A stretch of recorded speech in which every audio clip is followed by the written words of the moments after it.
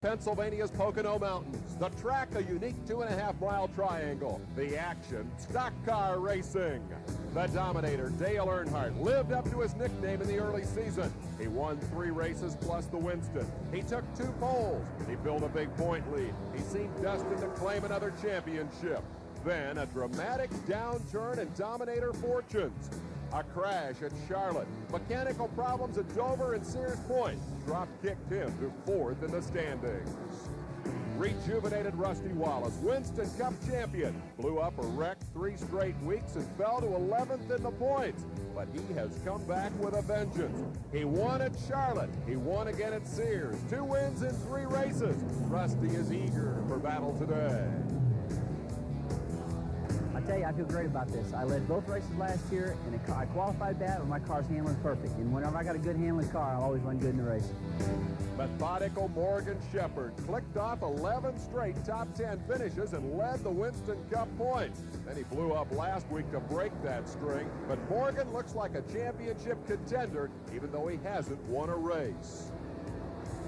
For us to win, we've already been capable of winning, but we've got to have that racing luck here at Pocono. We, can't have the flat tires. We can't have an air rinse break, but our team is ready to win, whatever. Mark Martin, whose late season momentum of '89 carried right into 1990.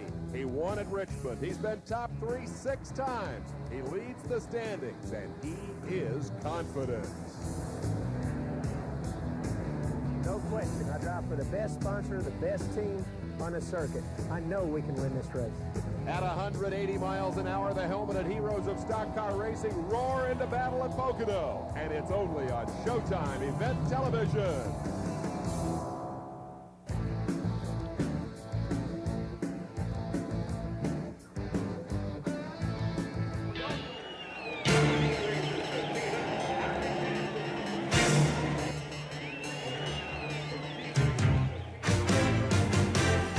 Stock car crowd in the history of this track is filing in, indeed jamming into this place and scrambling to find their seats because the action is about to begin. Hello everyone, I'm Dave Despain. Welcome to a unique opportunity in stock car racing. We'll also snoop a little bit with our radios on NASCAR Race Control and find out what's going on there. And we'll have 3 in-car cameras each in the cars of Kyle Petty and Rusty Wallace. In all the elements to give you a spectacular show today, to help us describe that action, let's bring in the 8-year Winston Cup stock car veteran, winner of the 1988 Winston 500 at Talladega, Phil Parsons, ladies and gentlemen. And Phil, this shapes up as a great battle in the middle of a pivotal point race. Well, it really does, Dave. You have different emotions going on here. You have Dale Earnhardt, who started off real fast and had incredible bad luck the last 3 weeks, went from leading the points back down to 3rd. And you have Rusty Wallace, who's on the rise. He went from way back. Now he's up in the point battle. And you have Mark Martin leading the point battle, Morgan Shepherd, incredible consistency among those 2 drivers. And you also have Jeff Bodine only 20 points behind Earnhardt. So it should be a real good race. And speaking of mixed emotions, let's put this guy on the spot. Ernie Irvan is on the pole in the car from which this man was released after 3 races this year. You must have mixed emotions about that. Well, I do, Dave, but if I was in that car on the pole, then I wouldn't be able to be up here with you for 3.5, 4 hours. What a sacrifice. Let's meet a couple more members of our broadcast team, and in fact, hear from Ernie Irvan. We'll go to our pit reporters now, beginning with the pole-sitting driver. Pat Patterson of On Pit Road is there with Ernie Irvan. Well, thanks very much, Dave, and good afternoon, everybody. Ernie Irvan is no stranger to the front row. Just a few weeks ago in Charlotte, North Carolina, a special consolation type of event, the Winston Open, he was on the pole there. Last week in Sonoma, California, he sat on the outside pole. Bristol, Tennessee, he was on the pole. Today he's on the pole for this one at Pocono. You keep starting up here. We just got to finish one up front. I tell you, that's what we're working towards. We're getting our qualifying program down real good. Our race program's getting awful good, too. Tony Glover, the crew chief, is, trying to coach me into winning a race. We got the car capable. We got the crew capable. Now he's working on getting the driver capable. All right, he'll try to get capable this afternoon. Now, working alongside me on the pit road for this one today is the editor of Stock Car Racing Magazine and my partner, Dick Berggren. Pat, the man starting on the outside front row today is 48-year-old Dick Trickle. He's won hundreds, maybe thousands of stock car races, never at Pocono, never in a Winston Cup car. Were he to win today, it would be the biggest victory of his career. Dick, is today the day? Well, our first win is probably going to come at the most unlikely spot, and Pocono because of its indifference would be an unlikely spot. And the team prepared the car real good. The old Phillips 66 Top Arctic Motor Oil Pontiac running great. And we had a good late practice yesterday. I believe we should be able to run with them today. It's going to be a hot afternoon. It's very steamy down here. How are the drivers going to make out with all this heat? It's a long race, almost 4 hours. Well, if your car is handling well so you don't have to physically and mentally work too hard, that's a big factor, how hard your car is driving and how well it's handling. And I don't foresee any problem from my end, but now some of the drivers may have problems with the heat today, but I think we'll be all right. This is a team sport. You will rely on your crew for pit stops. Are they as good as the others? Well, I'm going to tell you, Kevin and I and his team, we're a team to be reckoned with, and our pit stop has gotten better every race, and, I'm looking for the future, and I think the team is too. Well, he's got an extremely good shot here this afternoon. He's got a good car this afternoon. He's never won here. Pat Patterson right now is with another driver who's never won here, Rusty Wallace. Pat? Well, Dick, he may have never won here, but I can tell you the guy knows how to get to victory lane. He's third in the Winston Cup points, as we already said. And, Rusty, I know you're looking for a good run this afternoon. Well, I really am. This car is running great. I qualified bad. I really messed up, and I blame it all on myself again, but I just want to get to the front and be careful doing it because I'm a long way back. But I think maybe if this goes like it did last year I qualified 18th here, and I think 40 laps in the race I was leading it, so we'll see what happens. You always like sliding the car around a little bit, and this place, even though it's a super speedway, certainly gives you an opportunity to do so, but you have to be careful. It's 3 tough turns. Well, believe me, that's not what I like, but when that happens, you can't quit driving. You got to keep going, and so when it starts sliding, you just got to keep running. I like to have all 4 tires stuck perfect. I think that'd be every racer's dream. All right, that's Rusty Wallace. He is the defending Winston Cup champion, and he's looking for a good run this afternoon. Now back upstairs to Dave Despain. All right, thank you, guys. Let's get a close-up look at this racetrack now from the 5th member of our team. Lynn St. James made broadcast history a year ago when she became the first woman to serve as a Winston Cup expert analyst. Yesterday, well, proving that expertise is well-earned. Lynn was driving her race car for a living, very confident for the Detroit Trans Am. We were all set to introduce her with video from Victory Circle. Instead, she crashed. She brought it home in a basket. Ms. St. James, I hope you have something to say for yourself. Okay, Dave, that's a great plan, and that was my plan. I'd love to come here after a victory, but I'll tell you, it's really tough out there. I'm glad all you've got to do for a living is talk. It's also tough right here, and I'm standing on the front straightaway at Pocono International Raceway. It's very wide. In fact, we've seen 5 or 6 cars abreast coming down this straightaway, a lot of action. Pocono is one of the toughest tracks on the entire circuit in the country. In fact, Indy cars don't come here anymore. But the NASCAR cars race here, and they can handle the bumps, they can handle these tight turns. But I've talked to a lot of drivers, it's nobody's favorite racetrack. One of the reasons why it is so distinct that even though it's called a 2.5-mile tri-oval, it's really 3 long, wide straightaways with 3 very distinct, difficult turns. In fact, let's take a lap around the track with Darrell Waltrip, 3-time Winston Cup champion.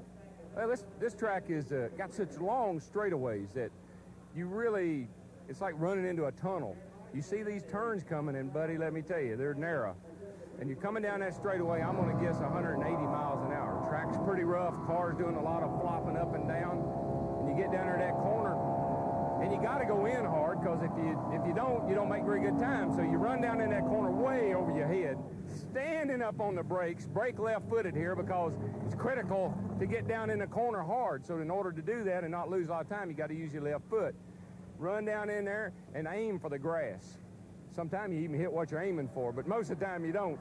Hang that left wheel right on that yellow line right there with the dust and dirt and grass flying up in the air through that corner, car hunching up and down. You got her turn, you're coming off, and whoa, you just about nail that wall coming out of turn 1 over there. As you start down another long back straightaway, well, by now, that straightaway's so long, you can kind of, get yourself all straightened up, look in the mirror and see how things look. Got plenty of time, no problem, 180 mile an hour into it. Golly, what I think is the most dangerous most dangerous turn that we have in racing.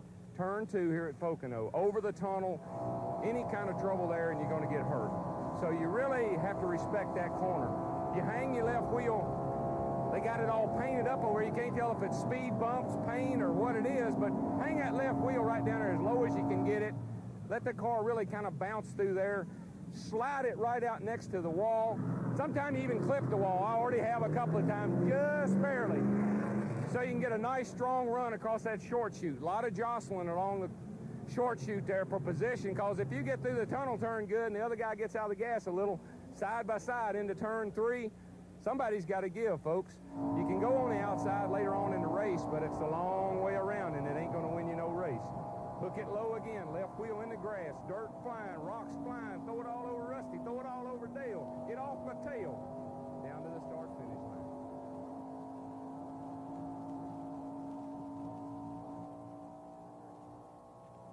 The new paint on the racetrack makes it very slick. I can tell you from driving street courses, you don't want to drive on that paint, but you have to here because that's the line.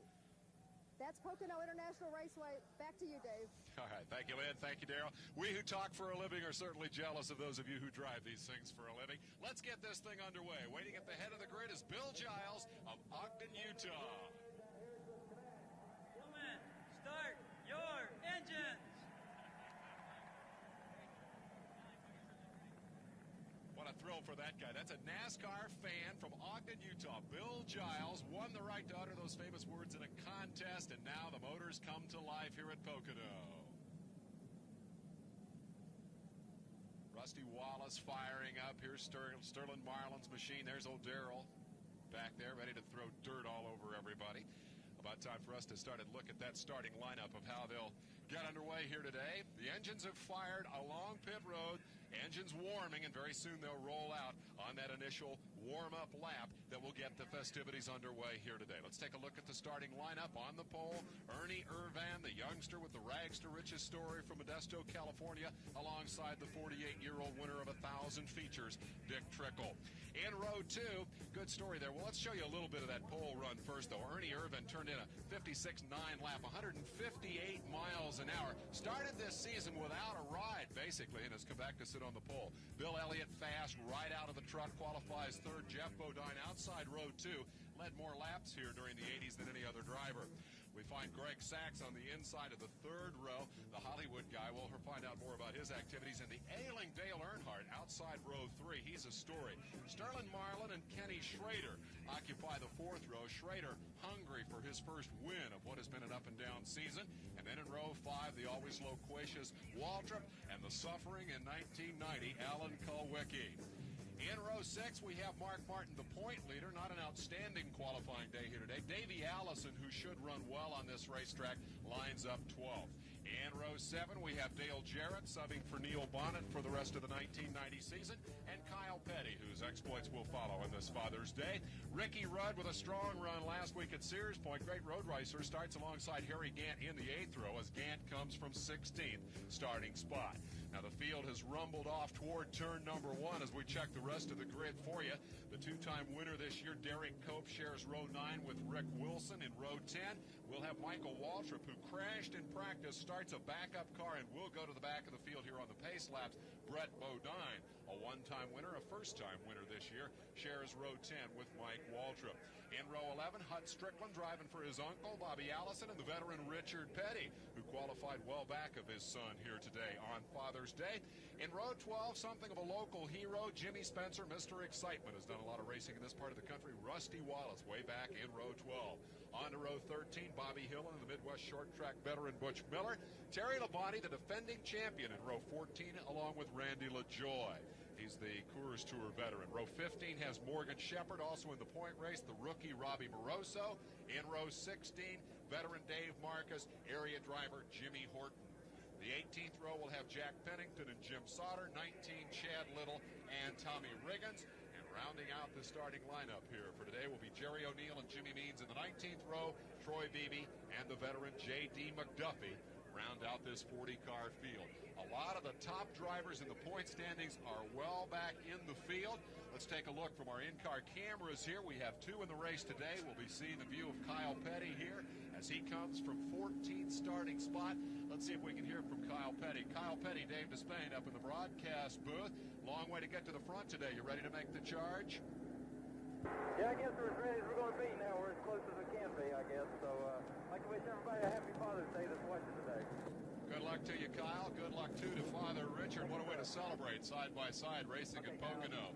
Phil Parsons, you want to see if you can raise Mark Martin on the Racer Radio? Mark Martin, Phil Parsons, can you hear me? Phil Parsons talking to you on the radio, or TV. Mark, can you hear me? Doing a TV link on your radio. All right, Mark, how's it look? You're starting back a little bit. Can you get to the front?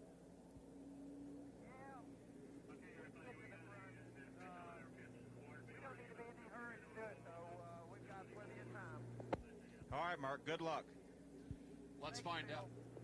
All right, good luck to Mark Martin. Let's check in with Rusty Wallace. Rusty Wallace, it's Dave Despain in television control. We're talking about guys who got a long way to go to the front today. You're starting 24th. It only took you 40 laps to get to the front last year. Are you going to try to do it that quickly here in 1990? Yeah, I guess I am. I want to get the job done as quick as I can so I get some good, clear racetrack. I just hope it handles well. I think it will. We'll see what happens. You qualified, yeah, qualified badly and practiced well yesterday. Are you confident in that car as you take the green here? Ran pretty good yesterday, so I feel pretty good about it, yeah. Have a good one, Rusty. Rusty Wallace, you're inside his car as they complete the pace laps here. We will go green this time by. They're just about a half lap from the start. Lynn St. James has hustled from the racetrack up to the broadcast booth to describe the feelings, the emotions, the anticipation as you head for that green flag. Believe it or not, you're calm at this point. I mean, your adrenaline's going, but you have to be calm. Like Mark said, you know, they got a long time here. They've got 500 miles to do what they've got to do, so you can't be over anxious here. Phil Parsons, as they look for that green flag, your anticipation of what will happen in that front row. The youngster Irvin, the veteran Trickle, are they both going to try to win the race on the first lap? Well, I think it's important for both of those guys to try to lead a lap. Obviously they want to lead the first one, get it out of the way. That way they get their 5 points for the Winston Cup point battle and get it done with. But I tell you, Ernie Irvan is the boss on the pace on the start, so he should have the advantage now. If his car slips a little bit in any of the turns, then Dick Trickle will probably be right there. It is the Miller Genuine Draft 500 at Pocono, and we are underway. Looked like Dick Trickle had trouble on the start. Looked like he almost missed a gear. There's the patented Pocono picture, 6 and 7 wide down that massive front straightaway. It is the peel off into turn number 1, field streaming through. Indeed, Irvan got the start. Trickle bobbled a little bit, and it looks like Bill Elliott has charged up into a contending spot there as he runs down the backstretch in second position, and he'll be immediately challenged by Greg Sachs, who was considered by most to be the fastest car here yesterday in the final practice. Sachs running a limited schedule in 1990 and a new team put together and involving Paul Newman, along with the ubiquitous car owner all over this series, Rick Hendrick out of Charlotte, North Carolina. That is a good car. Irvin with a great start. He sure did, but it really was more dramatic than it was because Dick Trickle had so much trouble. He held up the whole field. Here's Rusty Wallace and the view from inside his car. You see a constant Pocono problem. The dirt and dust being thrown up by the other cars, and oftentimes rocks being thrown up onto the racetrack. Irvan has led the first of 200 laps here as we ride with Rusty Wallace trying to get to the front. The view out the back sees Dave Marcus right wedged up there behind trying to take advantage of that draft. Moving down to the inside, Wallace is trying to do the difficult here at Pocono, and that's pass on the outside. It's extremely difficult because right now the track is green and the adhesion is real good on the inside. You see Dave Marcus now on the inside of Rusty. Morgan Shepherd was on the inside and got by Rusty. So Rusty needs to get to the inside. He may be trapped out there, too. There's just no hole to get down in line. And when you're Rusty Wallace, the Winston Cup champ with $1 million in your pocket, nobody's anxious to give you a lot of running room. Sachs is coming after the leader very, very hard. A couple of the young stars of stock car racing having a heyday at Pocono. It's way down to the bottom. Ernie Irvan hugs that inside, but he has been gathered up here by Sachs, who definitely wants to lead some of this racing. And Bill Elliott third with a gap of a couple of 3 car lengths back to him. Make it to 5 or 6 car lengths as they cross start finish and put the second lap in a row. And here is the challenge from Sachs, who got the bottom of the racetrack away from Irvan and lead it as they go into lap 3. A lot of aggression there, Lynn. There's a guy who doesn't want to fool around, wants to get to the front, lead his laps early. That's true, but look at the gap that's there between 1 and 2, which really was set up by that problem that Dick Trickle had at the start. It's going to be a real charge for Elliott and to try to pull back up to the leaders, because the leaders could really pull away here. Elliott very strong right out of the truck here. They came off with the right setup. They qualified third. They're very excited about their prospects here today in what has been a tough season for them. They just haven't been able to get things together, have not yet won a race this year, and I know they're more than ready to do that. We're coming to a couple of tracks that they like a whole lot as we watch Sachs lead and Irvan in pursuit in the early running. A 2-car show there, a glimpse of Elliott, and he has been reeled in by Jeff Bodine, who now sits in 4th, the guy that I think has a real shot of winning this race today. Now we're inside the Kyle Petty car, and he's got a pretty good partner to run with. That is Kenny Schrader just ahead of him, trying to come from 14th starting spot today. And so Kyle immediately hooked onto a pretty good car there. He's caught Schrader. Actually, I think Schrader has backed up a little bit to get to Kyle as Kenny started from 8th spot. There's the look at the outside of the car, and here's Kyle doing his day's work on a racetrack that is, it's really kind of a matter of spurts. You rest for a long time on the straightaways, and then you work real hard through the corners. You sure do. This is the longest straightaway, the front straightaway, the longest straightaway on the circuit. Okay, we're gonna take a look at the start of the race again to see exactly what happened to Dick Trickle. It may be hard to see from this angle, but here the car's getting ready to go. Ernie Irvan has already punched the throttle. They're getting ready to throw the green flag. And you can almost detect that Dick Trickle is not taking off like Ernie Irvan is. You can see the separation now. You can see all the drivers behind him scrambling. Jeff Bodine went to the inside, Dale Earnhardt to the outside, and it really caused a lot of problems, especially for the outside line. But things have settled down now, and they can overcome, and they have another 195 laps to get to the front. Frustration for Trickle, 48 years old, sitting at the head of the class there. You never like to have a bobble like that. Would you speculate maybe a missed gear? It's hard to tell from up here, but would that be a good guess? I would think so. For some reason, the car didn't go. Maybe the carburetor floated a little bit because on the pace laps, a lot of times the carburetor can load up because you're not running a lot of you're running a lot of fuel in it, but not going very fast to burn it up. So the carburetor might have bobbled, or he might have just missed a gear slightly for a minute. Sachs beginning to open up the advantage early over Irvan here as we get underway with this 500-miler at Pocono. It'll be a grind today. Let's go down to Dick Bergman and see if we can come up with more on this Dick Trickle story. Well, I'm with Dick Trickle's crew chief, Doug Williams. Doug, what's wrong with the car? Dick says right now the car just feels like it's underpowered. We had him switch ignition box and it's starting to come back, so we must have had a bad ignition box on the car. But you're back up to full song? It's back up to full song now, Dick. Okay, well, he likes passing cars anyway, so Trickle's probably having fun out there, even though he's not right up front. Trickle's got a bunch of them to pass. He is the leader of about the 5th group here on the racetrack. He is well back in the field as they mark their progress down into turn number 1. And again, the bobble off the start was the problem. He's got Ricky Rudd in tow as they come clear down inside the white line and race the apron. And Trickle leaves an opening there if Rudd can drive through it. You want to hug the bottom on all 3 corners here on this racetrack. Dick got a little wide. Rudd could not seize the moment. And for the moment, they will maintain their running order. Trickle starting from the outside of row 1, but apparently it was a balky ignition off the start that got him in trouble. They have shifted, switched to the backup ignition, if you will, and now seem to be in good shape. So it's a heyday for the yellow cars up front as the number 18 of Greg Sachs maintains his lead over Ernie Irvan. Irvan, a man who at the moment appears to be at the top of his game. We go from the yellow cars to the red cars then, running in 3rd and 4th, Bill Elliott and Jeff Bodine. If you have 5 laps into this race, the lead belonging to the number 18 car. Let's pick up that 3rd place battle as Greg Sachs leads over number 4, Ernie Irvan. Here is 3rd and 4th, and that is Bill Elliott about to be challenged, it appears, by Jeff Bodine. Bodine looking down to the inside. First came to this racetrack way back in 1969. He has run a ton of miles at Pocono. Never, perhaps, in a better car more capable of winning than right now as he drives the Junior Johnson Budweiser number 11 into 4th spot, pursued there by Sterling Marlin, who's now 5th. That's the car that won the race last year. The car Jeff Bodine drove, the Junior Johnson, won the race with Terry Labonte last year. Labonte, meanwhile, started way back in 27th spot today. So from victory lane, it was a long way into the back of the field in qualifying. They simply did not time trial well. A lot of drivers had problems in qualifying. It was a short practice session prior to time trials, and a lot of guys just didn't get them up to speed, including several of the front runners. We've not said a lot about Dale Earnhardt today. He is badly under the weather with the effects of a virus that is also plaguing his team. Race for 3rd. Elliott slipped. Bodine said, "I got you," dove underneath, and we've got a new 3rd place man. Bill Elliott left the door wide open. Jeff Bodine said, "I'll take it. Thank you very much." I've been watching these cars and the lead pack particularly, and they really seem to pull away. Ernie and the first 2 cars seem to pull away coming out of going into turn 1 and then down the chute, but then when they got to the tunnel turn, they were pulling up on them, and so that by the time they got to start finish, it was a pretty close race. So you've got maybe two setups here where the cars are running well at one part of the track and not so well on the other part. Note the progress of Sterling Marlin. He's up to 5th. He's in the middle of that battle and ready to challenge. Phil? Sterling runs well at this racetrack, and as Lynn was saying, this track has 3 distinctly different turns.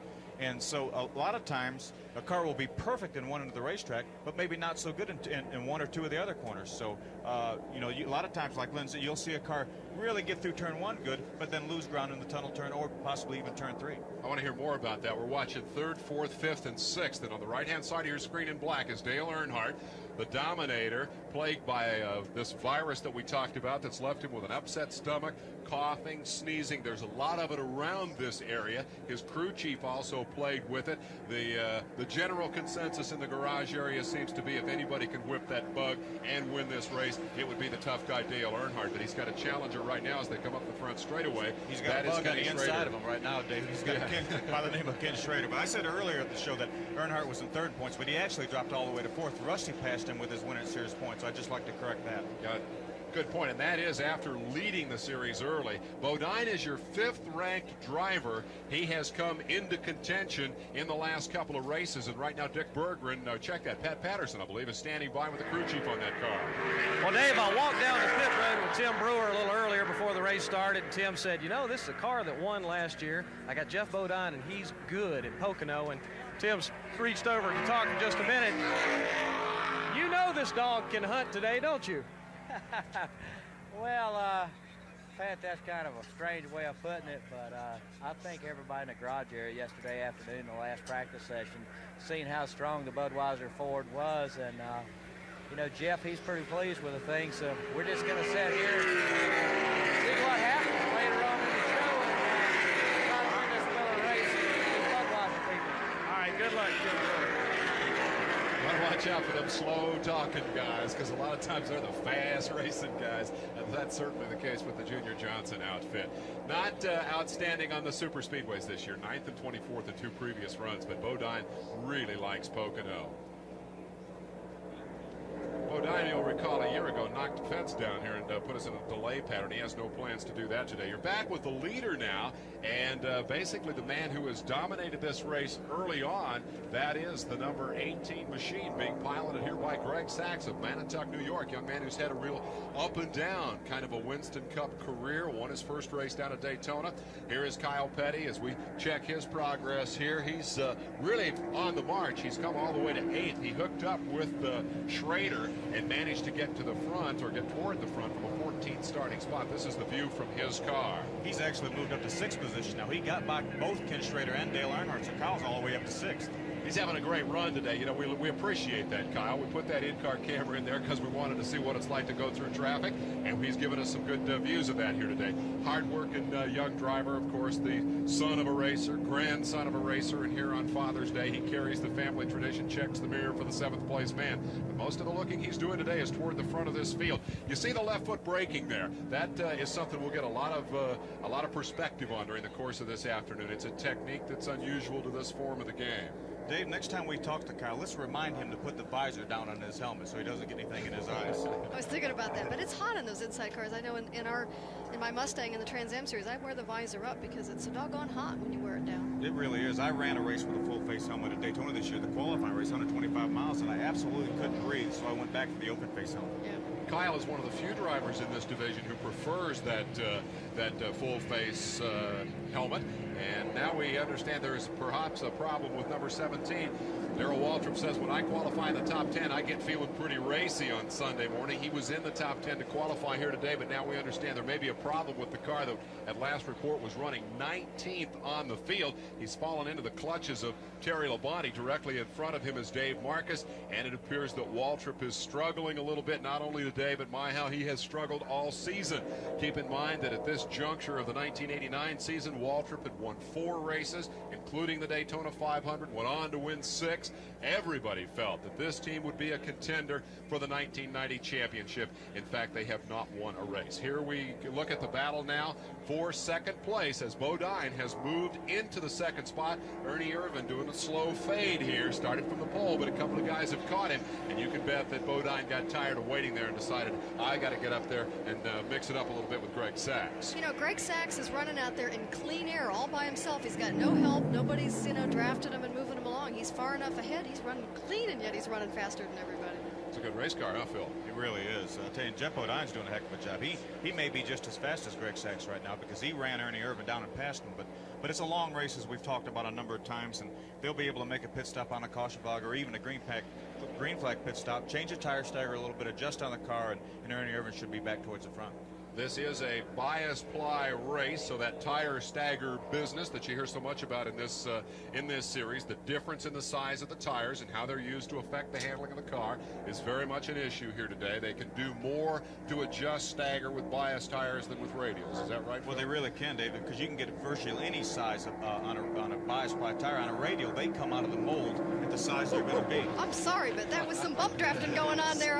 Excuse me, give me some help. Ernie Irvan comes up to Jeff Bodine and said, passing me was one thing, I may just pass you back here. As Irvan was not an easy mark, and he came right back up and gave Bodine a pretty good shot. He wants back by him, Phil. Well, that's why I thought maybe, I'm sorry, they'd work together. If they worked together, they'd have a better chance of running down Greg, wouldn't they? Not a whole lot of patience going on right now. You're exactly right, Lynn. If they could hook up in a draft, right now, racing side by side, they're going to allow Bill Elliott and the cars behind them to catch him.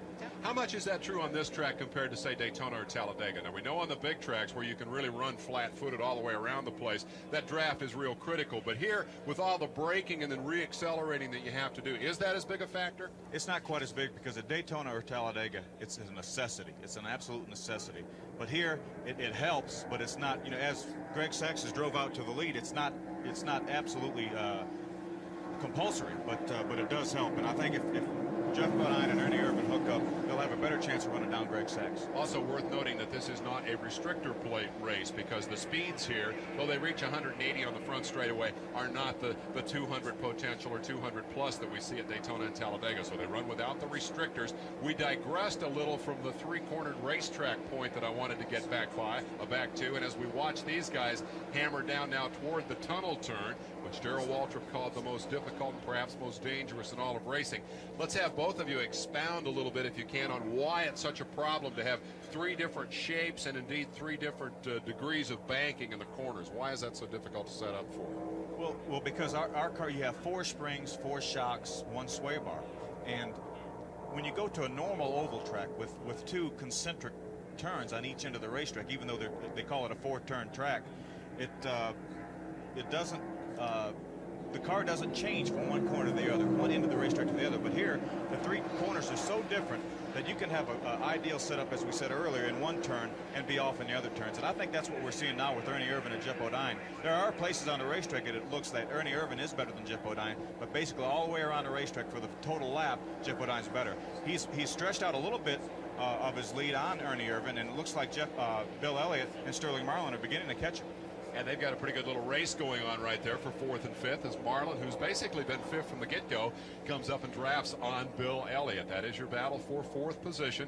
Elliott perhaps the sleeper here today. Nobody said too much about old Bill. The family team from North Georgia, like Darrell Waltrip, struggling a little bit this year. Marlin looks inside, wants to make a move down the Long Pond straightaway, and does, and with authority. As they dove to the tunnel turn, Elliott says, I believe I'm going to let him go right on by. And so we have a new 4th place man in Sterling Marlin. The rundown after 15 finds Sacks the leader. 2nd is Bodine. 3rd is Irvan. Elliott was 4th, gives up that spot to the 5th place man as they swap positions and Sterling Marlin moves up. A runaway pace being established here by the leader, Greg Sacks. Let's go down to pit road and hear from his crew chief. Well, I'm with Gary DeHart. He is the crew chief for the leader, Greg Sacks. He's talking to him now. As soon as he finishes, we're going to ask him, are you going to let Bodine run your car down? Or are you going to try to run away from him, Gary? Right now, we're just taking it easy. Really, we don't want to hurt the car or anything, so we're just letting the car do what it wants to right now. It's running good. I hope we can run like that all day long. Where is your car strongest, Gary?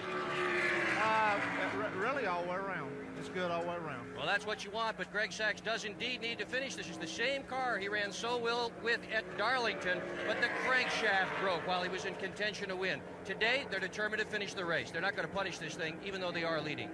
I got to believe that when you're talking on the radio to your driver and he's saying, hey, this thing's great, I'm just cruising, and then you turn to the TV reporter and report, hey, yeah, we got no problem, we're just running her easy, and you're pulling away from a field this good, that means you're pretty strong, Phil. He really is, and as you mentioned earlier, everyone said yesterday in the last practice before the race that he was the fastest car. Richard Petty, number 43, legendary in stock car ranks, is running in 20th position on the racetrack. Richard Petty, with the completion of that lap, ran his 10,000th Winston Cup mile here at Pocono. Just think about that. The man is a living bit of stock car racing history. 10,000 miles here at Pocono. That is just Winston Cup miles, by the way. He also won a 500-mile USAC race here. Richard says that he likes Pocono a whole lot. This is one of his favorite places to race. He still enjoys his Sunday afternoons. Well, I tell you, it's just great. That might be part of the big reason I keep coming back. I don't know, but the people here in this particular racetrack and stuff, it just seems like it. You know, we've always had a lot of good following up here. And, you know, just do good or you do bad, they cheer you, and that I think a lot of times when you don't do good, then that gets you to the next race. And you know, other than that, sometimes it'll be kind of tough. You know, even when he doesn't do good, he does good as far as I'm concerned. I tell you, that man has done so much for this sport, and they truly love him. Not only here at Pocono, Phil, everywhere he goes. Are you surprised in any way that the luster hasn't begun to fade from the Petty star?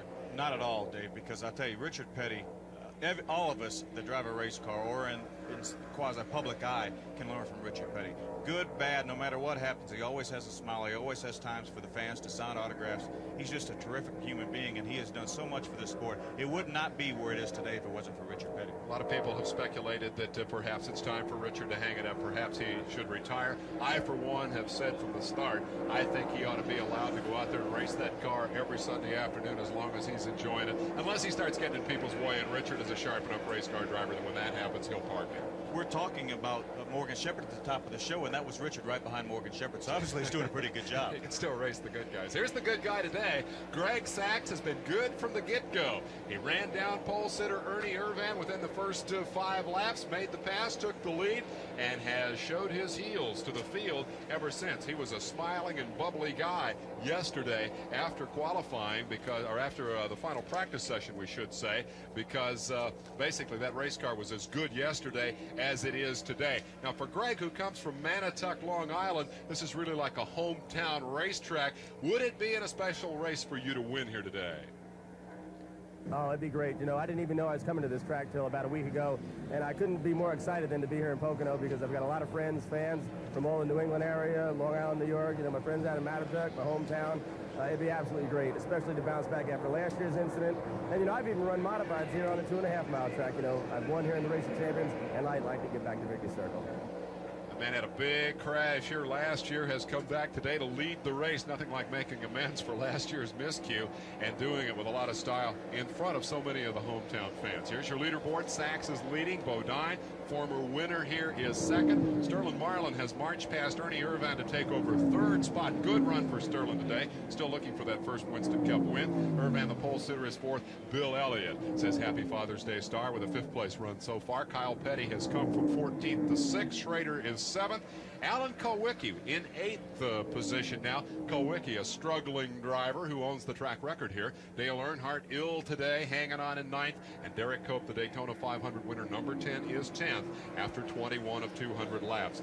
Long race here at Pocono because of the lap time. Takes almost a minute to run a lap here with the tight corners that you have. And so we're looking at a 3-hour and 20-minute race if it ran green all the way. You're inside Rusty Wallace's car here as he hauls that number 27 along, not making spectacular progress, certainly not like a year ago, but consistently moving toward the front. He is now 17th in the running order, and this is a picture we saw yesterday during the rehearsals as he really works that car. Look at the expression on that man's face. That is total concentration. Now he's out onto the straightaway, gets a little chance to sit back and relax and rest and think about what's coming next, perhaps check the mirror, see how far it is down to that next corner. But the problem is finding your way into that turn and then hunker down over that steering wheel, let your tongue hang out a little bit and brake with that left foot. That's a nice picture of just the amount of work that you have to do here. Stretching out his arms, shaking them loose. Phil, that's kind of representative of what we see on this racetrack, I think. It really is, and you notice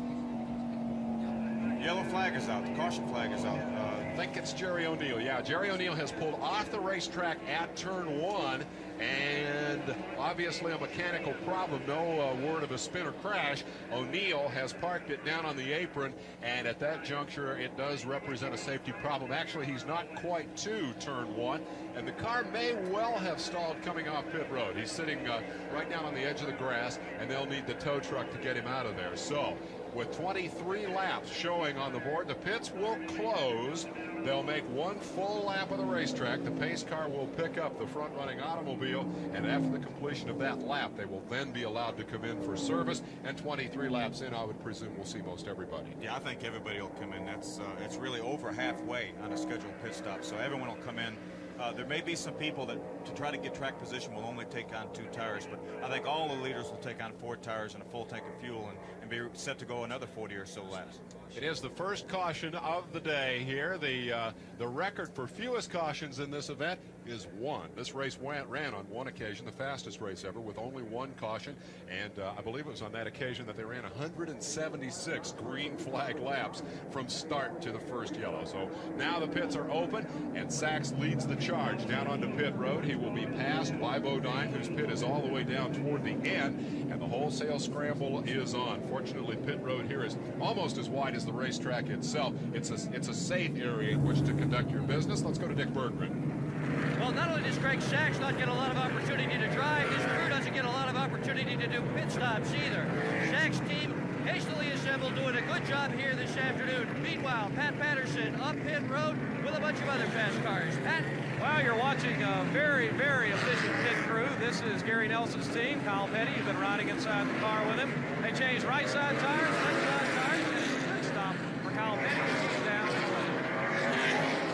Here's the look from Kyle's viewpoint of the drag race back out onto the racetrack. You watch that mirror a lot when you're coming out of the pits, because you know there's somebody from behind you who's had about a quarter-mile run to get up to speed. You sure don't want to pull out in front of him. Kyle's on the march today. A lot of different strategies there. A number of cars took on 4 tires. A number of the front runners also took on 2 tires. So real different strategies there going on. 2 buys you some track position. If you only change 2 tires, you get back out onto the racetrack and back into line further up the field, Phil. And if you took on 4, what do you pay for that advantage? What's the cost? Well, I tell you, at this point in the race, it's so early that I think a lot of them are trying and say, hey, can I run as fast on 2 fresh tires as I can on 4 fresh tires?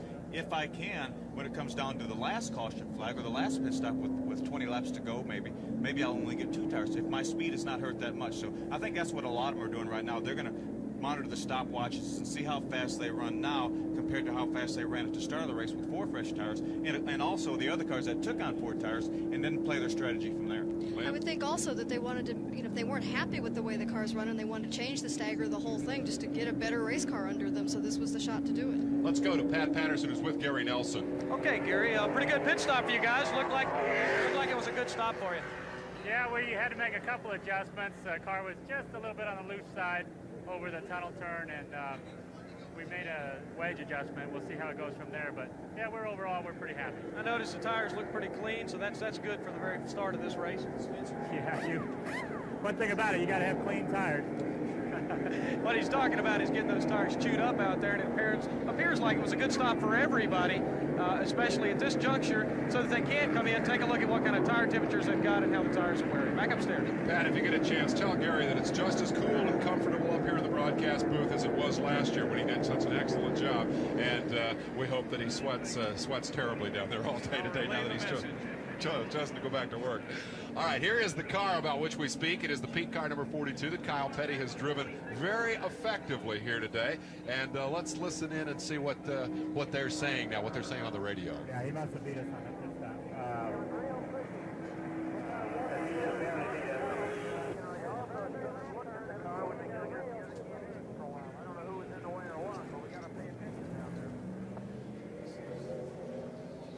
Okay, you're hearing crosstalk.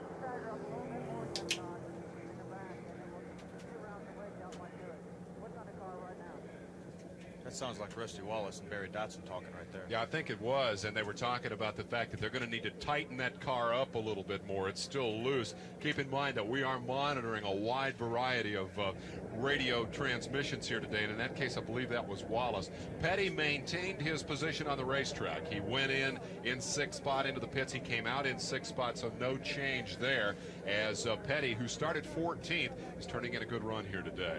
See if we hear any more of the radio talk. Dave, right, that's the pace car right there. The pace car will pull off the racetrack right now, right after the tunnel turn. And then the leader of the race will be the boss when they get back around. That's because it takes so long to get around. They just drop the pace car off, and now the leader has them until they come back around to take the green flag. And I understand the start actually is at the Winston Cup building rather than at the start-finish line. I don't know if we can see that on our camera. Kyle will have a mirror full of Dale Earnhardt when we restart this race, and all indications are we will be doing that this time by. So the field forms up behind the leader as they prepare to come off turn 4. It will be Geoff Bodine who leads the race, and we'll see a dart on the pit road. There is the green flag. J.D. McDuffie pulled onto the pits just ahead of the cars as Bodine leads the rush down toward turn 1 with Bill Elliott in tow. There comes the swoop by Earnhardt. The Dominator swings out of line and picks off the 26 car of Brett Bodine. So while Jeff is up front, Brett falls victim to a pass there by Dale Earnhardt, who has marched up to 7th spot. Elliott will get a chance to take a shot here at number 11 Bodine. Sachs came out of the pits 3rd, went into the pits as the leader, so suddenly we have a 3-car race and an opportunity to see what Bodine and Elliott can do up front, and what they do is pull away just a little bit. Bodine obviously real good under braking. Let's go to Dick Berggren on pit road. Well, Dave, the guys who are pitting far up pit road, way up at the other end, have something of an advantage on these pit stops. They get to accelerate all the way down pit road real fast, then they get to take off and nobody can pass them after they get out of there. Now, this here is Greg Sachs' pit. He's about in the middle of pit road. Sterling Marlin is right next to us. They have a tougher time, and pitting, they may often lose a spot or two. We were also listening to radio transmissions before this round of pit stops. Many of the competitors were complaining about cars pushing. They were understeering. That's because the weather has changed. It's become a little bit overcast. That will promote a pit pushing condition. Terry Labonte is coming in. He has a loose wheel. Terry Labonte coming in with what is reported to be a loose wheel.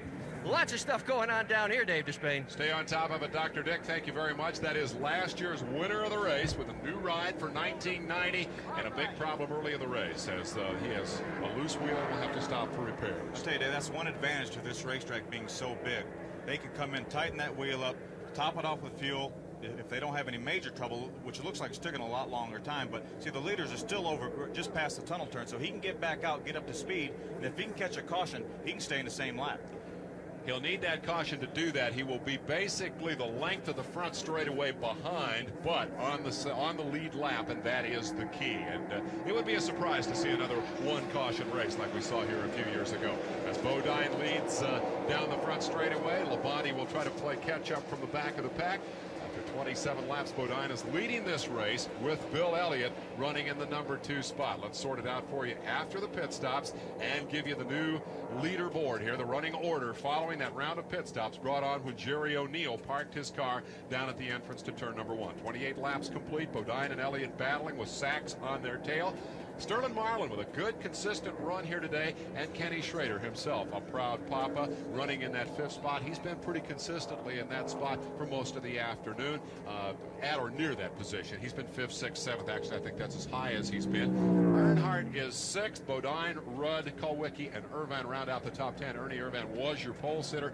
Big battle going on right now as Sterling Marlin does that battle with number 3 Dale Earnhardt. Earnhardt has the bottom of the racetrack. Marlin has the determination. Side by side behind them comes Sachs and Schrader, and this is Pocono at its best. That's why they built that straightaway 80 feet wide, so they could do this kind of stuff.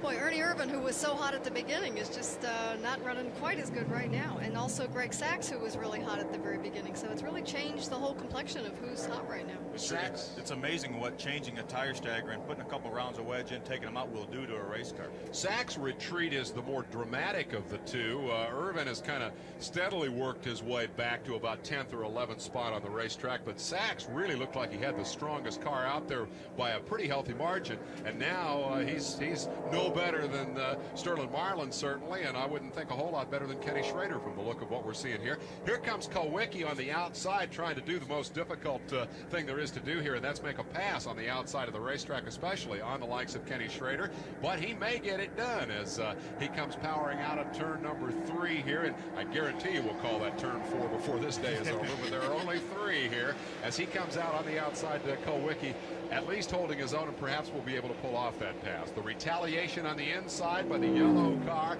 of Greg Sachs retakes a position from the 94. That is the race for 3rd and 4th between Sachs and Sterling Marlin. Good racing here for position. The story up front, not a lot of lead swaps here by Pocono standards. One of the things we always think of when we come to Pocono is the potential for rain. We've seen a fair bit of it here. This track for many years held the record for lead changes among Winston Cup stock cars, and people speculate that part of the reason for that was that about mid-race there'd be a big black cloud over turn 3 and everybody was trying to get to the front to lead it at the halfway point. Today the weather is magnificent, and the leader is Geoff Bodine, who led more laps here during the 80s than any other driver. Here is Terry Labonte again. Tail end of the lead lap for Labonte after an unscheduled pit stop. For more on that, let's go to Pat Patterson. Here's an unscheduled pit stop for Bill Elliott. Let's go to Nick Berger. Unscheduled pit stop. This is definitely not planned. They think they've got a tire problem. Ernie kicking the right front tire. They've changed the right side tires on the car. That's all they're going to change. Hopefully that will resolve the problem. Dan Elliott, did you get it? Have you got the tire that was the problem? Don't know. They're not sure. Elliott's team very concerned. That was Dan Elliott, his brother. That team has the most unbelievable luck with flat tires in 1990. I don't know what you do. I don't know how you can be more frustrated than those guys, because if I'm not mistaken, that is their 8th flat tire in 3 races. I mean, this is a team that considers itself a front runner all the time and could be a front runner this year. Phil, but the air keeps getting on the outside. What's going on there? I don't know what you can do about that, Dave. I went through a deal last year where I had 3 flat tires in 1 race at Bristol. I don't know what you do about it, but right now Bill Elliott's in the exact same position as Terry Labonte in the fact that he's about 2/3 of a lap down, but Elliott's running well enough that I think he don't have any trouble staying in the lead lap, and I think Terry Labonte's in the same way. So if they can get a caution within 30 laps, yeah, right there, there's the hole circled on Elliott's tire. That was the culprit. That's why he had to make his unscheduled pit stop. So he should be in good shape now. Pretty common problem at Pocono over the years. Not as bad since they changed the tunnel and put the tiger's teeth in there, but you still see a lot of cut tires. You really do, because turn 1 and turn 3 are just like they used to be. You run through the dirt. You put your left sides right against, as Darrell said in the course description, right against the grass. So it throws up a lot of rocks. The tunnel used to be the worst part, but they fixed that with the ripple strips and stuff. So now it's just turn 1 and 3, but you still got the flat tires. This ought to be a great break for Labonte because he's got a fast car to draft with back there. But Lynn, I don't think he's going to be able to hook onto him. Doesn't look like it's happening right now. It was like great. We want to go back to pit road. Pat Patterson. Well, Dave, just a quick update on Terry Labonte. He came in because he thought he had a equalized tire, and in fact he did. When he came in the first time, he thought he had a tire that was just loose. Went out, came back around, came back in. It was an equalized left front tire, and that was the problem for Terry Labonte, and the reason that he had to come in 2 times.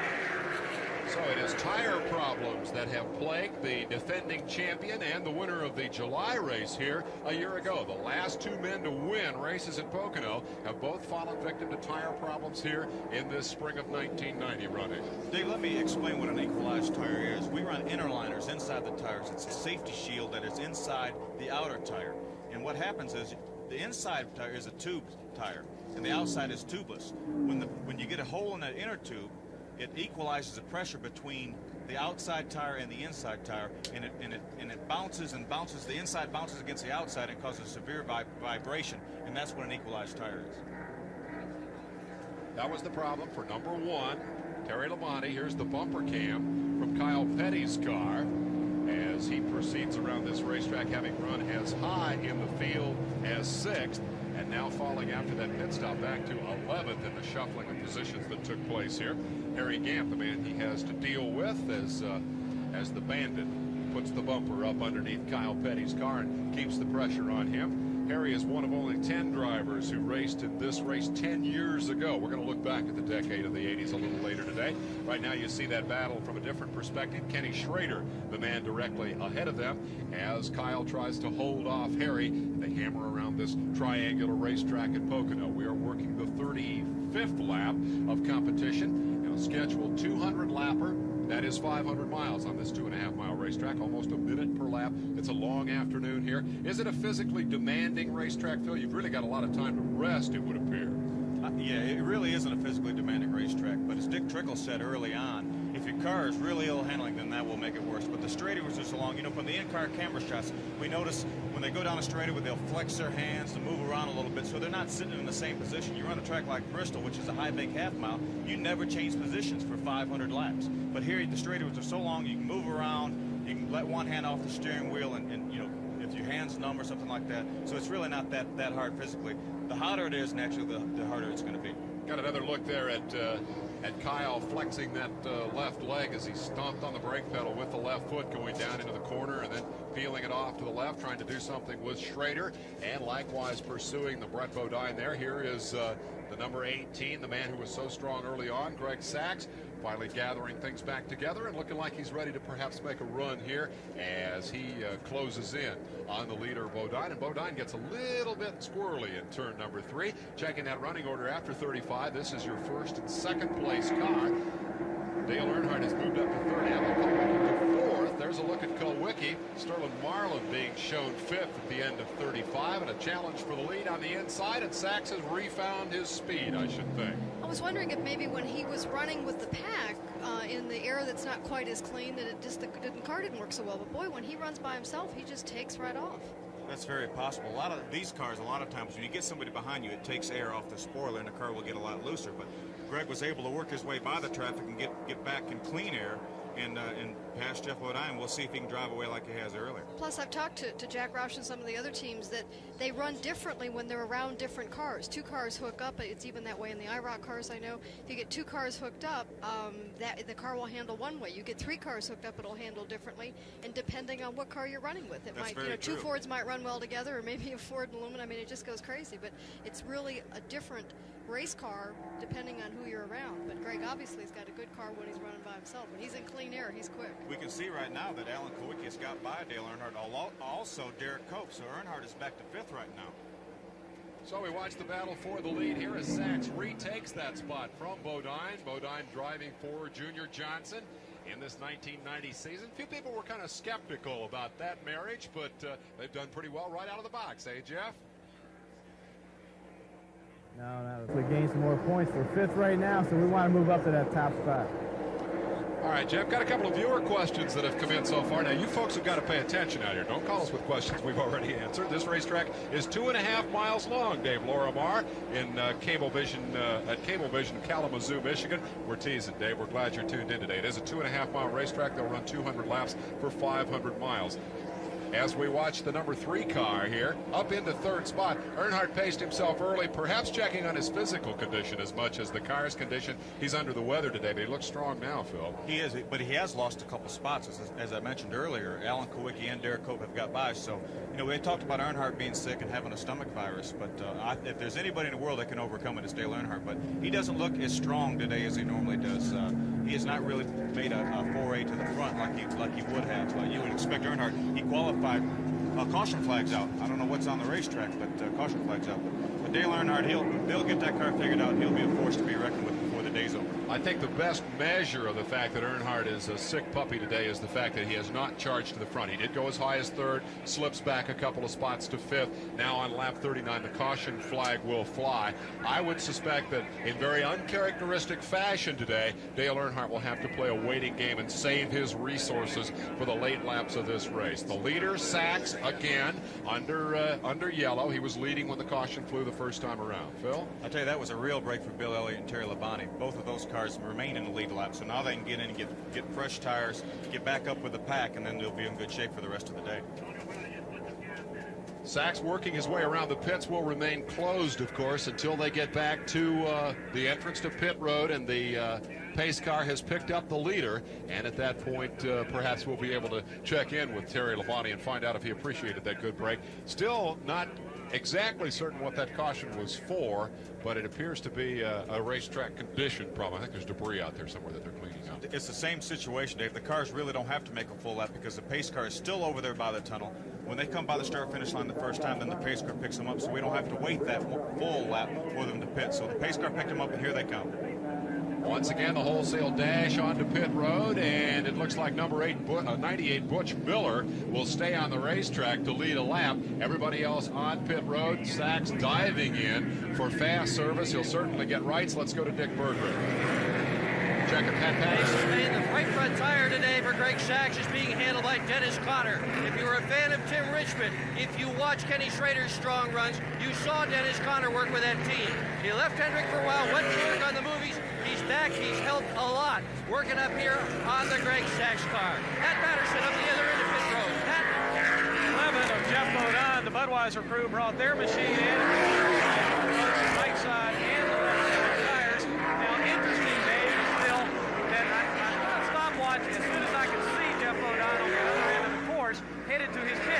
It took him 15 seconds to get all the way down to pit road, the very last pit. Add that and about 20 seconds more, or 21 seconds more, and that's a very good pit stop for Junior Johnson's team. It was not, however, good enough to get him back out onto the racetrack in the lead, as I don't believe, we'll double check that, but Butch Miller, who stayed out, will have the lead just temporarily. He will still come in for a pit stop. I would suspect that he will come around and stop this time. And Phil, I believe we got some further word on what the delay is for here. There's a billboard on the outside of the racetrack right between turn 1 and turn 2 on the Long Pond straightaway, and it appears as though something happened to the signboard. It fell down, or a piece of it fell down, and then there's emergency crew over there right now working. There it is right there on the screen. Emergency crew working on it and trying to get the sign off the racetrack. And the guy who paid the bill for that billboard will want a refund on half his money today. Perhaps we can get something from NASCAR Control on this. Let's eavesdrop a little bit.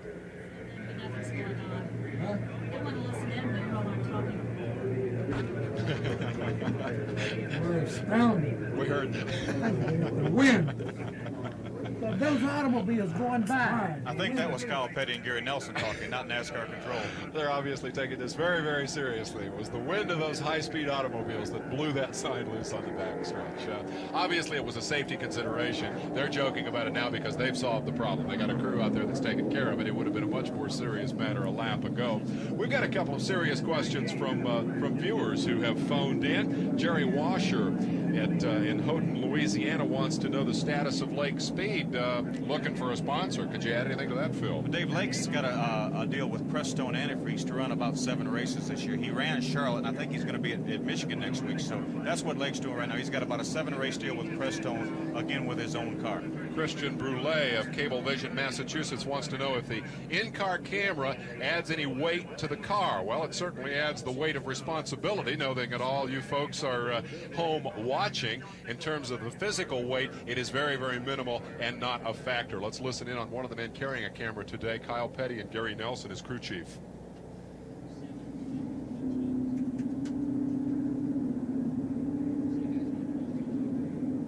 Kyle Petty, Dave Despain in the broadcast booth. Can you hear me? 10-4, I hear you, man. You're giving us some great pictures today, and you're headed for the front. Are you comfortable with that? Are you comfortable with that race car? Yeah, the car's working pretty good right now. I was asleep on that last restart and lost about 5 or 6 positions, so I'm gonna have to wake up a little bit, I guess. We were wondering what happened to you there. You had the richest payday of the year when you won back in Rockingham. It's only $38,000 to win from the pole today, but I would suspect even coming from 14th, you'd be happy to win Pocono, wouldn't you? I didn't quite hear you. You broke up a little bit there towards the end. We're gonna let you get back to racing. I think I know the answer to that question. Good luck today. Thank you, sir. Appreciate it. That's Kyle Petty, and we're working with Kyle and his crew chief, Gary Nelson. Gary was our analyst in the booth last year. He has gone back to work on the car that went out, and in the 3rd race of this season, won nearly a $250,000 bonus from the folks at Unocal for winning that race from the pole. The other in-car camera today being carried by Rusty Wallace. Perhaps Phil Parsons, you have a question for Rusty? Rusty, this is Phil Parsons. How do you read me? Another car. That was better than the first time. The same gear we had in yesterday, right? 10-4. He's talking right now to his crew chief. We're eavesdropping on Rusty and his crew chief now.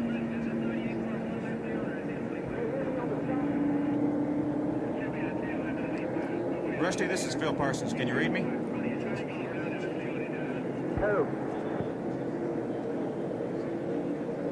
Rusty, this is Phil Parsons. Can you read me? Yeah, I got you. Go ahead. How's the car doing, Rusty? The car's handling good. I'm just trying to work my way up to the front right now. With 10-4, have a good day. Okay. We've heard talk from the Wallace crew of trying to tighten up that car, that it's been a little loose, that they don't have the handling quite as good as they thought they did. Now, they qualified badly because they had a Charlotte motor, basically a leftover motor from the big week at Charlotte that wasn't all that torquey and didn't work very well off the tight corners here, but they figured no problem because it was handling very well. Well, the handle seems to have gone away a little bit here in the early laps today. When he was talking when he was talking to his crew, he was talking about did they have the same gear in it that they had last time. So I think that's that's where they get that torque, and where they get that is making sure they've got the right gear. They're the drivers who have led a lap thus far as we watch the proceedings continue. Irvan has not been able to get back to the front since starting there. And a question from Kevin Connolly in Columbus, Ohio. Do all the cars have backup ignitions in them? That perhaps prompted by the Dick Trickle problem where the car misfired off the start and they did have to change ignitions. That's pretty standard, isn't it, Phil? I think so, Dave. Most every car here will have 2 ignition systems. It's just an insurance program, and to switch it, it doesn't even involve a pit stop, or it does? No, just flip a switch is all it takes. 41 of 200 laps are complete. We appreciate your questions. We'll answer as many of them as possible today as we take a look at the leaderboard here. Alan Kulwicki, 21st in the point standings, but the track record holder here is currently 6th on the racetrack and having a good day for a change. Derek Cope tickled to death to be at 7th. We're just about ready for the restart as they come off turn 3. As Pat Patterson alluded to earlier, Terry Labonte must have made 2 pit stops under the green because he's on the inside line, so that means he's 1 lap down. Butch Miller, who we thought was leading the race, also is a lap down. He's starting in front of Kyle Petty because he's technically on the tail end of the lead on the lead lap. Here's a green flag, and they're back to racing. And the lap cars will get the jump on Kyle, who will emerge from this pit stop at the head of the class. Kyle Petty, the leader, as the new Winston Cup flagman, Doyle Ford, shows the green to the field. Harold Kinder healing up nicely. The longtime veteran flagman of NASCAR had knee surgery. He's already out of the plaster cast and into the lightweight cast. And Harold, we're confident you'll be doing the jitterbug in no time at all. Petty, with 2 lap cars to deal with, heads down the Long Pond straightaway and into the tunnel turn here at Pocono as he looks to the inside here. That's where he would like to make the pass. Doubtful that either of these guys will make way for him and give him that opportunity. Indeed, Labonte is trying to work his way around Miller. You're looking from the inside of the lead car being driven today by Kyle Petty. We mentioned the weight of responsibility that the in-car camera places. Obviously, Kyle is bearing up well under that weight today. He has come from 14th starting spot to lead the race just as we asked him to so that we could have some front-running pictures here today. Obviously, it's not that easy. Nobody moves over for the in-car camera or anybody else. And right now, Terry Labonte and Butch Miller are not about to give way, are they? There's no issue of sportsmanship involved here. They're out there racing for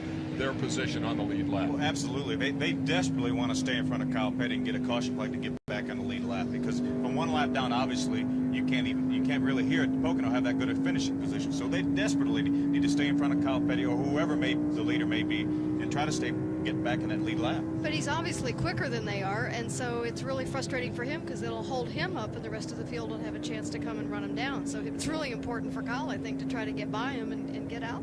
And that makes the point that it's a tough track to pass on, too.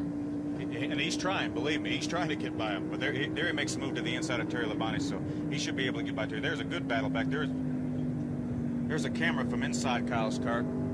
There's Terry Labonte that he just passed in the Skoal Classic Oldsmobile. That is the bumper cam from Kyle Petty now showing the car, which he just worked his way around. The car driven by Terry Labonte, the defending race champion, though he did not win the race in that car. He won it a year ago in Junior Johnson's Thunderbird. Set out to form his own team, was not successful. I should say not completely successful in doing that. I think the decision was more a timetable decision than an abandoning of that plan, and is now driving the Jackson Brothers Oldsmobile, which is a lap down here due to tire problems. So Petty, the leader, in fact, is able to put some distance between himself and the second-place man. Ernie Irvan, who started this race from the pole, is back into second spot. And this is a commentary on the young drivers who are doing so well in Winston Cup racing in the generation of the 90s. Already this year, 6 wins to drivers who did not have a victory at this point in the 1989 season, but they picked one up early in 1990. So you see the emergence of the likes of Kyle Petty and Brett Bodine and some of the other young men who I think are destined to be the stars in years to come. Derek Cope flashes by with Dale Earnhardt on his bumper, and that, of course, is reminiscent of their classic battle in the Daytona 500 when Earnhardt fell victim to difficulty on the last lap, cut the tire in turn 3, and saw what must be the greatest heartbreak in racing, to lose the Daytona 500 less than a half lap from the finish line. Right now, Kyle Petty looking at what could be a great opportunity for him to win on national television and carry that in-car camera into victory lane, but I think in light of what we've seen here today, it's real early to feel very confident. Well, it really is, Dave. But I think Kyle's got, he only got gas on that last pit stop, so that's why he got the lead. But he's doing real well. he's got about 4 or 5 car lengths on the second place car. But I tell you, Butch Miller in the banquet car is running real well. Because I really don't think he's holding Kyle Petty up that much, because if he would have been, then the second place car would have ran Kyle down and been all over him. But as of yet, it hasn't happened. Butch a little loose there, but Kyle wasn't able to get the nose underneath and seize the opportunity here. But you're right, there's no traffic jam on Petty's bumper. Butch is doing real good. Let's follow this battle around for a ways.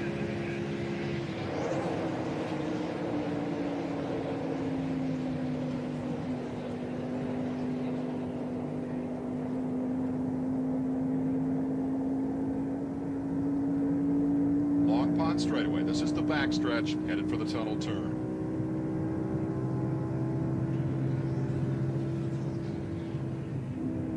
Left foot brake, hard left, over the ripple strips, tiger's teeth. See how it upsets the car. Short chute down into the comparatively flat and pretty forgiving turn 3, the final turn out onto the straightaway. Again, see the upset in the car? Way down in the grass there. Very critical to get off turn 3 well, because it carries your speed all the way down the straightaway. We talked earlier about the need to set up for whoever. There's a report to Kyle looking good. That's Gary Nelson on the radio. And on pit road, Kenny Schrader not looking good at all. Just after the yellow, they're going to have to pit again. Schrader going to the right side for tires, and certainly an unscheduled affair. Richard Broom, the team manager for that team, back in the pits today after surgery on his back, and they don't like this. He's got quite a bit of damage to the right rear of his car. He either got into another car or got up against the wall, because you can notice the quarter panel where they're trying to beat the fender out to give the tire clearance. So Schrader got either into another car or into the wall. So they need to hurry, because the field's rapidly approaching turn 3 right now. There you can see it, and it'd be pretty difficult right here from our point to speculate, but perhaps the guys in the truck could give us a look at what happened here, and perhaps we could go back and reconstruct the incident. Here is Kenny Schrader coming out of the corner, and there is the bump, and I'll bet that's going to push him right up against the wall, and boom, it does. Davey Allison involved, and also Mark Martin, who has not gotten a call here today. Martin has been back in the back, unable to march forward, but the difficulty in passing on the outside is exemplified right there. There was simply not room for him to do what he tried to do, which is go 3 wide. There really wasn't. Davey Allison, who he was going around the outside of, went to go around the outside of another car, I think Dave Marcus, and then that left no room for Ken Schrader. Let's go down to Pat Patterson and a report on Darrell Waltrip. Well, Dave, the problem earlier was the push on the car. Jeff Hammond is right here, the crew chief. Jeff, you had a little push there before the first caution flag. Have you got it fixed? Well, it's not fixed. It's just getting it better. We had the rear stagger closed up about a half inch and really had us kind of messed up. We made a minor chassis adjustment. It didn't really help us there. But, we got a long ways to go. We're just trying to be patient, not get too far behind. Thank goodness it's a big racetrack. We'll just keep working on it. We've worked on the stagger now. We're making a chassis adjustment here next time in, and hopefully we'll get back in front of the hunt. Okay, that's Jeff Hammond, and we thank him for the interview. We thank all of the race fans for their calls concerning Darrell Waltrip's problems here this afternoon. And one of the great things about a pay-per-view broadcast is if you can ask the question, we'll get you the answer. Waltrip very much frustrated this year. Waltrip is a frustrated driver. He's not been able to do the things that he expected to be able to do in the 1990 season. He's currently 18th here on this racetrack today. And we talked to him about the possibilities that he might be able to turn that around here today at Pocono, where he's run well in the past. We think so. We're pumped. We've been kicked around, like I said, for quite a few weeks now. And this is the best car I've had since Charlotte. That was a great car I had at Charlotte, didn't get to show it. We're ready to go here to Sunday. We need a win. I tell you, I can still win the championship. I've been this far behind a number of times and fought back and won. I feel like I got the team and the car, and I know I'm the driver that can win every race that we go through from here on out. And if I could just win a couple and then get back to the short tracks, I got a chance. Well, he won't get back to the short tracks for a while. This series will stay on these big racetracks, the 2-mile or more racetracks, from now all the way into August. So we won't be back in Darrell Waltrip's stomping grounds for a while. Waltrip has run well this season. They've been plagued by a lot of problems. They crashed at Talladega, had a fuel pressure problem at Dover, which is kind of a weird thing that they didn't actually find the solution to until they got here at Pocono, and a rear end gear broke at Sears Point. Now, to get the latest on the problems of a companion car in that stable, Kenny Schrader's machine, in a team plagued by bad luck. Let's go down to Dick Berggren. Well, Phil Parsons, what do you think? To me, this looks like brake rotor. It came out of Kenny Schrader's car. For sure, he's got problems with the front end of that car. They say the front end has been knocked out of alignment. They're not going to come in again until there's a yellow flag. Boy, they sure didn't need this. The car was running very well, but they've really got their problems right now. I'll tell you, that did look like brake rotors. It really did. But I'll tell you, Kenny's, there's no way you can run faster on this racetrack without good brakes. So, well, only time will tell. We'll see how fast the leaders are catching him. Right now, he's about a half the length of the Long Pond straightaway ahead of the leaders, and we'll see how quick they catch him. If he has a brake problem, they're going to catch him fairly quick. That is a beat-up race car. It has damage on the right rear from the wall. It has damage all down the left side from contact with Davey Allison. This is the story up front, and now we see the traffic jam beginning to form. Butch Miller, a lap down, is still ahead of Kyle Petty, and perhaps indeed now slowing Kyle's pace a little, because Ernie Irvan, who started this race on the pole, comes knocking at the door and figures that he wants to get back to the head of the class. The leader is Petty, and he has led 11 of 52 laps in this string right here at an average speed of 132.5 miles an hour. That is nowhere near the race record, as we did run one race here at something in the range of 150 miles an hour with only one yellow flag. So here we've had 2 cautions, a total of 6 laps, no major incidents. We hear that Morgan Shepherd will be coming on pit road. There have been 6 leaders, 6 lead changes, 32 cars on the lead lap, only 1 dropout thus far. And indeed, there is Morgan Shepherd, who, as of 2 weeks ago, was the series point leader. Here today, overshoots his pit for a moment. They quickly move up into position. They're going to have to back the car up. No, they'll just change pits in their change tires in their neighbor's pits and go to left side rubber that will put them out of sync here, Phil. It looks like Morgan has a little damage to the right rear of the car, although that's not the problem. They're changing the left side tires. While we were talking about Kyle Petty leading the race, he is now back into 3rd position. Ernie Irvan and Jeff Bodine got by him, so Kyle is back to 3rd. A slip for Petty during that race summary and subsequent pit stop for Morgan Shepherd. Shepherd, who slipped to 2nd in the standings after his engine blew at Sears Point last week and ended a string of 11 consecutive, actually it was 12 consecutive top 10 finishes for Morgan. 1 last year in another car and 11 in a row this year in Bud Moore's car. Now you're back up front where Ernie Irvan has indeed retaken the lead just behind the tail end of the lead lap car driven by number 98, Butch Miller. The 2nd place car is the number 11, the Junior Johnson Thunderbird, driven here by the former winner and Pocono veteran Jeff Bodine, who first trekked to this racetrack back in 1969. It's not all that far a hop from Chemung, New York, where he cut his racing teeth. He's driven modifieds here. He's raced USAC stock cars here many years ago, and now he's here in a Winston Cup car to try to claim his 2nd track victory in this division. And occasional glimpses of Kyle Petty, who has indeed slipped from 1st to 3rd. There's a good view of how they actually stick the tires down in the grass. And how did Darrell say it? Throw rocks on Rusty, throw rocks on Dale. You know, get off my tail. Well, that's what you want to try to do coming out of that corner, and it's tough, as you can see. I'll tell you, we talk about Rusty Wallace and really hasn't done much. There he is right there in that lead pack. So Rusty's got his act together right now as Ernie Irvan goes down to try to put Butch Miller a lap down. Here's the battle now. Tight competition. Miller in the middle of it. Looked like they might have touched a moment as Bodine stuck the nose under the lap car of Miller. Irvan says, here's my opportunity. He makes the break. Miller grabs hold of him and says, I don't want to give up that lap. Bodine comes pressuring back, under braking as they hammer down into the tunnel turn. Good racing at Pocono, and the scramble behind them finds Kyle Petty under pressure from the number 7. Alan Kulwicki will move up a spot. Derek Cope's going to try to go with him, slicing inside Rusty Wallace, scrambling for positions at Pocono. Good stuff here. Some of the best racing of the day as we look from the inside of Kyle Petty's automobile at the challenge he's getting from Alan Kulwicki. Kulwicki was not able to complete the pass, even though he has the inside of the racetrack. They will take him all the way back down to turn number 1. Kulwicki certainly has position, but apparently not the drive off the corner, Phil.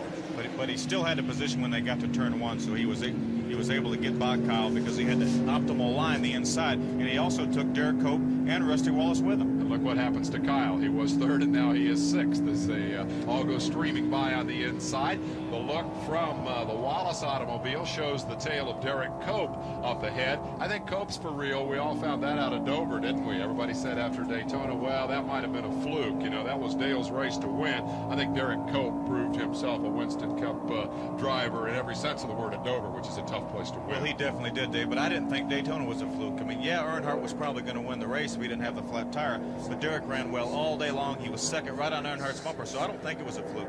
It certainly would not have been a fluke for him to finish 2nd. There's no doubt about that. He drove his heart out in that race, and Buddy Parrott and the crew did a great job. Now you're inside Kyle Petty's car, and a view that he has seen regularly throughout the day as Greg Sachs continues to truck along just ahead of Kyle Petty. Kyle's got himself in the middle of a dogfight, and what did look like a pretty good run has suddenly become problematic, and I wonder, Phil, if they're not paying a penalty here for what they gained earlier. Don't I recall that they didn't take on any tires before when they stopped? Might that be the price of that now? I think so, but I overheard Gary Nelson and Kyle talking, and they wanted to get out and lead a little bit, and that's what they did. You know, that's what it's all about, to get the exposure for their sponsor Peak.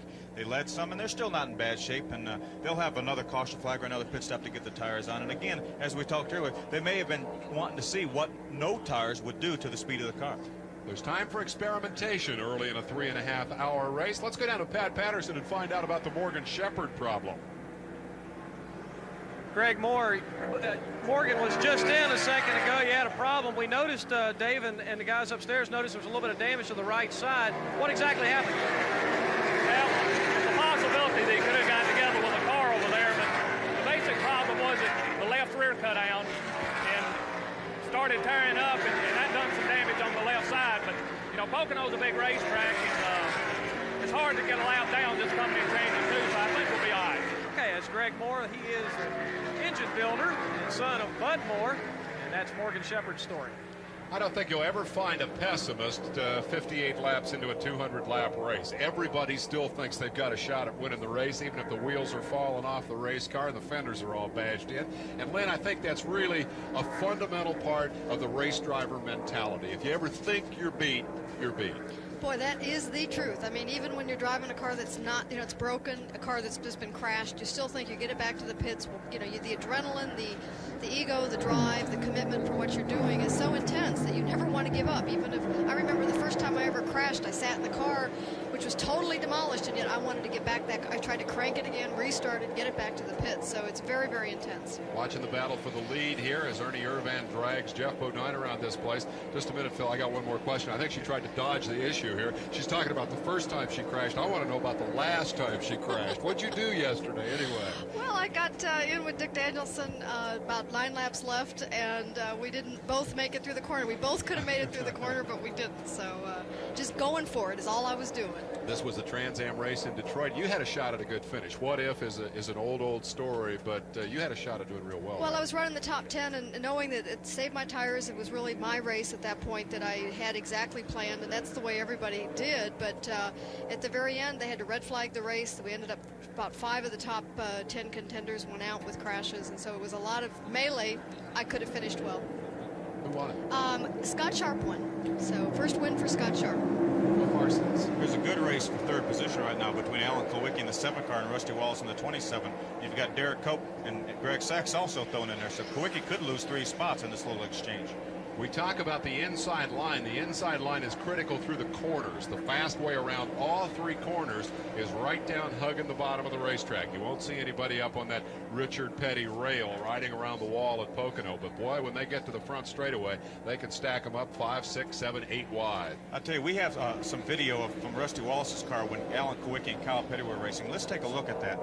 Right now you see Alan Kulwicki on the inside and Kyle Petty on the outside. And Alan Kulwicki slides up a little bit right next to Kyle and then moves away to try to break away from him so he can get some clean air. And that was a textbook move by Alan Kulwicki. And now he'll probably, when he got to the corner, he was going to make his way back out towards Kyle so he can have a good angle into the turn. That's what's tough, is that if you're on the inside, which is where you want to be, but if there's a row on the outside that are working together, you can still get squeezed out. This This is the race for the lead. We have viewer questions coming in from all over America. We invite your calls on our 800 number. 1-800-522-RACE is the number to call. 1-800-522-RACE, R-A-C-E, as we watch the youngster Ernie Irvan and the veteran Geoff Bodine do battle. The question, how many laps can they go on one tank of fuel? Let's throw some of these technical things at Phil Parsons. Phil, what's your range here? About 40 laps, Dave, about 100 miles. Within 2, 3, 4 laps of that is usually what they can run. Here's the battle for third that continues to be a good one, as we see Alan Kulwicki marking progress there and doing battle with Rusty Wallace, who's now opened up a little bit of a separation. Wallace is your third place car and Kulwicki is fourth, and right behind him comes Derek Cope, who's now running fifth. We're going to be taking a look at that complete leaderboard. Sixth place man now is Greg Sachs. Here is the running order as the pole sitter gets back to the front. It's been an up and down roller coaster kind of a Father's Day for Ernie Irvan. He's got Geoff Bodine to contend with and has had all afternoon long. Wallace has finally found his strength, found his legs in that car, which started well downfield today. He was 24th on the grid. Alan Kulwicki now fourth and Derek Cope fifth. We'll take you a little further back in the rundown while I ask Phil Parsons how many tires on average the leading cars might use in a race. Dave Burgess wonders about that. It really depends on how many caution flags. As you know, every time the caution flag comes out, most of the drivers come in to take on tires. But as many as 40 or 50, really, if there's a lot of caution flags on this track, that's real critical on tires.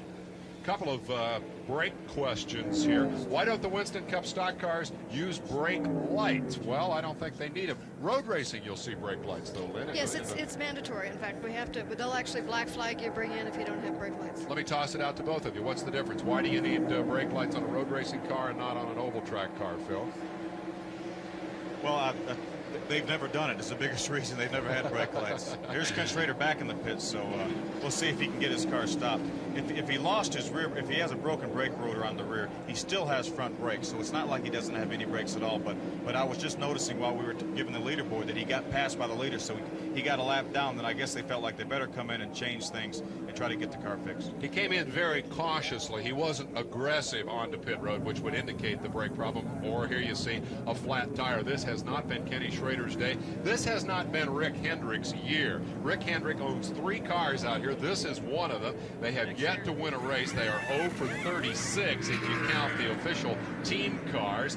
That, of course, would be Ricky Rudd, Kenny Schrader here, and Darrell Waltrip. None of them have won a race this year, and they've also fielded the part-time car of number 18, Greg Sachs, and he, too, has yet to win a race. Sachs is in the middle of this pack, and it's a good one as Kyle Petty tucks in behind him. They've got Derek Cope down on the inside, and that is a wholesale scramble for 5th, 6th, and 7th positions as they peel off toward turn number 1. Good racing for position here. Not a lot of lead changes in this race by Pocono standards or by Winston Cup standards, but great races for position. There's Dale Earnhardt showing his nose to Derek Cope.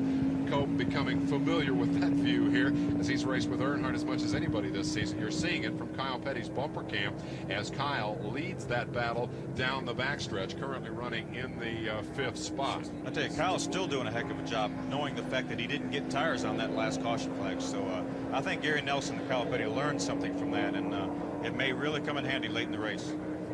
I got a question here that I'm going to throw out to everybody and maybe give you all a minute to think about it, because I'm sure everybody's got an opinion, and I know every fan in the country's got an opinion. Berger and Patterson, we might want to get you in on this. Why does the NASCAR circuit seem to be so General Motors oriented? Rule changes seem to favor the GM cars over the Fords, and Carl Madison in Joplin, Missouri wants to know why that is. And anytime anybody's got an opinion, feel free to pipe right in on what may be the oldest question in American motorsports. Here is the leader. We'll reset it for you as Ernie Irvan leads Bodine down the backstretch interval, perhaps a car length there, as Bodine seems for the moment content to just follow Ernie Irvan and check him out and think about what may be coming well down into the race. We are 65 laps into a 200-lapper here, so there's still a long way to go. Let's get more on the Kenny Schrader story from Dick Bergman. Dick? Raced at the local Schrader last night, raced at the local local 5 Mile Point Speedway in a dirt car, finished second. He's not doing so well today. You're seeing a picture of a brake rotor. They're going to have to change the right front brake rotor on Schrader's car just to make sure they got the right one. Right now they got 6 brake rotors out here. Now this car's only got 4 wheels, 4 brake rotors, but they got 6 of them. And at some point, sure enough, Schrader's going to come in and they're going to have to take an extended pit stop, pop the old one off, pop a new one on. He's having a terrible day. Much more fun last night. Talked to Kenny Schrader yesterday as we go inside Rusty Wallace's car about the trip back from Sears Point. He took the red eye. He said, no, I wanted to get back, and I had 3 races to run this week. That's, of course, the Schrader style. He said, I don't like hanging around on the West Coast and getting on the plane Monday morning because then you lose the whole day. I'd rather get on that red eye and head for home. He is a racing fool, I'll tell you. Rusty Wallace, here is his march through the field. On lap 15, he was 17th from 24th starting spot. By the 40th lap, he'd only moved up 3 more positions, but then the big surge is in that last green flag run. He came all the way to 6th and has been better than that momentarily, has been as high as 3rd in the race, and there's that concentration we talked about as he hunkers down under the field, under the wheel. The battle up front as Bodine comes up and perhaps feels it's time to test Ernie Irvan a little. I'll tell you, Dave, I'm going to let that answer Carl's question. That's a GM car leading a Ford car, and they look pretty equal right now, so I'm going to let that be my answer on that question. Well, being a Ford driver, I'm not going to let that one go, but I think that not only in NASCAR, but all of the, I've raced in SCCA, I've raced in IMSA, it's a struggle because the sanctioning bodies have pressure from all the manufacturers, and GM has been around forever. They've been there, they've under the table, over the table, they've always been a supporter of racing, and I think Ford, because they will always be punished because they pulled out and were out of it for 10 years, and so they're having to pay some dues or pay some penalties because of it. But I think the sanctioning bodies truly try to make it fair, but there's always that price that I think Ford is going to have to pay for not being there in the downturn. Did I hear the word punished come from the lips of this woman who doesn't have to face the NASCAR officials next Sunday afternoon? You think that indeed GM does get favorable treatment then, perhaps? I think when push comes to shove sometimes it happens. I mean, I don't think it's an intentional, we're just going to, keep favoring GM, keep favoring GM. I said they try to be fair, they try to make it, because what all the sanctioning bodies want is competitive racing. They want to have a show out there. So I think that's the prime thing. Here is Davey Allison coming on pit road. One final footnote on that. I think that when you have a favorite brand of car, as everybody who sits in the Winston Cup grandstand certainly does, your conclusion is always that your guy's not getting a fair shake and the other guy's getting a better deal. Let's go down to pit road. It is a busy place right now. Davey Allison has just made an unscheduled pit stop for a flat right front tire. The pit immediately in front of him is Mark Martin's pit, and Mark Martin's crew is ready as well with tires. These are not scheduled pit stops, too early for that. Martin's guys ready, sort of. Don't know if he's coming in or not. They're sort of ready for him. We'll have to see. Not a good day for Mark Martin at all. Mark Martin really wanted to assert himself today. He felt very confident. He thought that this was a team that could win this race today. But now, as Irvin and Bodine pull away and put half a straightaway on the 3rd place man Wallace, the 4th place man Petty, and the 5th place man Cope, Mark Martin has not appeared in the top 10 very consistently all day long. And one final comment on that rule situation. I'm recalling 1985. Here's Martin, indeed, on pit road. Perhaps Dick Bergman can update that. Let's go back to Dick. Yeah, Mark Martin really overshot his pit. Steve Neal, the crew chief, fell down. He was not struck by the car, but he did fall down. Martin is a full pit away from where he's supposed to be right now. Changing tires on the car. They're going to do all 4. Apparently, he thought 2. He had him. Oh, and there's a yellow flag.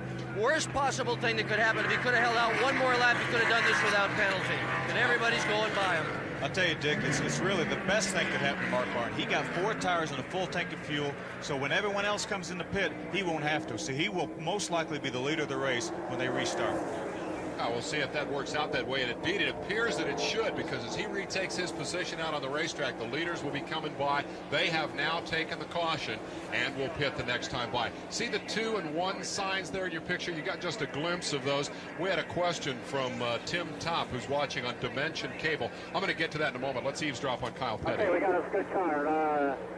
4 tires this time. We'll leave everything else alone. That 98 car is not too far back, so he'll be coming in and pulling in front of us, so leave some room to get out. Those are the pace lap instructions And that is Kyle acknowledging that he got that message, which not only included the information on what they would be doing on the stop, but also the potential problem that Nelson recognized, which was the car that will be pitting in front of him. Okay, the pace car's got him picked up now. Making sure that Kyle had room to get out, the pace car. Fast now. The reason for the yellow, yesterday's winner here, Jimmy Horton, has stopped on the racetrack, undefeated in ARCA, Automobile Racing Club of America, super speedway races. This is not Jimmy Horton's day in Winston Cup, a young man who is destined, I think, to make his mark on this division. You're listening to Kyle and his crew as the one-time leader and now fourth-place man in this race makes his way to pit road. We'll keep listening.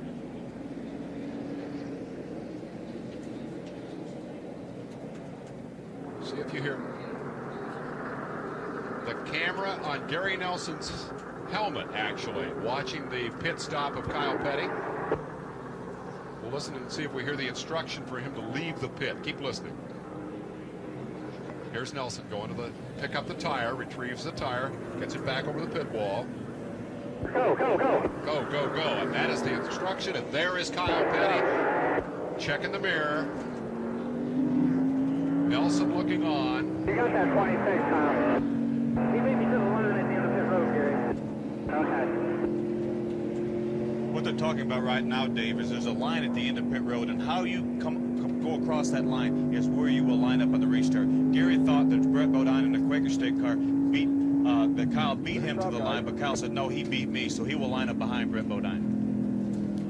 By the way, when he sticks his hand out the window, that's just to be able to grab some air to help cool down. You know, it's hot in there. In fact, you can see he's working on his balaclava in there, but just to get that air to come in. I've also watched him. He puts his right hand and get some cool air through the tunnel there. The 80 car. It was the 80 car. Let's go to Pat Patterson with Gary Nelson.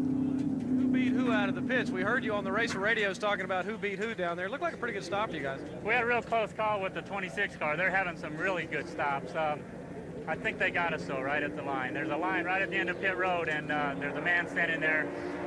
We were doing probably 50 miles an hour, and the 26 was doing probably 80, so it's close for that guy to call it, but I think the 26 got us. I know that when that car comes down off the jacks and someone hollers, go, go, go, I know the one thing that you're looking for more than anything else is that Kyle hugs that line and doesn't get a little bit further out in that pit road where you've got some cars that were coming behind you that were coming awfully quick. Oh, you're right. You know, it's tough in these situations with the field strung out like they are, because some people are still coming into the pits when we're trying to go out, and it's really the drivers. I don't see how they do it. I know how hard it is for me to get on the freeway every morning, so I can imagine what this is like. How about the track position right now for you guys? You feel good about where you're at as far as the tires go and electing to do the two-tire change? Everything feels good. You know, for us to be able to just get gas only on the last stop and still stay out there and lead 10 laps under green when the other guys had 4 new tires, that tells us we're going to be a force for this whole race. You know, when we have equal tires with the other cars, we're really going to do good. Okay, gentlemen, 1 lap to go. We'll be back at it here at Pocono. Back up to Dave. Gee, I'm glad we hired Phil Parsons today. Wasn't that exactly what you said, that they were checking their situation to make sure that they could be, to see if they could be fast on old tires? Sure, and they really were. So I agree with Gary totally. When they're on equal tires, they're going to be very strong. And I think you also predicted that Mark Martin would lead this race when we went back to green, and that's exactly where he is. Let's go to Dick Bergman with a report on Dale Earnhardt. Well, Dale Earnhardt's pit stop was an interesting one, David. They adjusted the car in 2 ways. The thing has been a little loose in some parts of the racetrack and a little tight in other parts, so they tried to fix the whole thing. Most importantly, everybody's wondering how Earnhardt's feeling. Richard Childress told me he's not feeling any worse, but he's not feeling any better either. He looks all right in the car, didn't even take a drink. He just looked right straight ahead. As soon as the car dropped off, he went. Typical Earnhardt. Tough guy. Well, tough indeed. This bug that has bitten Earnhardt and indeed several members of his crew today is pretty nasty, and a couple of members of our television crew have come down with it as well. It's a stomach problem and an upper respiratory problem all at once, and I can't imagine what it must be like to drive a race car feeling like that. I'll tell you, when Dale Earnhardt gets a sniff of the lead, he'll feel a lot better, Dave, believe me. That would be a great cure. Martin, just outside the number 1 of last year's winner, Terry Labonte, emerges as the leader.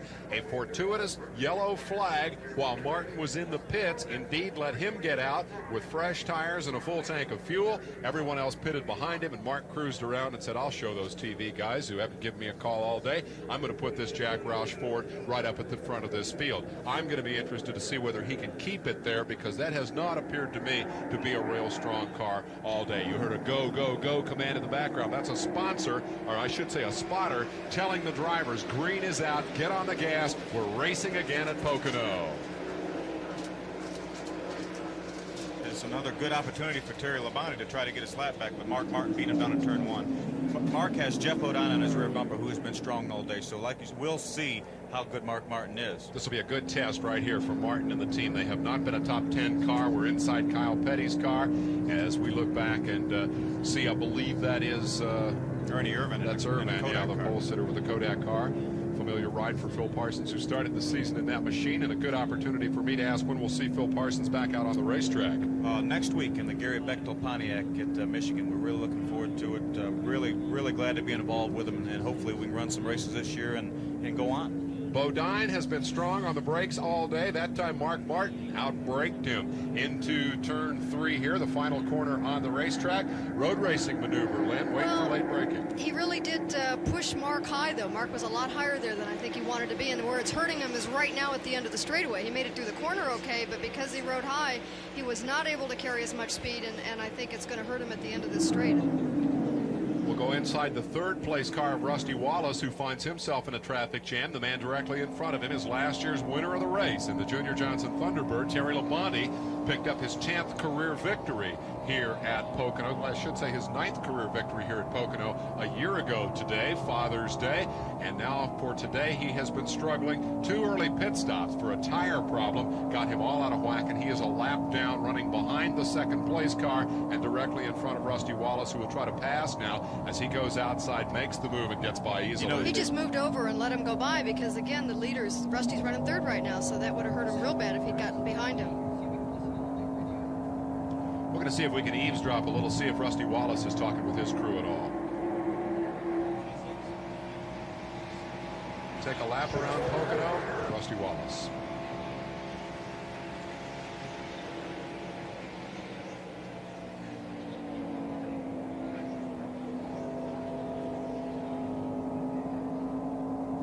Rusty has all he needs to think about right there with the Bodine car directly in front of him.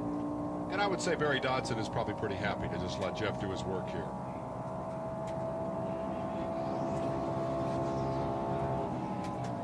You saw Jeff Bodine look to the inside of Mark Martin, and Mark saw that in his mirror, and he moved over to make sure Jeff didn't have any room. Good view of some classic mirror driving as Wallace watches all this and says, I'm going to stay 2 lengths back and just wait and see how this unfolds. Today, the fact that Rusty and Barry are not talking, I think, means that Rusty's car is pretty good, and he feels good about it.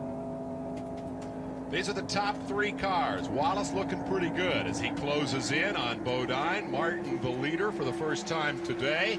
Brett Bodine, 4th. They'd like to make it a family finish inside the top 5. Kyle Petty has been everywhere from 14th to 1st today and is now somewhere in between. He is the 5th place car as we approach the midway point in this race. 75 of 200 laps complete with this rundown, and this the Miller Genuine Draft 500 at Pocono. Beautiful day, no threat of rain here today. Hazy, overcast, and hot. It's well up into the 80s now, and high humidity. The weather, at least, is very much like these guys are used to down in the southeast. Dive to the inside. Bodine takes Martin with comparative ease, going right into the tunnel turn. Scary place to pass, Phil? Well, it really isn't, and I think Mark Martin backed off to let Jeff Bodine go. He knew he had position on him, so there's no sense racing through there side by side because you virtually cannot make it through there. So Mark saw that Jeff had position, had momentum. He just let him go. No sense. It's definitely not the place that you want to contest the position when you've got that much race still to go. Dick Berggren, let's let you in on this Mark Martin discussion. Well, I want to tell you a little bit, David, about what their future plans are. A lot of people are watching Mark Martin. In fact, so much so that Steve Meal told me yesterday that 4 sponsors want him to run a second car next year. not automotive sponsors, diapers, paper towels, aspirin, things like that. They probably will run a second car in a few weeks, giving Robbie Gordon the drive. If they can find a good racer for next year, maybe, just maybe, they will run a second team. They've got the cars, they've certainly got the motor program, they've got the truck. I think job applications are being accepted at the Jack Roush Racing Team for team number 2 for 1991. It's a maybe, very much a maybe at this point. If Robbie Gordon's name is already in the hat, I don't know that I'd bother sending in my resume, Lynn. Well, I'll send my resume in for sure. And I can tell you that it's not a maybe. I mean, I know that Jack really wants to expand the program. I mentioned about teamwork earlier and how some hooking up and run stronger, and it really does happen. If you can run with a teammate, and sometimes somebody else on the racetrack isn't out of the same team, but when you hook up together, you can run better. And Jack feels that he can have a much stronger program if he has more than one car running.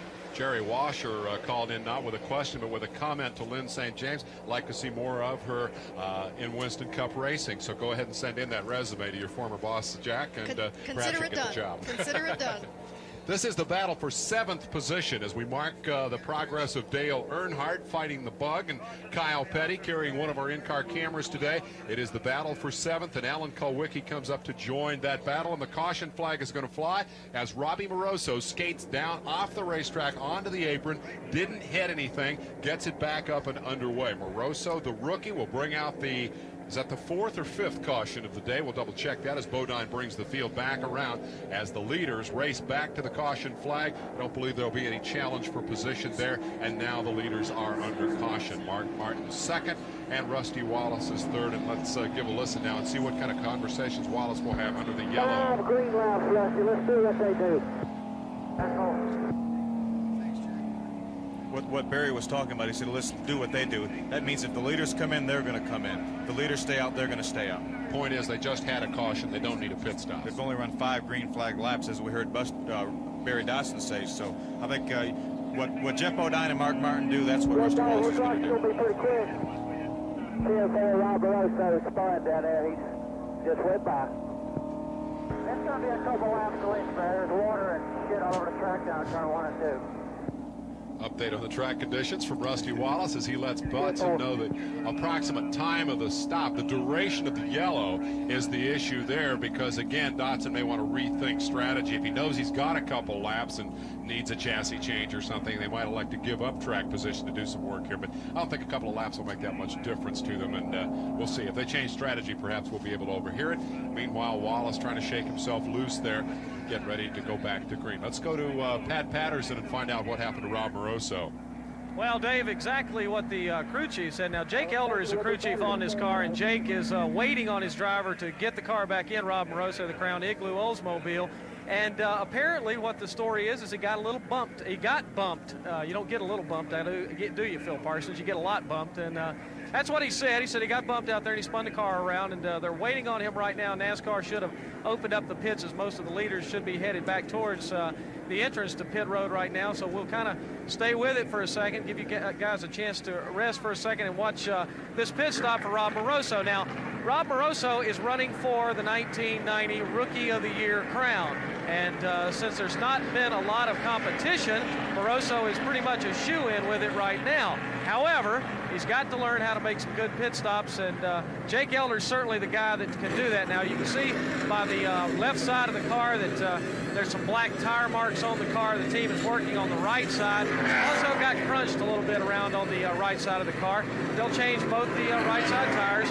Now the crew's going to come around and waiting for the Jack to get the car up so they can get the old tires off, get the new tires on, and 2 more Goodyear Eagles go on the left side of the car. The car sounds like it may have lost the cylinder a little bit. It did not sound that well, but Rob Moroso nevertheless is down and gone.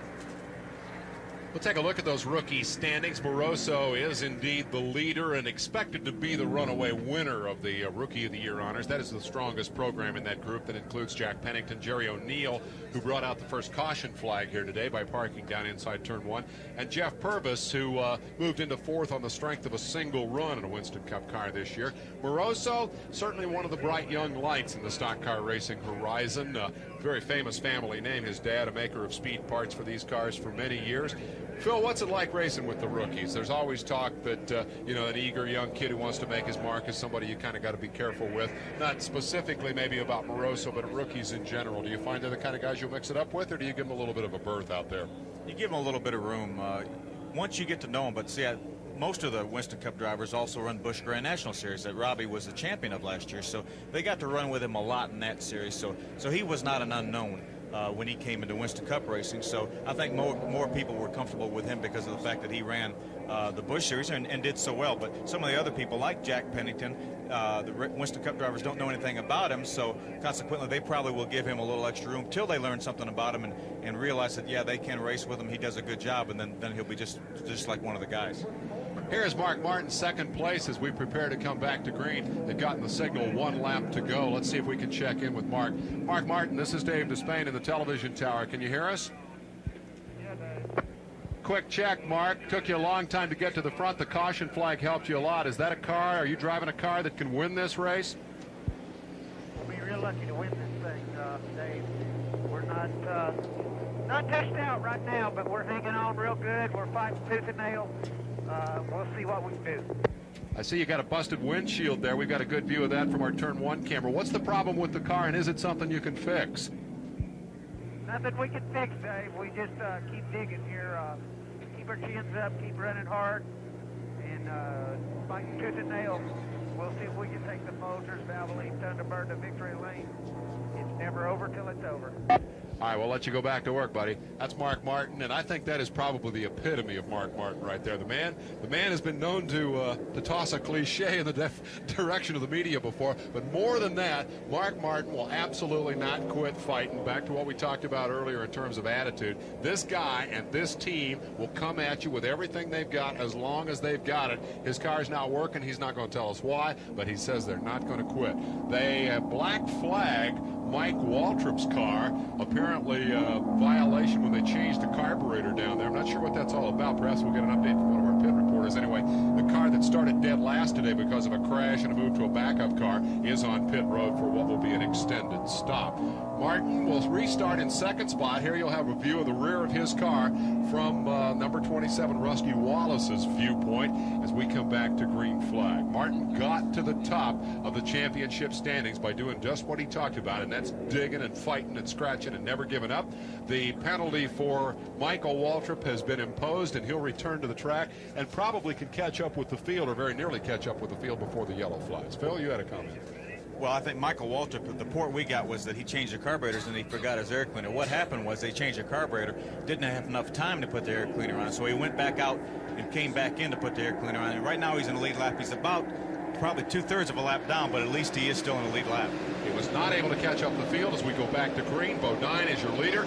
Lap 83 is underway. Let's see who makes the move. They go 5-6 wide in typical Pocono restart style, and Bodine will lead them back into turn number 1. You begin to think of Jeff Bodine as perhaps the most consistent guy here today. He's been a front runner all afternoon. Terry Labonte, for being a lap down with his tire problem, has certainly managed to keep his sponsor happy with television performance today. He goes inside Mark Martin and takes him 3 wide, and Rusty Wallace says, I can do it too, and that is exciting stuff as Wallace dives to the inside, follows Labonte through, brings Martin with him, and we've got a crash at the top of the tunnel turn, and that's going to stack up the field right behind them. A tangle at the back of the tunnel turn drops Ricky Rudd to the inside of the racetrack, and that very nearly took out a whole bunch of front-running cars. I'll tell you, I'm not sure that move we saw by Rusty might not have indirectly caused that caution flag. Terry Labonte beat Rusty Wallace back to the line, so he is now back in the lead lap. That's an excellent bit of strategy for Labonte, and you could very well be right. When they tried to stack them 3 wide down the backstretch and into that tunnel turn, it took away a lot of racing room for the people behind them, and while we didn't see any contact among that trio, it was directly behind that incident that it all took place. Now Labonte rushing back around to perhaps get service, perhaps not. They've just pitted. He probably doesn't need anything. He'll run right back around, get on the tail end of the field. He'll be ready to go racing with what is obviously a pretty good car here today, Phil. He's run with the leaders all day. That's right. He really has run pretty well. He had the equalized tire, and he had to make 2 pit stops to find it on the on the green flag, and I got him a lap down. But right now he's back in the hunt, and anything can happen. If this guy is able to get back through the field and rejoin those leaders on the same lap, here's a replay. See if you can see what happened, Phil. That's just going to be the tail end of it, isn't it? Yeah. Can't really see it. It looked like the way Ricky Rudd's front end looks like somebody, because of the 3 wide situation through the tunnel turn, which you can't hardly put 2 cars in there, looked like somebody must have seized up. It looked like Ricky just drove underneath him. That car's pretty well splattered, too. Where would all that oil have come from? Any speculation on that?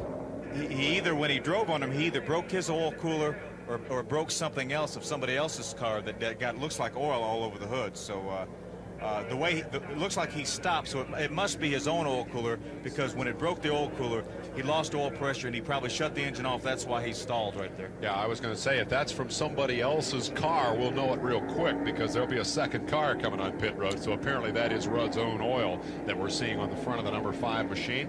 Third place finisher a week ago thought he could win the race at Sears Point, but had a tire misfortune late. The leaders have pitted. Wallace is on pit road, as is Mark Martin. Derek Cope has come in. Ernie Irvin has stopped in the caution brought out by number 5. Let's go to Dick Bergman with Mark Martin stop.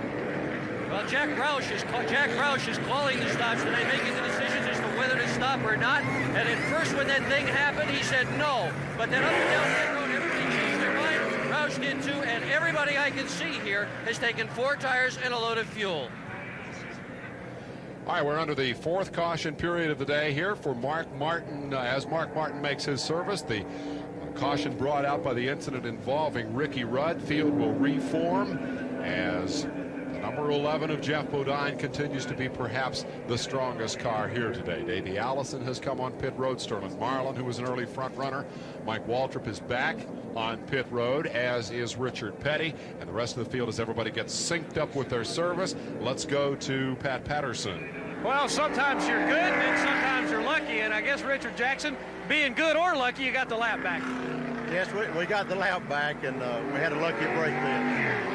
What has Terry said about the car after you had that earlier problem? The tires seem like everything's okay right now? Everything's fine. We equalized the tire earlier and lost a lap.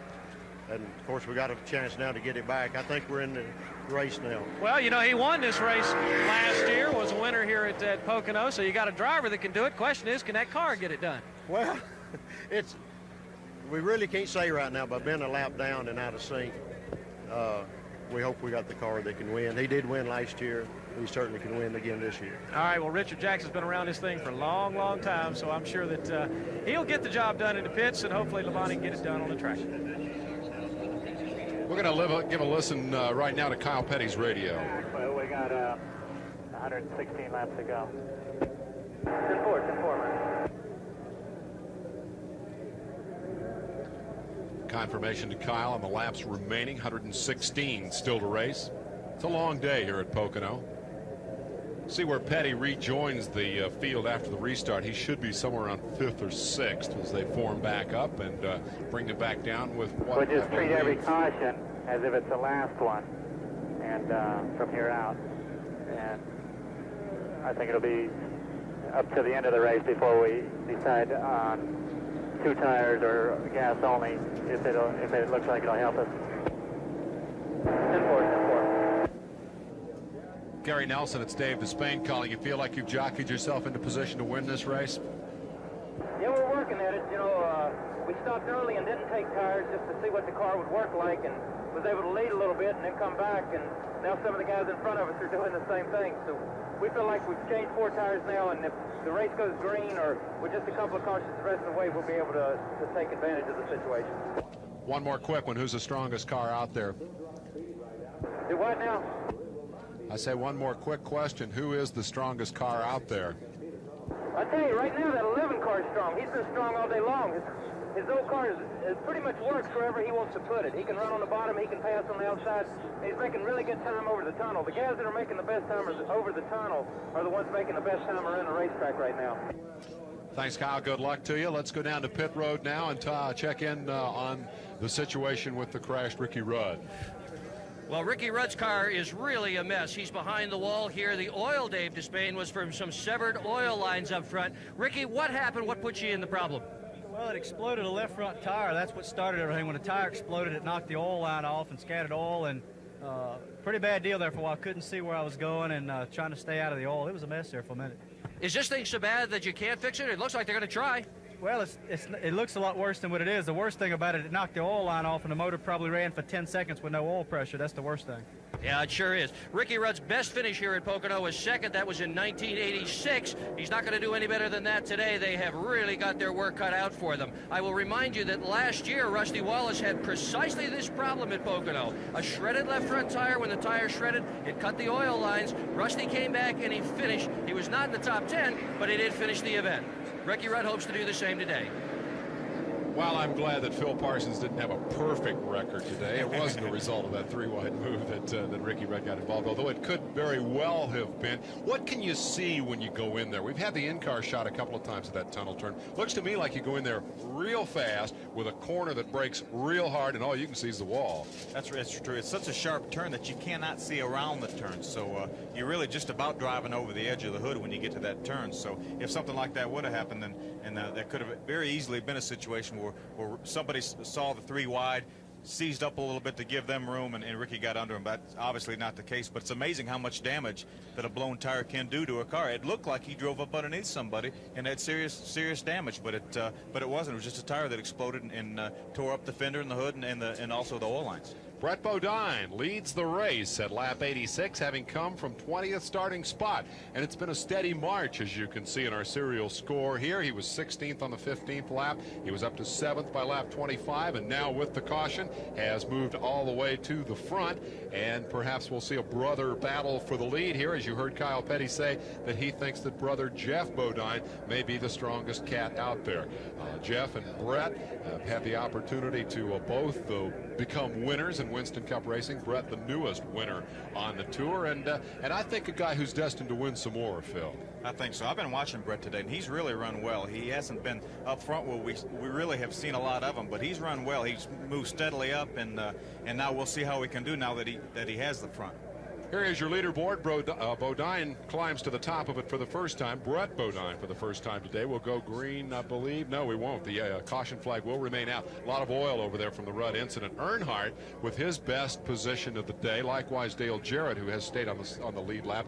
Now you see that the yellow has shuffled some of the guys from back in the field up into positions of challenger for the moment. Chad Little is fourth, the law student from the West Coast, trying to make his way in Winston Cup, and the rookie Jack Pennington, who can make a real run at Robbie Moroso in those rookie points today if he can hang on to that fifth. I don't think that car is probably strong enough to do that. Mr. Excitement, Jimmy Spencer's first appearance in the top 10 today as he comes to 6th starting spot. We'll get at least one more lap under yellow. The lights on the caution car have gone out, and so it's time to get back to business. Kim Perry wants to know from Jacksonville, Florida, who has won this race the most. Bill Elliott has won it 4 times. He won everything in 1985, including both Pocono races.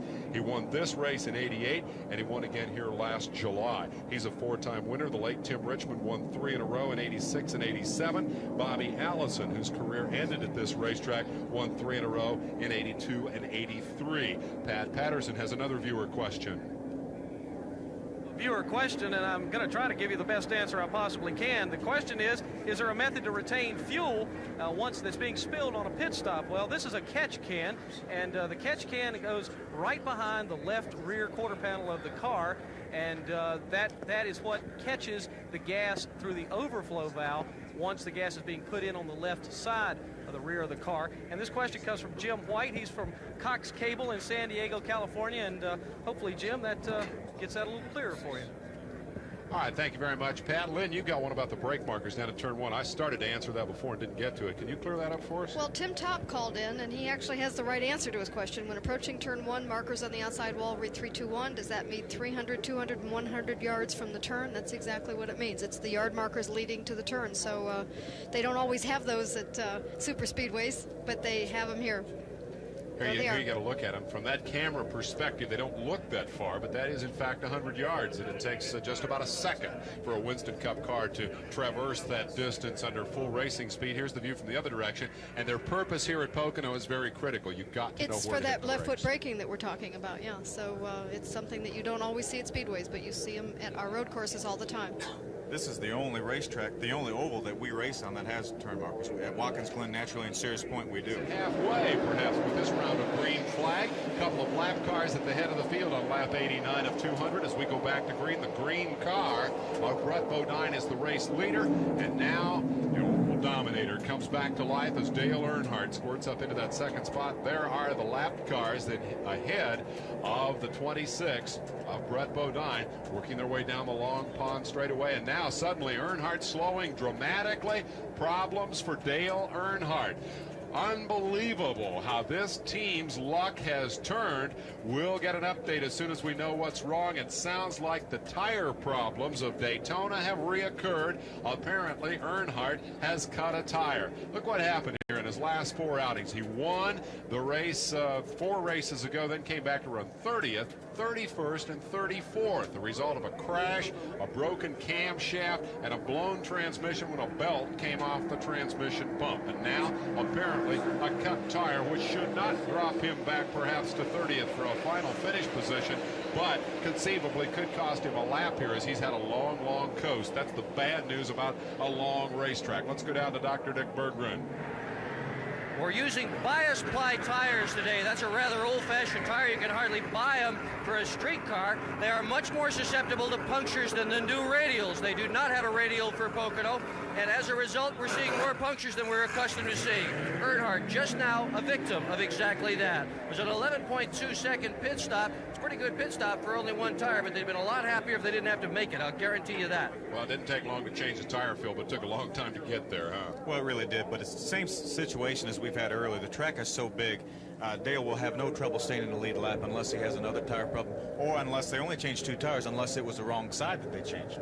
As we come back around, Rudd will be leading behind the lap number 98 of Bush Miller and the, I believe, at least twice lap number 25 of Kenny Schrader. Here is your summary of the caution flags that have flown thus far. There have been a total of 5 in the race, and also the duration of those cautions and the reason. The longest was the 5-lapper there for Ricky Rudd, as they had a fair amount of cleanup to do.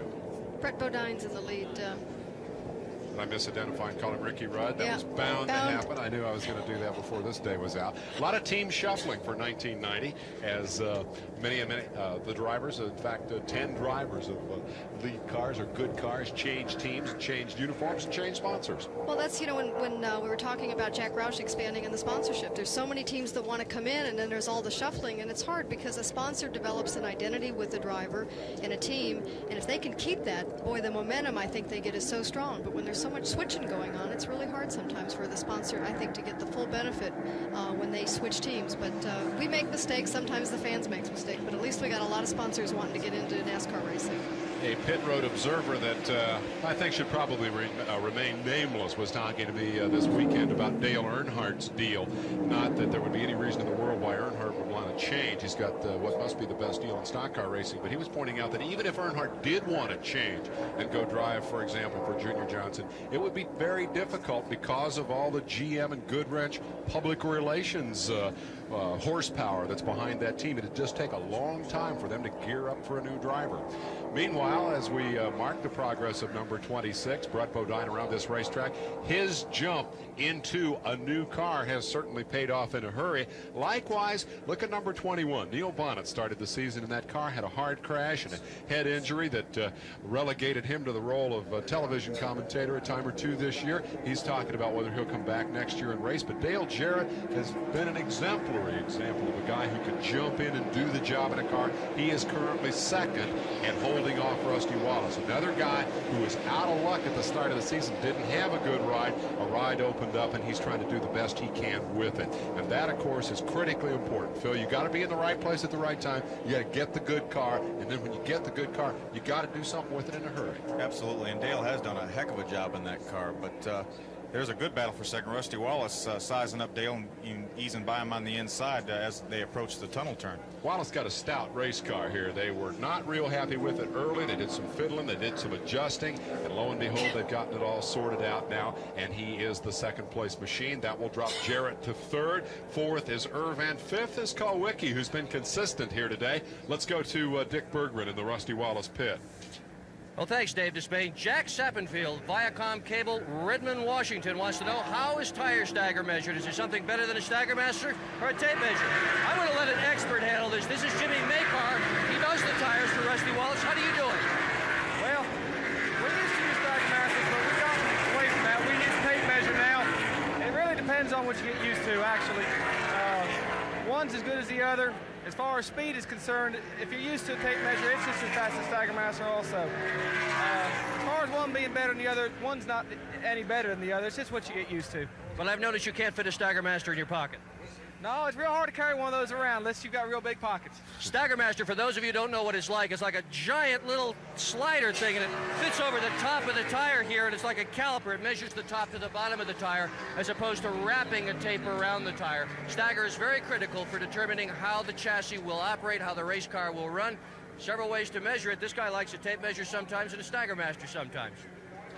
All right, thank you, Dick. Here's the race for third as Alan Kulwicki darts to the inside and tries to take the measure of Dale Jarrett. Right behind them comes fifth and sixth, and that is Derek Cope moving around this race's pole sitter, Ernie Irvan. Good competition up the head of the field. You get a glimpse there, the second yellow car also headed for the front. Once again, number 18, Greg Sachs, who was very salty early, but now seems to be a middle of the top 10 car. That pack right there embraces basically 4th, 5th, 6th, 7th, 8th, and 9th positions. And as you can see, there's not a whole lot of difference in them. A good move there by Sachs it was Sachs who moved around Irvan and comes up to challenge Jarrett. And Jarrett is in danger of retreating here. The yellow helped him get to where he is. And the question now is how long he can hang on to that position. I think that was a situation where Dale got either 0 tires or 2 tires, and where the rest of the cars he's racing against probably got 4. So that's why Dale is retreating somewhat.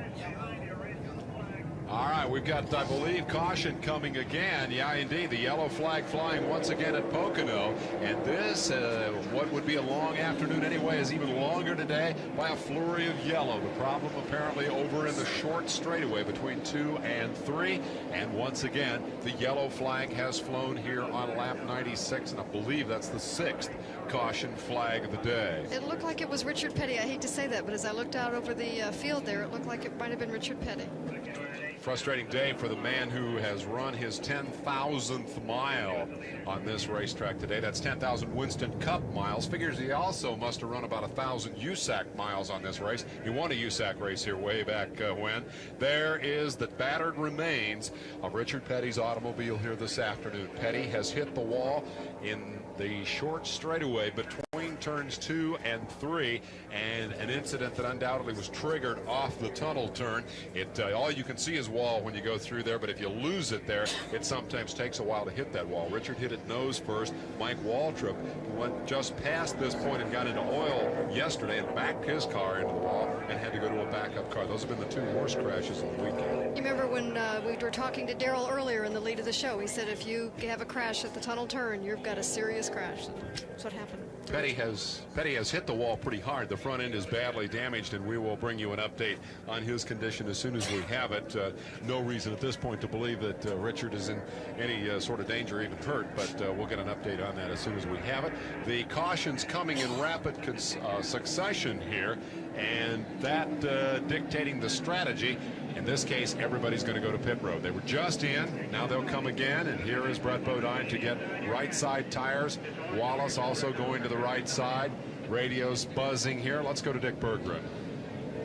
Watching Rusty Wallace do his tire change. That's Barry Dobson, the crew chief, carrying the jet. On the left front is the guy who just explained about tires stagger to you, Jimmy Makar. They've already got the right side tires on. Left side tires about ready to go.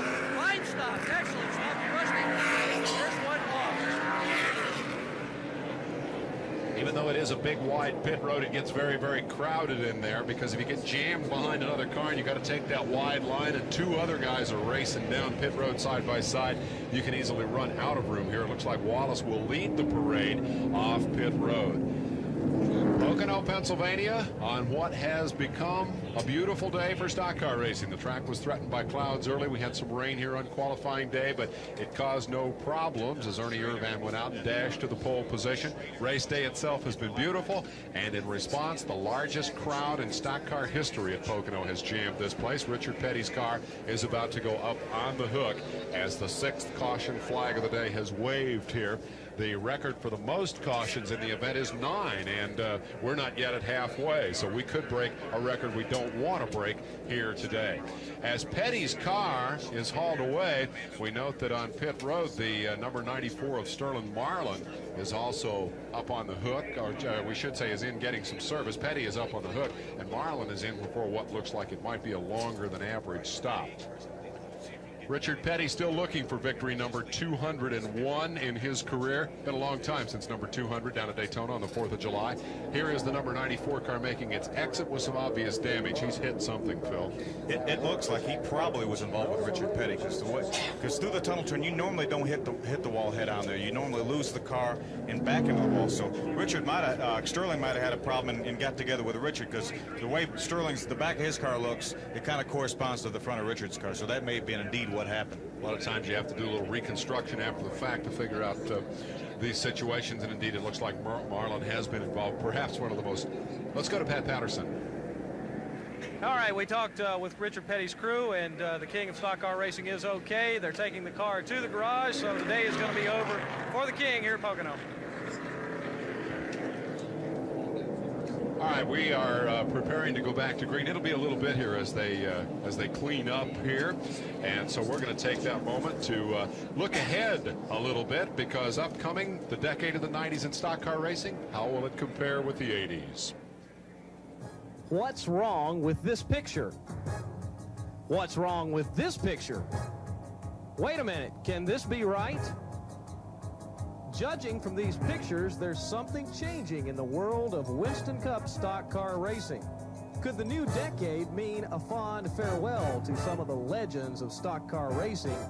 What kind of new heroes are we developing in Winston Cup stock car racing? And what do they think it will take to achieve the status of the 90s?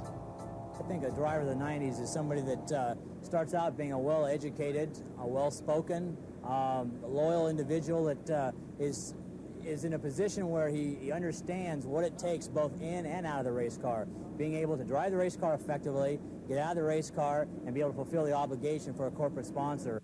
You have to take a little bit of time and take care of yourself, eat right, eat the right foods, and just be conscious of what you need to do to stay in the best shape, because, again, that's what it's going to come down to here with the race cars being as equal as they are, is who's going to be in the best shape and able to go the hardest at the end. I really think that, to be a true champion, that it goes way beyond being able to sit behind the steering wheel and drive a car.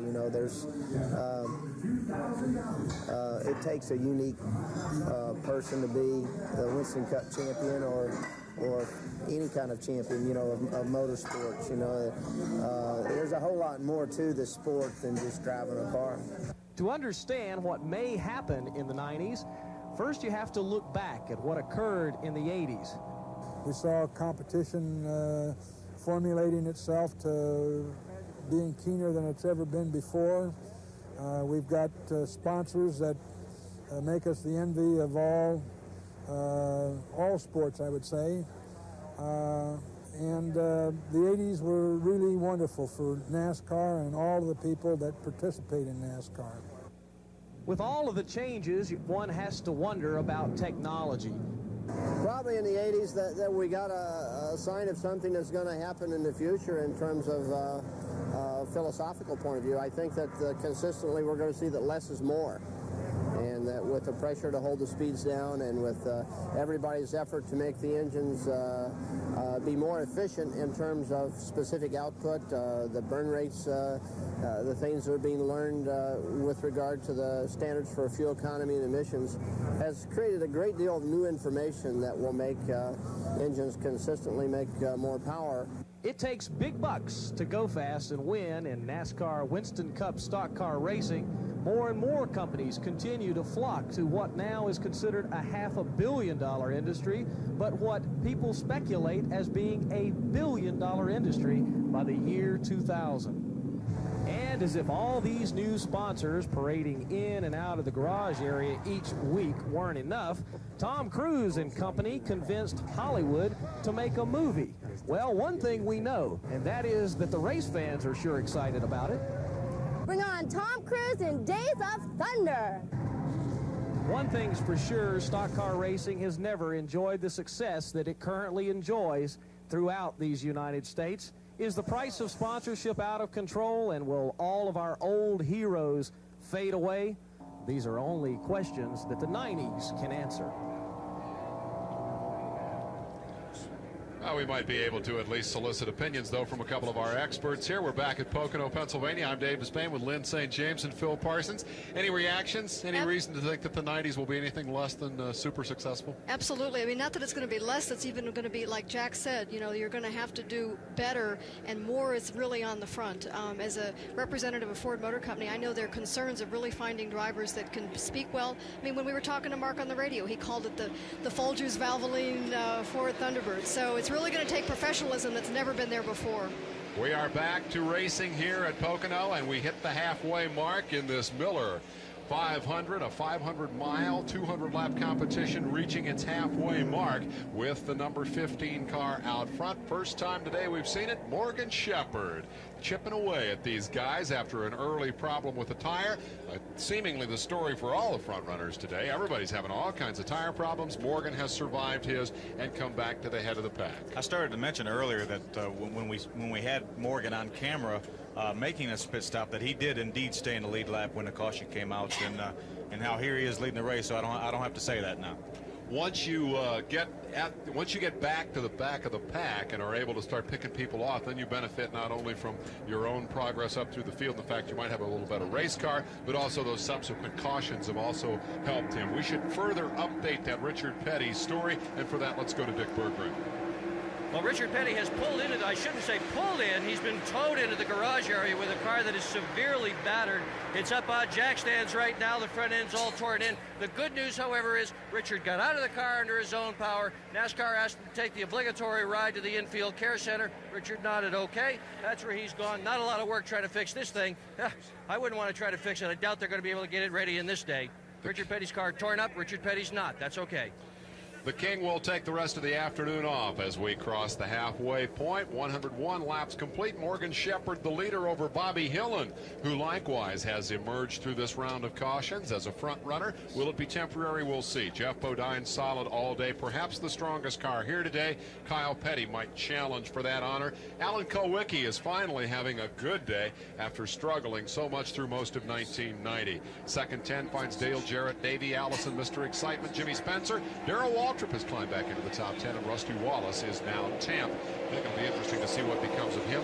Martin, Bodine, Cove, Elliott surviving a tire problem, and Harry Gant, our 11th through 15th, as the running continues here just past the halfway point in a long afternoon's work for these Winston Cup drivers. Darrell Waltrip made a late pit stop on that caution flag, so he's almost at the very, very tail end of the pack right now. So he was up in the top 10, but he made a late pit stop. I'm sure more adjusting going on between Jeff Hammond and Darrell Waltrip. They are trying to scramble back after all sorts of problems with that car today. Shepherd is your leader, and with the exception of that one, here is the 17 car trying to make a move, and it's a brother battle there as Darrell moves around Michael. Michael comes right back up and shows him the nose, and that's kind of typical situation. You see that in road racing a lot, Lynn. You dive into the corner, and you get the brakes, but then the guy comes back underneath you. You have to, but here you've at least got a wide racetrack. We don't always have that much width. Battle for second as we watch it work its way around the racetrack. We see number 11, Jeff Bodine, strong all day. Getting a look at Bobby Hillin in his mirror for the first time today. Kyle Petty says, I don't want to follow him. He dives inside, and we'll see which way number 7, Alan Kulwicki, elects to go, or if indeed he elects to go here. Kulwicki may just hang back. Alan Kulwicki, interesting story. Strong-minded, some would say hard-headed young driver who came into this sport with his automotive engineering degree and said, I know what I'm doing. I know how to run my own team. Turned down a drive with Junior Johnson last year. Unfortunately, the Cinderella story of the little guy who runs his own team has kind of gone sour this year, as they have not been able to do very well. There's Ken Schrader right in front of our leader, Morgan Shepherd, in the 15 car. If Schrader can stay in front of Morgan Shepherd or whoever may be leading when we get another caution flag, he already got 1 lap back when Richard Petty had his problem, along with Butch Miller. So Schrader is now 1 lap down and apparently has his brake problems solved, because he is really running well. He's really running well. I saw how low he ran through turn 3 there, and he just was able to hold that car down. It drifted out beautifully. It looks like he's definitely got a good setup.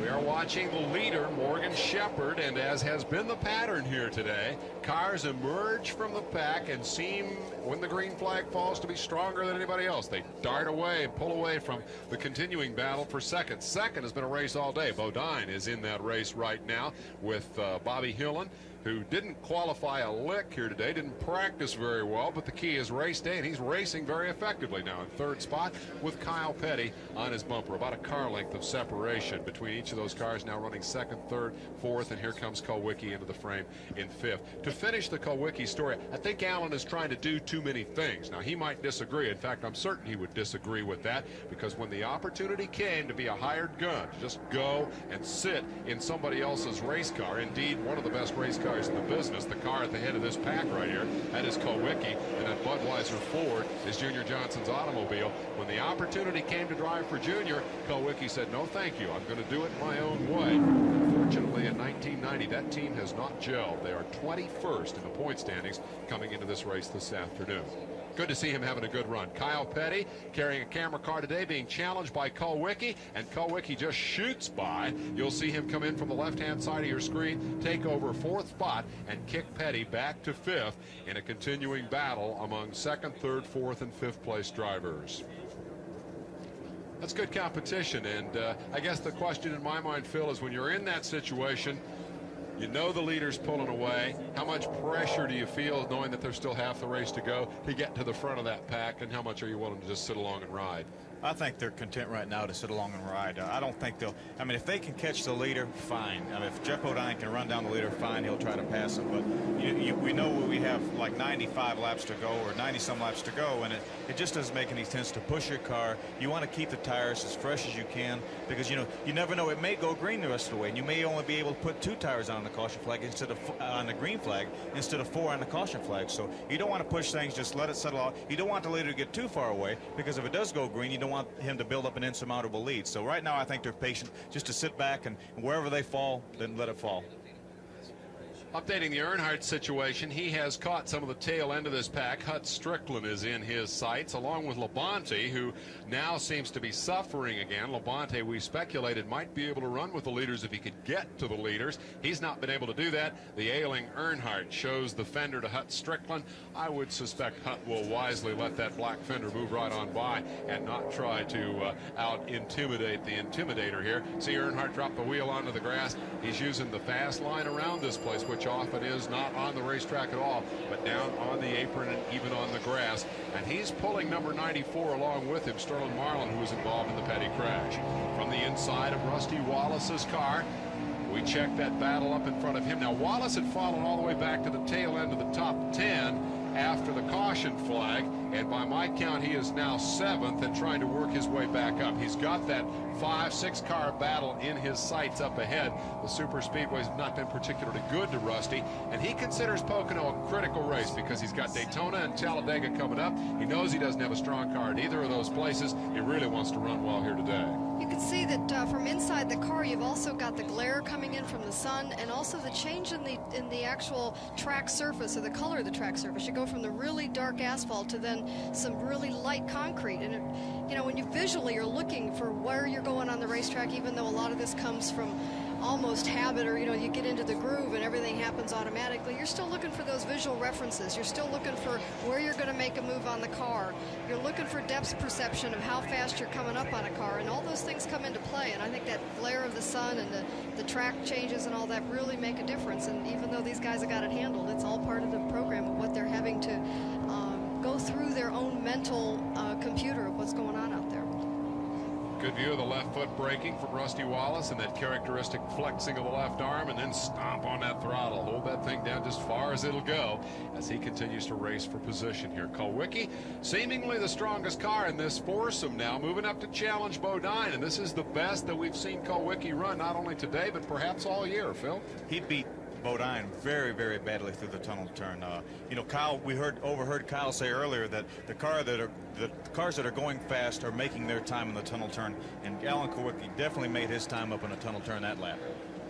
Kulwicki calls a lot of the shots on this team from the cockpit. He will call for chassis settings and adjustments on the crew radio, call him and tell him what he wants done to that car, and apparently he's calling the shots pretty effectively here today, because he's got that machine right up there on the rear deck of what day long I think has been the strongest car today. A lot of different cars have led this race, but I don't think anybody's been consistently stronger than Bodine. It always is so interesting to me to observe the flow of a NASCAR race, because it's like you spend most of the race learning about the car, figuring out exactly what the setup is, who you can race well with, who you can run well with, and then, I mean, an example is Alan Kulwicki now really showing well. I think Bobby Hillen being up in the front that wasn't, you know, just was sort of not a part of it at all, and finding out where you can run so that at those last 50 laps, or the last 50 miles anyway, that you know exactly what you want to have under you. Good racing here as Kulwicki came inside, took the spot, and said, I don't need Junior Johnson's ride. I can beat that Thunderbird. Bodine came right back past him to take the lead. Now they're on the front straightaway, and everybody's in it. Kyle got way out of shape. He really did. He was both just right and left it all over there, because he just got squeezed. He absolutely got squeezed in. Yeah, and he may pay a penalty for that, too. He obviously had to get out of the throttle and lost his momentum. That is going to be costly in terms of the battle for position. He lost several spots in the altercation, but perhaps worse, lost all of his momentum going down the straightaway. Another move for position by Kulwicki, as Kyle is now playing catch-up. And I think we're going to get another look at that. Phil, maybe you can diagnose what happened here. Kyle is on the inside of Alan Kulwicki right now, and thing is, being on the inside, he doesn't have the whole width of the racetrack to catch his car. You see the car bouncing as he runs off the racetrack. Right now, he got a little bit squirrely. He needs the room on the outside to catch his car, but there's a line of 3 cars there, so he had to hold the car down, get out of the throttle, back off, and straighten the car out. Consequently, he lost 6-8 positions. We talk about a nice piece of driving. That was one. Had he had room to operate, he probably could have just throttle steered out of that, but if he'd done that, he probably would have put Hillen in the fence. That's exactly right. Well, you always, you know, you're anticipating the amount of drift that car is going to have based on the line that you're taking through there. And if you get squeezed out, like we were talking, that we want to be on the low side, on the inside, but if you get squeezed down there, you've got to get out of the throttle, because there's no place for the car to take that drift. Nice piece of work by Petty, an expensive incident in terms of positions on the racetrack. Drivers out of the race. Jerry O'Neill was first to retire. Jimmy Horton, after winning the ARCA race yesterday, out of the event, and Richard Petty, victim of a crash. It was a great day for Horton yesterday. He is undefeated on the super speedways. He beat Tracy Leslie. Along with, let's see, the rest of the running order, there was Greg Trammell, Chris Gerke, and Bob Keselowski, 3rd, 4th, and 5th in the ARCA race. This is today's Winston Cup action. I thought there was a quote yesterday that was worthy, if I could put my fingers on that. Yeah, you hear about drivers in the old story of what if, what if. Well, Tracy Leslie thought he had that. There's Petty loose again. Now I begin to wonder, is this just a consequence of close competition, or might there be something wrong with that race car? I think that might bear looking at. We'll see if we can give you another view of that. Second lap in a row that Petty has come down through there, sawing at that steering wheel and on and off the gas, trying to keep himself out of the fence here at Pocono. He is in the battle with the pole sitter in this race, Ernie Irvan. Ernie could pick up something like $38,000 in Unocal bonus money if he could win. Now everybody is blowing by Bodine, whom we repeatedly said might be the strongest car in the race. Bodine is going backwards. All sorts of activity here, and it's happening all at once. Phil, any speculation about Bodine's problem? I think he may have a flat tire, either flat tire or lost a cylinder or something, but he definitely has a problem. I'm sure he'll be probably headed towards the pits now, because just about the whole field is passing him. Unless he knows exactly what's wrong with that car and knows that there's no hope for it, he must certainly come to pit road. Another lap like that, and he'll be last out there on the racetrack. So I think we'll see the car that won this race a year ago and the driver who won here a couple of years ago on pit road. Bodine is in trouble as he heads for the Junior Johnson stable to try to address what may be a flat tire problem. We'll see. I think Bodine would hope that would be the problem, because that could be a quick fix and try to get back into it. Anything other than that might be more substantial in terms of the time that would leave him stuck on pit road. They go to the right side, and it appears they will go to the left. They're going to change all four, taking no chances. And now a caution comes out, and this may be a replay of the Mark Martin episode, because that means that Bodine, with fresh tires and a full tank of gas, is going to zing right out on the racetrack. These guys will race back to the flag, and this is critical, Phil. It sure is. If Ken Schrader can beat Morgan Shepherd back to the line, he'll get back in the lead lap. But it's very close. It looks like Morgan Shepherd's going to have him just by about a foot. So Ken Schrader will have to wait again for another chance to get his lap back. That's got to be so frustrating, because you got to be in exactly the right position to even have that opportunity, and then to not be able to pull it off. And it looked like he was in the right spot. I mean, he was down low. How come he couldn't beat him back?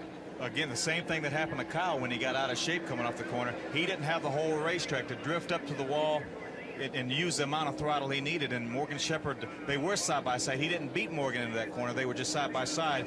Morgan had the momentum and could go all the way out to the wall. Let's listen in and see if we can learn about Kyle's problem. Okay, we'll get 4 this time.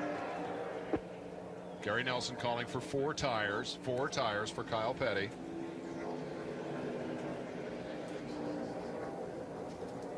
No response from Kyle. He knows what he needs.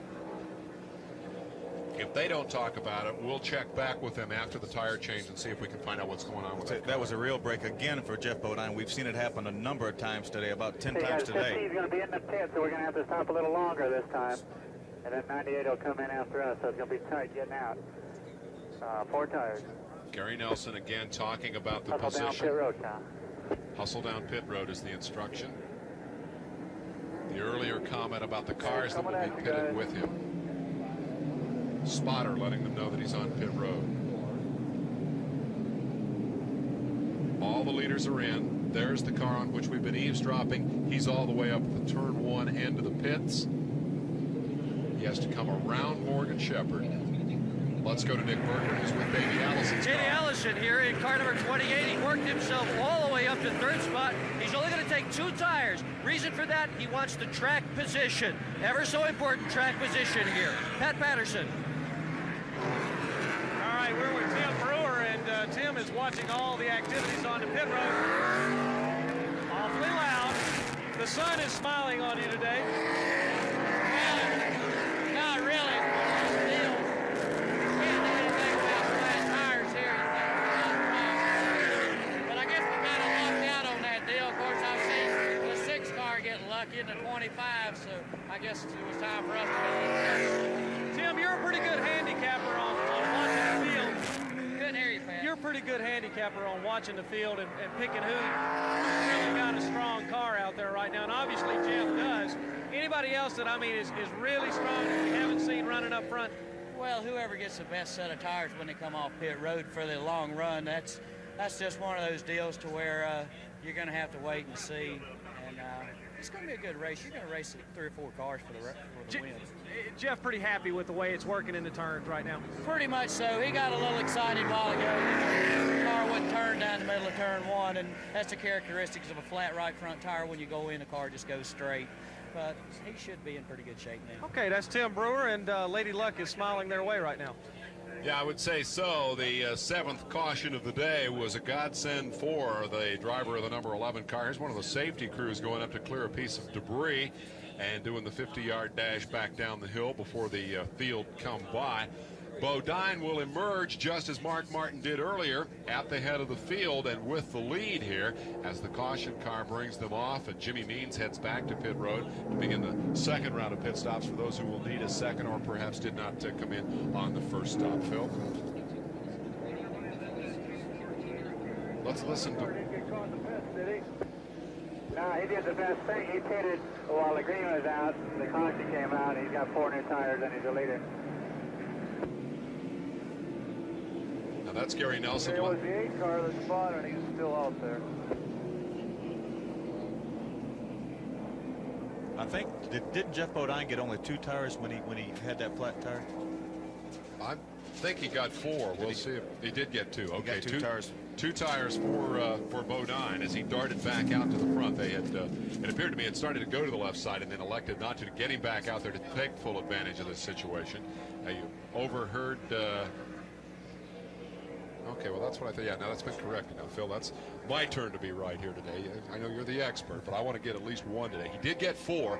They had just started to go to the left side as the shot changed, but I thought they were going to go ahead and change them all. And that was precisely the moment when the caution came out. And that was the information that Gary Nelson was relaying there, I believe, to Kyle Petty to make sure that Kyle was aware of how Bodine got back up there into the middle of that. So, again, the communication is critical. It's important for us to be in the middle of the loop so that we can tell you what's happening, but it's equally important, I guess, for the driver to have that information because he needs to know what the other guys got in order to measure his own performance. Absolutely. I think it's critical for Kyle to know that Jeff Bodine has four fresh tires and anybody else around him. So I think it's very critical because then he can gauge that, well, I can beat this guy. I only got 2 tires. He got 4.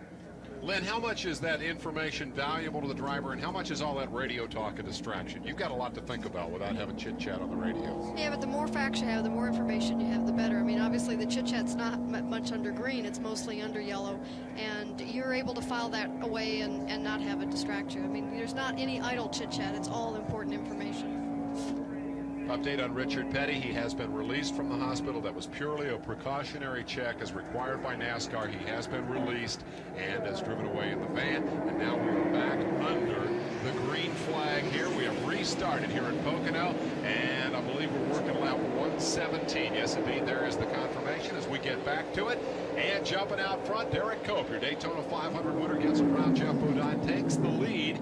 Winner at Dover, winner at Daytona, and a challenger here at Pocono, and a guy that obviously is determined you'll hear his name a great deal more in the future. Rusty Wallace's view of the dirt and dust being kicked up as they hustle through turn 1 of this triangular racetrack nestled in the beautiful Pocono Mountains of eastern Pennsylvania. Dave, I think actually what happened was Derek Cope must have got to the line across pit road before Jeff Bodine did, even though he was on the racetrack. So that Derek Cope was really in the lead on the restart. Let's go to Dick Berggren in the pits.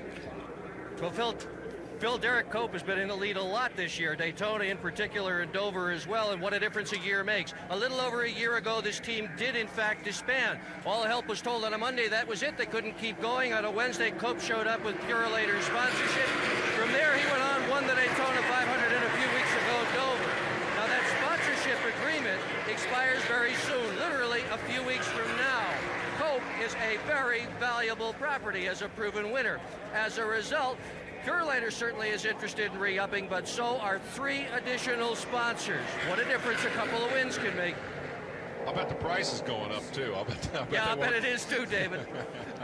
You win the Daytona 500, value increases dramatically, and you're right, Phil. Indeed, Cope did manage to emerge as the leader on that pit stop shuffle, and Bodine is the second-place car. But again, to re-emphasize, Bodine was the lucky guy in that, because had the yellow not come out when it did, he would have been well downfield. Here he's challenging for the lead, and coming right with him is Kenny Schrader, who was the unlucky guy and did not get his lap back in that earlier exchange. Behind them comes the third running car of the pole sitter, Ernie Irvan. He's been back as far as 10th and up as high as the lead today, and now settles into that third spot. Davey Allison is 4th, Rusty Wallace 5th as they pound up the front straightaway.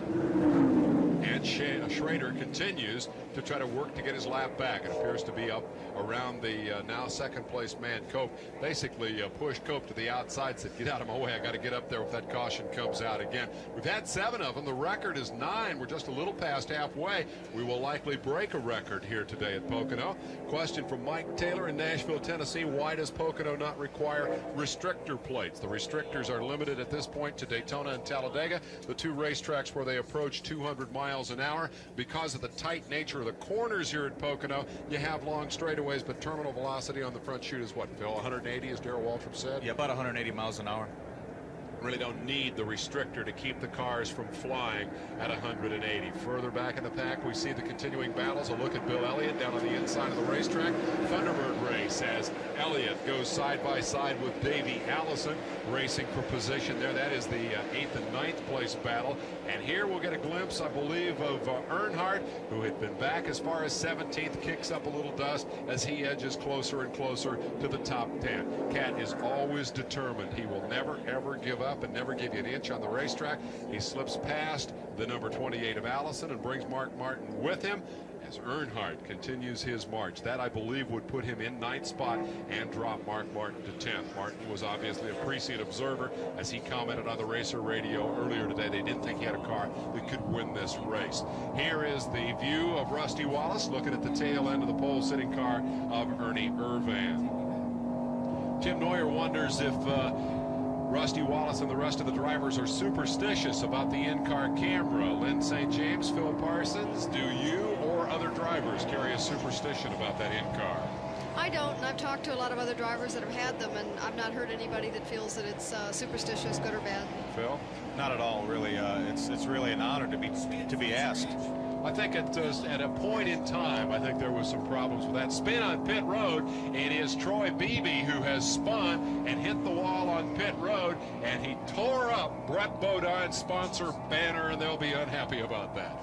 No damage done. He makes the left-hand turn into what is turn 4 here at Pocono. That's when you go behind the wall. Caution will fly, and Schrader is in front of Bodine as they come back toward start-finish. There's the car out of harm's way. They will waive that caution, and that means that when they come back to the wire, Schrader may have the opportunity to get that lap back. This time I don't think Bodine will be able to repass him, so Schrader will accomplish what he missed out on a lap ago. And can we confirm, Phil, this will put him back on the lead lap? He got that earlier when back on the Petty incident. Yes, right? it will. I'll tell you, this could be a real pivotal point in the race, too, because Schrader, you notice, has been trying to get his lap back, so he's been running towards the front ever since they got their brake problem solved. So now he can go all the way back around, catch up to the tail end of the field, and if he has time to work his way back to the front, he really may be a force to be reckoned with. Schrader always runs well at this racetrack. It'll be fun to watch him in Victory Lane. That's a beat-up race car. If he can bring that puppy home, it'll be a comment on how difficult it is to win in Winston Cup competition. Let's go to Dick Berggren with a familiar face. Well, Richard, we have an 800 number, and your fans have clogged it up, wanting to make sure you're all right. Tell them you're okay. Yeah, I'm okay. You know, we just come off the second corner there. Was 3 or 4 boys in front of me, and I come off there really good, had a good hope, and they come off, and then they quit. I don't know what happened in front of them, but anyhow, some of them slammed on brakes or something. I just knocked the fool out of somebody, and then wound up in the wall. But tore the car up, but it didn't bother me any. So, come back again and try it, I guess. Well, that's the important thing. Nobody called asking about the car. They all wanted to know about you. I'm doing fine. I'll be ready for Michigan next week. There you go. Richard Petty, the king. Richard may not like me bringing this up, but I'm going to do it anyway. They have put an exercise bicycle on the truck now. They haul the bicycle to the races. Richard has cut back a little on his personal appearance schedule, and just like the rest of us ought to be, Richard's going to start taking a little better care of himself and working on the bicycle to keep himself in good shape to continue to race well into the 50s. Let's go into his 50s, we should say, and into the decade of the 90s. Let's go to Pat Patterson. Well, we just wanted to let everybody know, Dave, that there's only 1 lap to go, and a few cars are going to come in and get some fuel. Most of them got tires on the last stop, so basically, for the only reason to come in, unless you've got another tire problem, the last set you got is going to be just to duck on quickly, get fuel. The leaders pit, Jeff Bodine, had gas cans poised, but when the 1 to go sign came out, they said, well, never mind, we'll just go with what we got. Waltrip does make a late stop. We have an 800 number you can call today with your questions. That number is 1-800-522-RACE, R-A-C-E. Tim Starlipper wants to be a superstar of stock car racing someday. He's from Charlotte. That's a good place to be from if you want to get in the racing business. Philly wants to know how many asphalt hours he needs to get onto the NASCAR circuit. He's starting his racing career next season. How many asphalt hours do I need for NASCAR? I'm really not sure in hours, Dave, but he has to be able to, to run well on the track he's starting on, then go up to another division. If he starts in hobby, go to the next division, then the next division, and get where he runs well in the division he's running in, and then he can think about maybe going to Busch Grand National or something like that. Is there a danger in trying to go too quickly, and how do you kind of rein in? How do you keep from being impatient, want to jump right into the next division too soon? Well, I think there definitely is a danger of going too quickly because, you can only do so much. And for him to try to come out, run 1 year of hobby cars around North Carolina at Hickory or Concord, something like that, and to try to come and run with these guys, it would be impossible. And he would just, if he had somebody behind him paying the money, and then they wouldn't be there long because they knew it, they wouldn't be getting anything out of it. So he just needs to take his time and do well at where he's racing and what division he's racing in, then just try to gradually move up. Quickly, Lynn St. James. Yes, I've talked to Jack Roush about that a lot too, talking about our new teams and expanding teams, and I would concur with this, that he feels that you need at least 3,000 miles on each racetrack before you really know and can be a contender at a racetrack. That's a lot of miles on each track. Yes, indeed. Tim, I hope we get a chance to call your name on one of these telecasts. Let's listen to Kyle Petty. Get ready. Go, go. That was the spotter signal. Go, go. The command to Kyle. The spotter high overhead has a better view of the overall situation than does the driver, and actually gives the driver the command to start. So Kyle gets a good jump here as Bodine continues to lead this race. He was on the point for the restart as none of the leaders pitted. Good action here at Pocono all day long, in part because of the flurry of yellows. Nobody likes a yellow cluttered race. We've had 7 today. The record is 9. But one thing it has done is kept those leaders in tight formation up front all afternoon long. The most consistent car in the pack has been Bodine, and he's back at the head of the field once again. This is Jeff Bodine. Brett Bodine has led the race on one occasion, but Jeff has been the strongest and most consistent driver all day. We should update that Troy Beebe was uninjured in that crash that brought out the last yellow. Let's confirm that information. And now Cope coming up from 2nd spot. 3rd is Ernie Irvan. 4th, I believe, is still Rusty Wallace as the field work their way down towards start finish. And looky here, the old dominator Dale Earnhardt is up to 6th place. Think how well he'd be doing if he was healthy, Phil. Knowing Earnhardt, probably not any better at all. Bill Elliott's unscheduled pit stop. Is that another flat tire? That will be absolutely unbelievable. He is on pit road. There's a better view of it. As you can see, the crash truck is still right in front of him, tending to Troy Beebe. Must be. There's no reason to be changing tires right now unless one of them's flat. After everything he's gone through, he worked his way up to 6th place on this particular restart, and I can't believe he's got to have bad luck again. What a shame for the Elliots. They really need to build some momentum back and to show that they are a championship caliber team. They have had a terrible, terrible season, and really the whole essence of that bad luck has been flat tires. They've just had them over and over and over again. Timely question from Jim Harris of Hillsville, Virginia, watching on Telescripts today.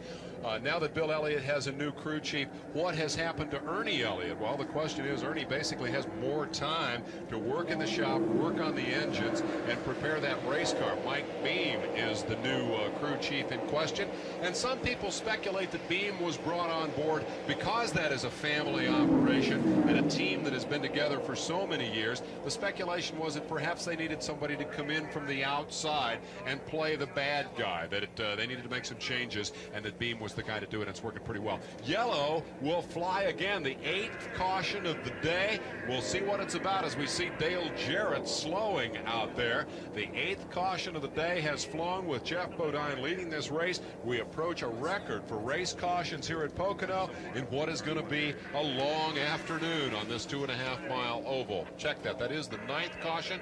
Let's confirm that, because if so, that ties the record. It is debris on the racetrack. Perhaps a chunk of Bill Elliott's tire? Could be. Elliott had to make the stop for the tire change, and I believe that is his 8th flat tire in the last 3 races. That could also be Dale Jarrett's, because we saw Dale Jarrett going slow, so that could have been why he was going slow. Another break for Bill Elliott, though. He came in and had a real tough break, but boom, the caution comes right out, and he gets back. Now he can catch up with the field again and try to work his way towards the front. Let's confirm that. It is 9 cautions today. That ties the record that was set in the 1984 running of this race, and in fact has been equaled on 4 subsequent occasions. So 9 is not an uncommon number in this event. We've got 75 laps to go as they watch the action from NASCAR Race Control. Let's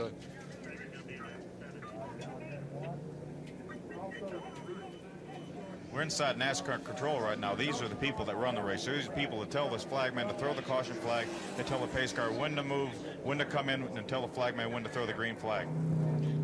Didn't hear anything terribly interesting or revealing there, but this is indeed the nerve center of the competition here. And the debris on the racetrack was spotted undoubtedly by one of their safety personnel, quickly radioed in, yellow flag flies. Now I think perhaps they're trying to direct the crew to where it is. Let's listen. Got any debris that you need to pick up? Let's get one to go if you can. Man on the right is Dick Beatty. On the left, the coach, Les Richter, former football star, now NASCAR competition organizer. And here come all the leaders. They realize this caution will extend another lap, and all the leaders are going to come on pit road. Here is the leader in the race. Bodine slides her into the Junior Johnson pit. Junior goes in for the chassis adjustment on the left rear. Looks like they're going to right side tires. Let's go to Pat Patterson. Watch the jack man. Pump the jack 5 times to get the car up in the air. All right, now the wheels are going on, the jack comes down, and the car is gone. Now the reason I wanted to show you the jack man is because technology in Winston Cup racing has now gotten us to a jack that you only have to jack 1 time to get the car up in the air. We'll try to find one of those and show it to you a little bit later on this afternoon. But technology, again, giving a lot of help in the pits. And now let's go up to my partner, Dick Berger. Well, Pat, this is the tire that came off the left front of Dale Jarrett's car. We've had several tires that have looked just like this. I want to point out this is not the fault of the tire manufacturer, Goodyear. What happens when you run over a rock or a piece of debris at 150 miles an hour, that's like putting a knife right in the thing. And once it slices, that's it. She's history. She blows up. We've had several of these. Nothing wrong with the tires, but boy, they're sure hard to drive when they get flat like that, I tell you. Well, look who has emerged as the new leader of the race here. Robbie Moroso, who brought out one of the record-tying 9 cautions today with an earlier spin after a tangle with another driver. Hangs in there. You said, Lynn, doesn't matter what goes wrong. Keep thinking you'll get back to the front. Robbie proves you know what you're talking about. It takes that kind of attitude, and it's even more demonstrated so much more in NASCAR racing than any other form of racing I've ever seen, and it's amazing. I mean, Mark's attitude, you know, we're just going to dig and scrape and dig down there and get everything we can get, and it ain't over till it's over. And boy, is this is just it's just continued to be demonstrated. We'll see who else is up there with him if the scoreboard is correct, and Darrell Waltrip is second. He would certainly fall into that same category here today. There's Ricky Rudd.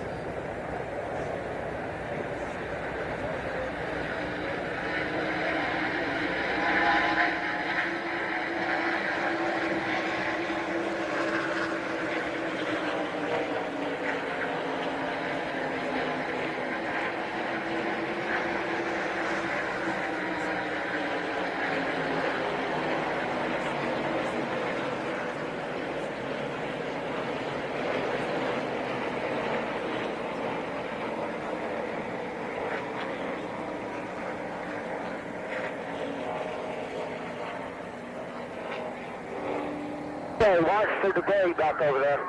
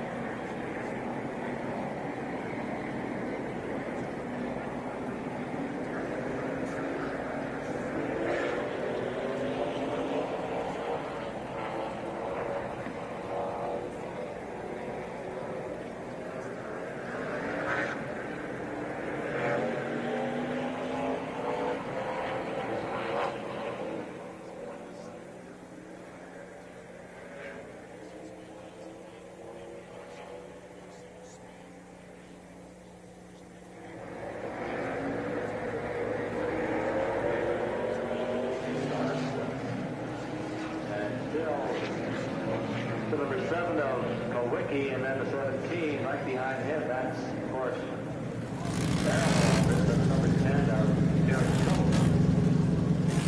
And then John Little, I believe, is right in there too, around 18.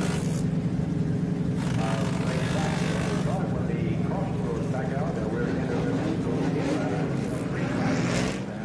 Another one of the shiny green side. Where one Doyle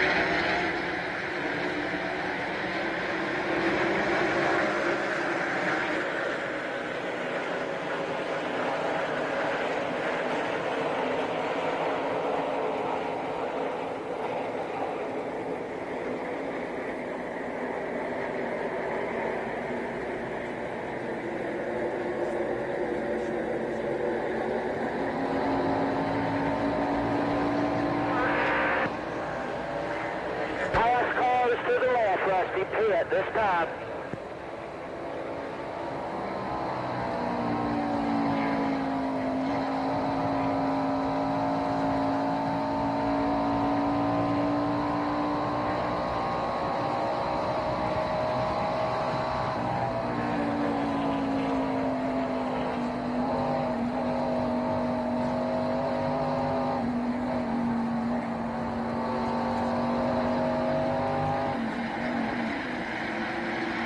Stop and go. Okay.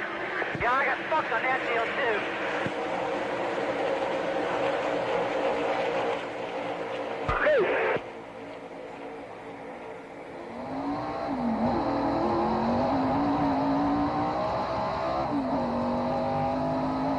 That line.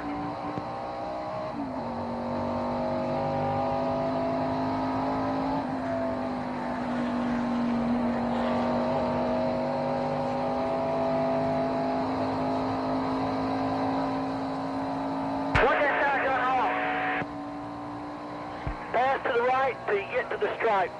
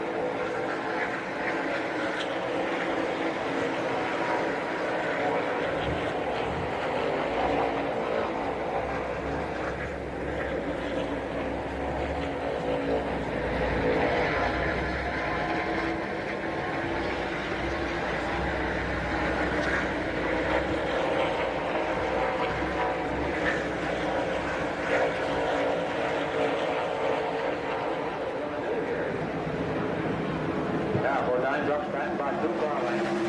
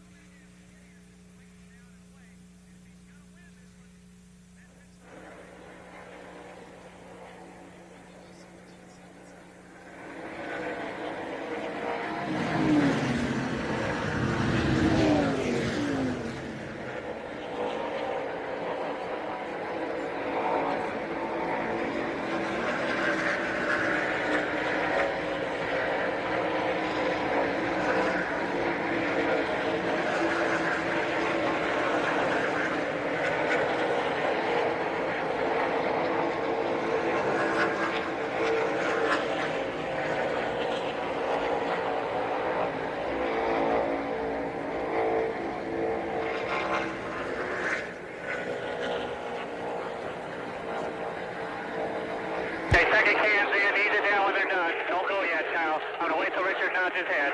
Go, go, go.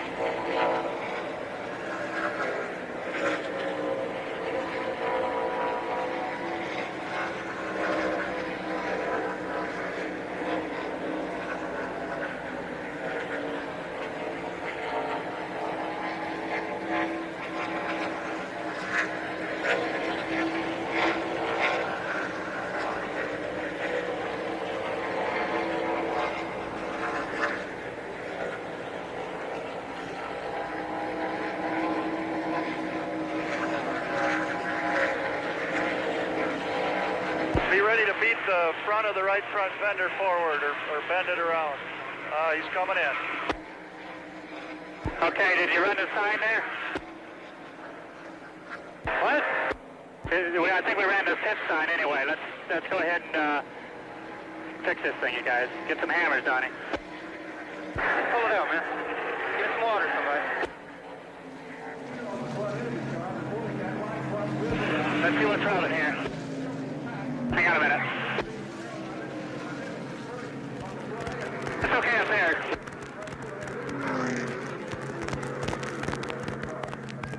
Okay, let's put a lug nut on. Did I fit too soon? Yeah, we finished too soon. My fault, man, my fault. That's okay, we gotta go. Hurry up, you guys. Here comes the pace car. Let's go.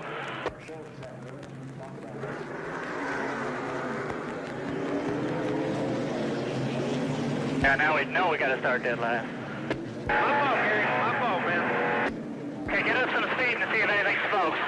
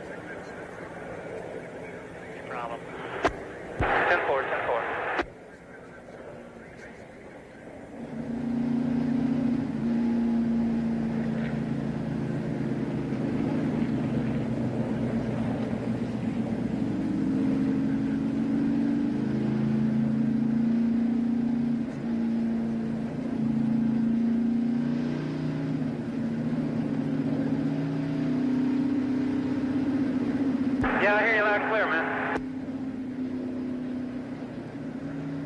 I don't know, we'd run along there about 5th or 6th, and Kawicki, we all made pit stops, and Alan blew a left rear tire. Just came apart on him.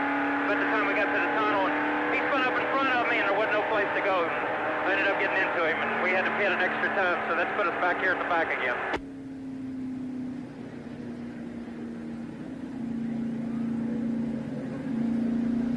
Hey, when you're this far back and there's only this many laps left, you just run as hard as you can go and get whatever you can get. Thanks, sir. 1 to go, Kyle, 1 to go.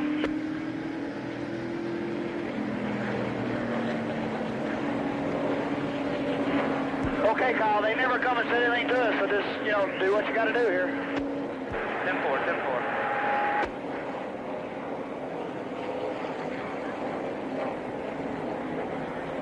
Hey, is this set of tires like the last set of tires?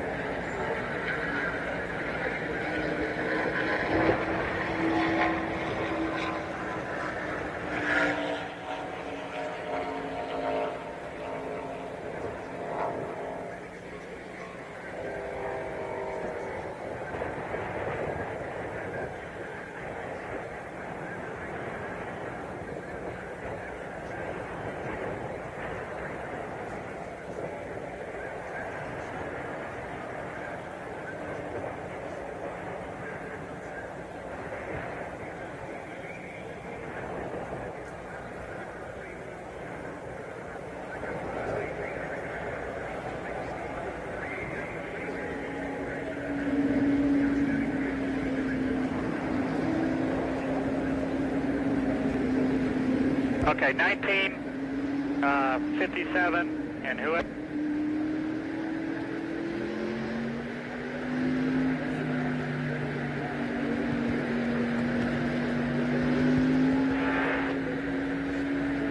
Okay, get ready, get ready. Get ready, green flag, go, go.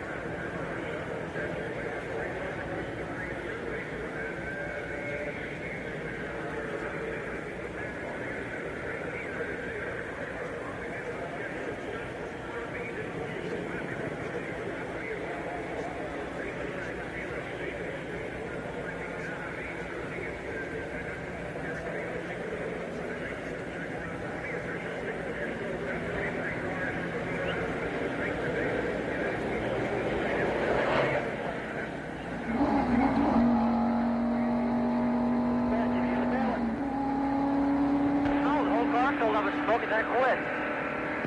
Okay, rev it up here a time or two.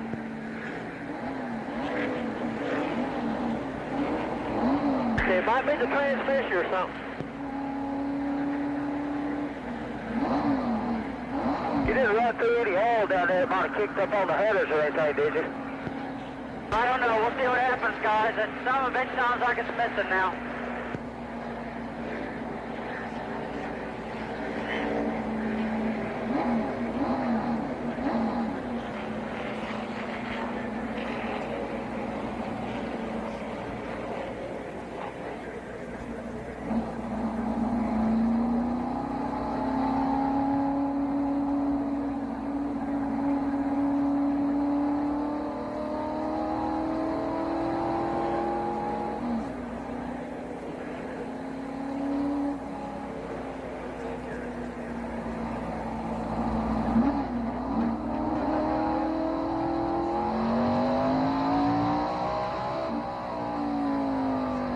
It doesn't seem like anything in the carburetor does it, Rusty. Oh, I don't know. I just put it in second gear, revved it up and took off, and it seemed okay. I don't know. It looked like to me when you went right by where that car wrecked that might kick some oil up on the headers or something, because right there those cars are wrecked where it did it.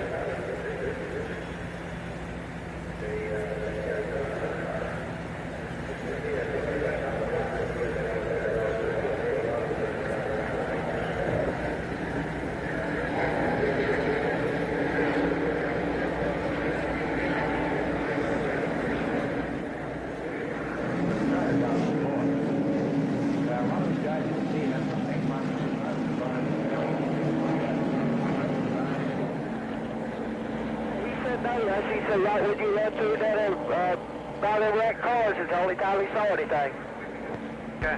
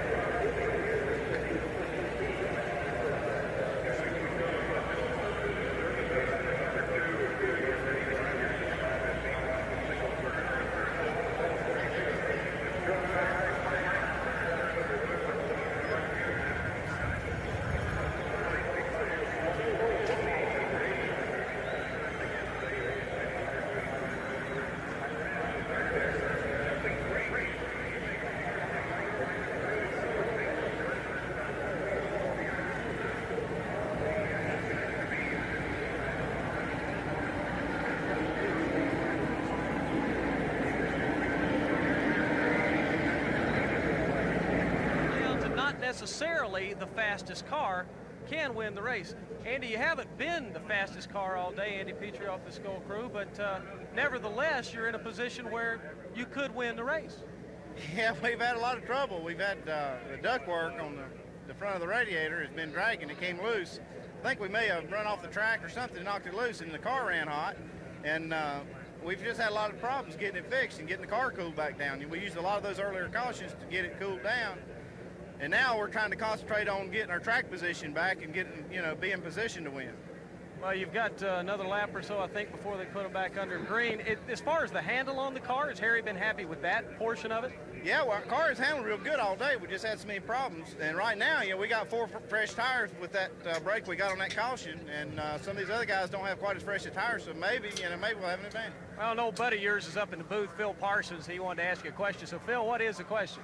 Ask Andy if he wins the race, will he get a new pair of sunglasses instead of the pair he's got tie wrapped together there? Phil is making real serious fun of those sunglasses of yours. He wants to know if you win the race, are you going to get a new pair? Yeah, these broke. I've got a tie wrap holding them right there in the center. I guess they can see that. Well, he's going to have his eyes glued through those glasses to see what Mr. Gant's got for the last few laps here, and we'll go back upstairs. You sharp-eyed devil. I thought those were supposed to be that way. We confirmed that all 3 drivers are okay after the crash at turn 1. This will require some additional cleanup. They dropped an awful lot of oil and water on the racetrack up there, so it'll be a little while before we're able to finish cleanup work on this turn 1 situation. And I guess that'll bring up the question then, Phil, again, the yellow, the pit stop strategy under the long yellow. Do you look at the Army here trying to get this racetrack scrubbed up? 2 questions, really.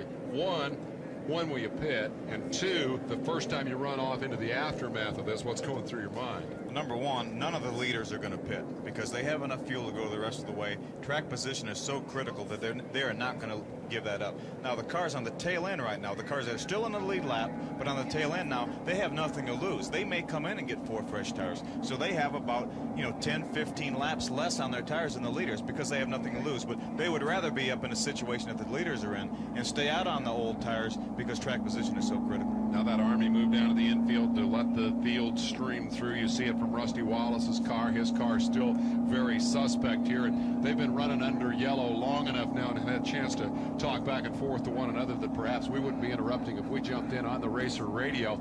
Rusty Wallace, if you can hear us, have you been able to further diagnose the potential problem with your car? What's wrong out there? I didn't know I had a problem. Well, we've been eavesdropping on you, Rusty. This is Dave Despain. We heard you talking with your crew about possibility it might be missing and possibility that it might be leaking oil. Anything to either one of those? Well, I don't know, Dave.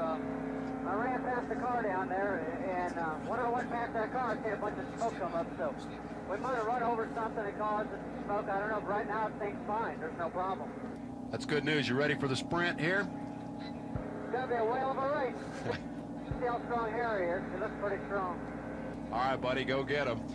I think Rusty doesn't want to acknowledge anything might be wrong with that car. We mentioned the eavesdropping that's been going on. Rusty would just as soon have had us believe that there was absolutely nothing wrong, and that communication was not so much for us as for Harry Gant's crew.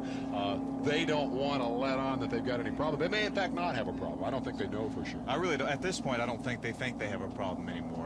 Rusty did think so originally, and like he said, he ran by a car and some smoke came up, so he thought it might have been smoking, but apparently not. And he said he put it in second gear, nailed the throttle, and the thing felt all right, so apparently it's not missing either, so I think he'll be in good shape. Story of the day, record number of cautions, most of them induced by cut tires. An argument here for ripple strips at the inside of turn 1 and turn 3. In the opinion of our expert, Phil Parsons, I don't think anybody would disagree with that because the debris thrown up on the racetrack has certainly taken its toll here today. Rusty Wallace has emerged as the front runner. Kyle Petty is back at the tail end of the field after giving us a great show here today. Lynn St. James. I just have a tidbit of information I'd like to share with everybody out there because I did attend the drivers meeting, as I mentioned. The pace car is now going 65 miles an hour around the racetrack, so you can see how slow it all looks, but that's the pace that they said they'll be taking the car around the racetrack. That's why these laps take so long under yellow, but that is to our advantage. That means we'll have that many more green flag laps when we do come back, and that will be, I would think, at least one more lap. We'll double check and see if the lights have gone out on the pace car, but there are still a lot of safety people up there. I think this is going to be a little while. Let's check in with Kyle Petty on the Racer Radio. Kyle's Dave Despain calling. You made a couple of pretty good moves. You put some people behind you there. Will you pit and try to freshen up that car for the dash to the finish, or will you stay out there? No, we're pretty much going to stay out here. There's everybody in front of us is in the lead lap, and there's 3 or 4 behind us that are in the lead lap, so we can't afford to lose much track position right now. Give it a run for its money out there, friend, and happy Father's Day to you. That is Kyle Petty. Had a tough day today. I mean, it was a big disappointment for him, and he conceded that he made the mistake that cost him there. He got into the back of Kulwicki when Kulwicki spun and crashed and brought out the previous caution, not this one, but the one before. But for Kyle, I guess the big problem was that he violated the closed pit rule, and that sent him to the back. Although in reality, I guess the duration of that pit stop, wouldn't he have ended up in about the same position, Phil, or could they really have made any difference in their situation if he had stayed out for a while? I'm not sure that, I think he might have been a little, he probably would have been better off if he would have stayed out, but the fact that he did pit too early, they probably didn't have enough time to get all the work done, so he had to come in. But if he would have waited and came in with the rest of the field, then he would have had a chance at beating people out of the pits and may have been a lot farther up. But I tell you, Kyle thought just a few cars behind him were in the lead lap. There's actually 8 cars behind him in the lead lap. There's 23 cars right now in the lead lap, and Kyle's 15th, so he's ahead of 8 cars. Kyle's done a heck of a job today. When you add it all up, and he's still going to have a little bit of time to operate here. He's got a comparatively fresh race car, even if it's a little bit beat up in the front. Here are some of the record crowd that have jammed Pocono International Raceway today. They sold out the grandstand yesterday. First time in stock car history here that has happened. They packed them into the infield today, and now this huge crowd, this record crowd, will see a spectacular finish as we have 1 lap to go, 1 lap to green. I want to thank all of you who have called in today. We probably won't get to your questions if you call us now because we're pretty close to the end of the broadcast. We'll try to get in a couple of more before we wrap up here today. But to each and every one of you who have called today, to each and every one of you who watched today, we certainly appreciate it, and we certainly hope that you've enjoyed this telecast. The best is yet to come as we get down to a finish. Question from Craig Staggs, Arlington Telecable, Arlington, Texas. Average horsepower on these cars, Phil?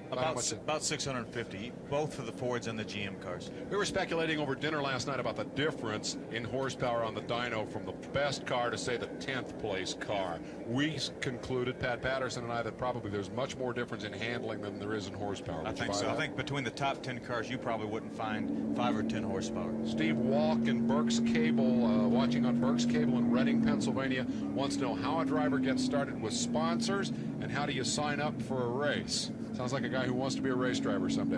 How do you start? What do you do? Well, to get hooked up with a sponsor, you just, as we talked earlier about how to break into racing, you have to go to your local track and do a good job and then get somewhere. And the thing is, it takes so much money to do that, but you have to get somewhere where a sponsor can see you and say, hey, you have the right image for our product. We're going to sponsor you, and we're going to go Winston Cup racing or whatever kind of racing that you may choose, and that's how you get hooked up with them. Sometimes when the drivers switch around, like at the end of this year and the end of last year, one driver will change from another team to the other. The sponsor will already be at the team, and the driver will just change. So there's a multitude of ways to do it, but how to initially get a sponsor is really to be in the right place at the right time. I'll give you 10 seconds, Lynn. You're one of the best in the business at taking care of sponsors. What's the key? What's the most important single thing you do to take care of your sponsor? Never thought you'd ask, Dave. You just got to knock on a lot of doors is what I've had to do. Just knock on doors, talk to people, get them enthused, and really try to get them aligned with you. 20 laps remain as we come down for a restart at Pocono. 20 of 200, a mere 10% of the race to decide it all. Does Rusty Wallace have a problem, or does he not? He doesn't want Harry Gant to know if he has a problem. Gant is right behind him, ready for a shootout. Wallace slowed down and then jumped on the gas and gets a nice restart as he rockets 10, 15 car lengths in front of Harry Gant coming down the front straightaway. Now they all dart out of line, but Wallace played that like a master. Big move way down to the inside. That, I believe, is the number 18 of the man Greg Sachs, who has run so much at the front of the field here today. The unobstructed view of Rusty Wallace, and a problem for number 8, Bobby Hillen. He will pull to a stop just past the exit of the pits, and I'm not sure whether he's out of harm's way or not. That'll be an official's call. That may very well be a yellow flag. If he stays there, it'll definitely be a caution flag because he's too close to the racing surface. But yeah, as a matter of fact, they're throwing the yellow flag right now, so they're going to race to the flag. They'll bring it right back out. Kyle Petty's crew radioing to him. There is a car stalled on the front stretch, letting him know where the problem is. The race is back to the yellow flag. The 12th make that 13th, I believe, caution of the day as they come to start finish. No change of position because Wallace had an incredible restart, jumping back out in front of Harry Gant. He'll get a chance to do it again. Rusty's always so good at those restarts, but at least he didn't have to worry about jumping in here because he was right in front. Yeah, nobody to pass. He was the head man. That was basically a brake check is what that was. I mean, he slowed down, got up against Harry Gant's bumper, and then had to get Harry out of the throttle, and then took off. I don't think Harry will get caught like that again. He won't be able to do that twice in a row, I'll bet you. He gave away his game plan here, and then lo and behold, another yellow. So Harry will be all ready for that one. We'll see if Harry can retaliate. This should be quick, although no help has arrived at Hillen as yet. So the field, yeah, here comes the wrecker on its way up the front straightaway. The field, meanwhile, should be just approaching the tunnel turn at a much more comfortable speed than they've made around that corner for most of the laps here today. There is the pace car. And once again, a momentary pause here. I would think that you start getting a little antsy somewhere about now. You want to get this thing going again, make the run down to the finish here. Let's get it on, right? That was one of the things I think that when Rusty was hearing things, you know, sometimes you start to hear things, feel things when you're towards the end of the race, and you don't want to think anything's wrong with the car, but you know, you get a little nervous, you get a little edgy when you got time. And if you were running flat out now, if you're running under green, you don't hear or think anything. You're just going with it. But when you've got under yellow, you start thinking about things. They've had a lot of time to think about it today. 13 yellows, breaking the record, shattering the record of 9. Let's go to Pat Patterson. I just want to make a comment, Dave, and that is that a lot of times when it gets down to the very end of a race like this and you see some last-minute caution flags, a lot of people say, boy, but why did that have to happen, you know? But I want to comment that the NASCAR officials did everything they could. All of them down on this end of the pit road were trying to wave at Hillen, hoping that he would look in his rearview mirror to pull the car out of harm's way so they wouldn't have to stop the race, but it didn't work out that way, and it's a tough way for the day at the end for Bobby Hillen, who certainly would have liked to have finished this one. I noticed that the lights on the pace car are out, which means there's going to be about another half a circuit around the speedway to get the green flag, so I'll let you have it back.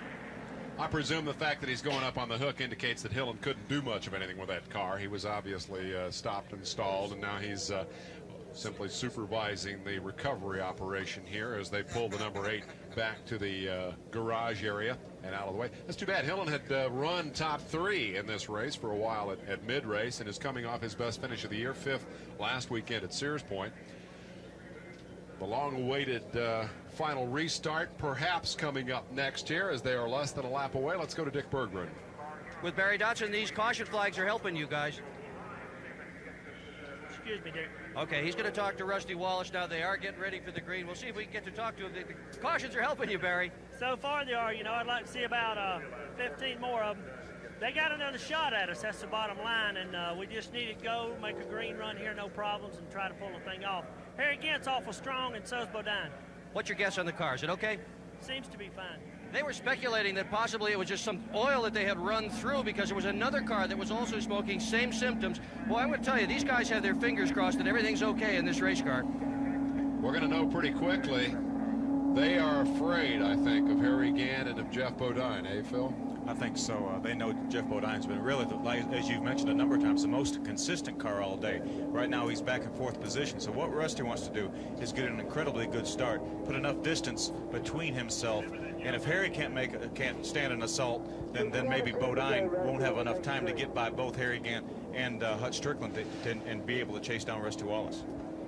Well, we're all going to get all of the answers very quickly here, assuming we can stay green this time. Rusty Wallace will lead him down for the restart with Harry Gant right on his heels.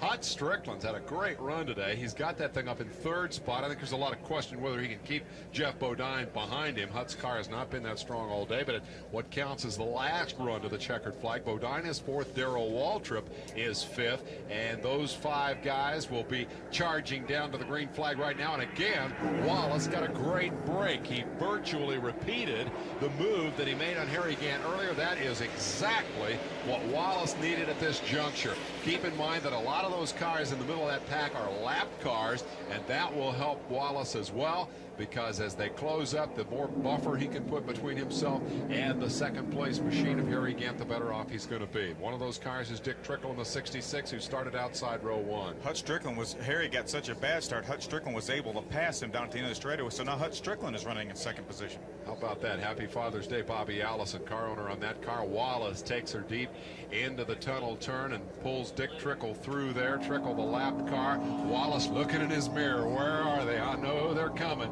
He's got to be real pleased with the way that restart worked out, and now he hunkers down and heads for the finish line here as the laps begin to wind down at Pocono.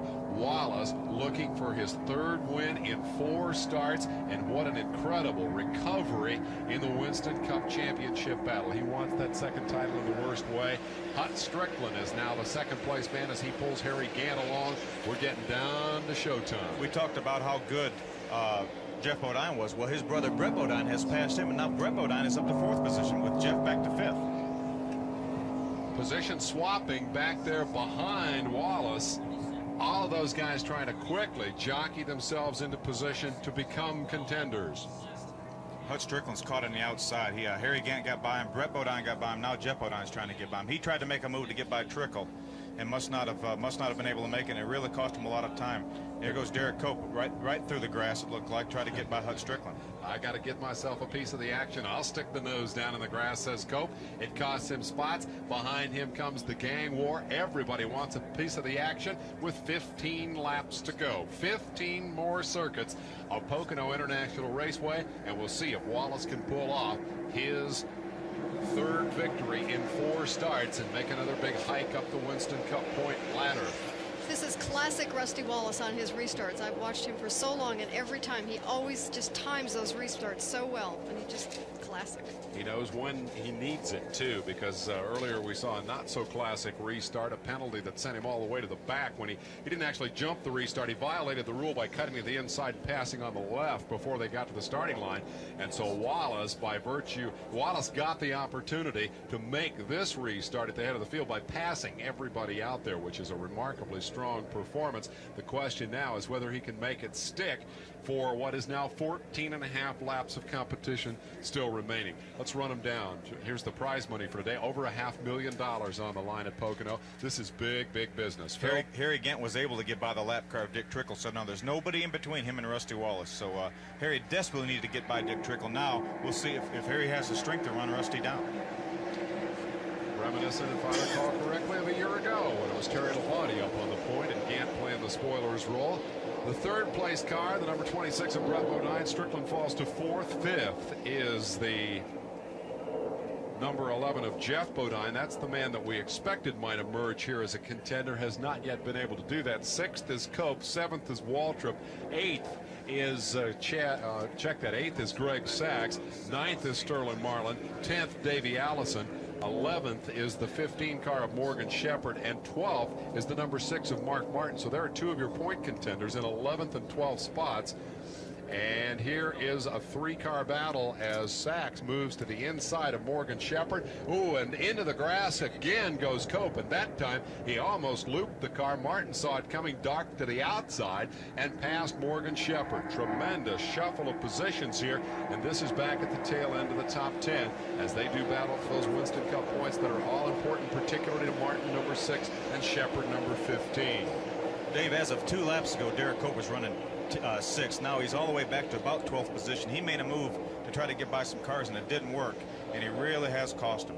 He really has dropped a bunch of spots. He's diving down on that tunnel turn and actually getting inside the ripple strip and getting into the dirt, trying desperately to find a good line through there, and it's backed him up twice in a row. I would think he'll not try that again. Shepherd starting to get away a little bit, and Martin and Cope fall into a side-by-side battle. Now here they come down into that same area of the racetrack, and Gant is reeling in Rusty Wallace. Wallace's worst fears are coming true. true, and that is that Harry Gant might have a car capable of running him down from behind and winning this race. They'll complete 188 this time by 12 laps remain. Plenty of time, I would think, for Harry Gant. I think so. Now, you know, catching Rusty is one thing, passing him is another.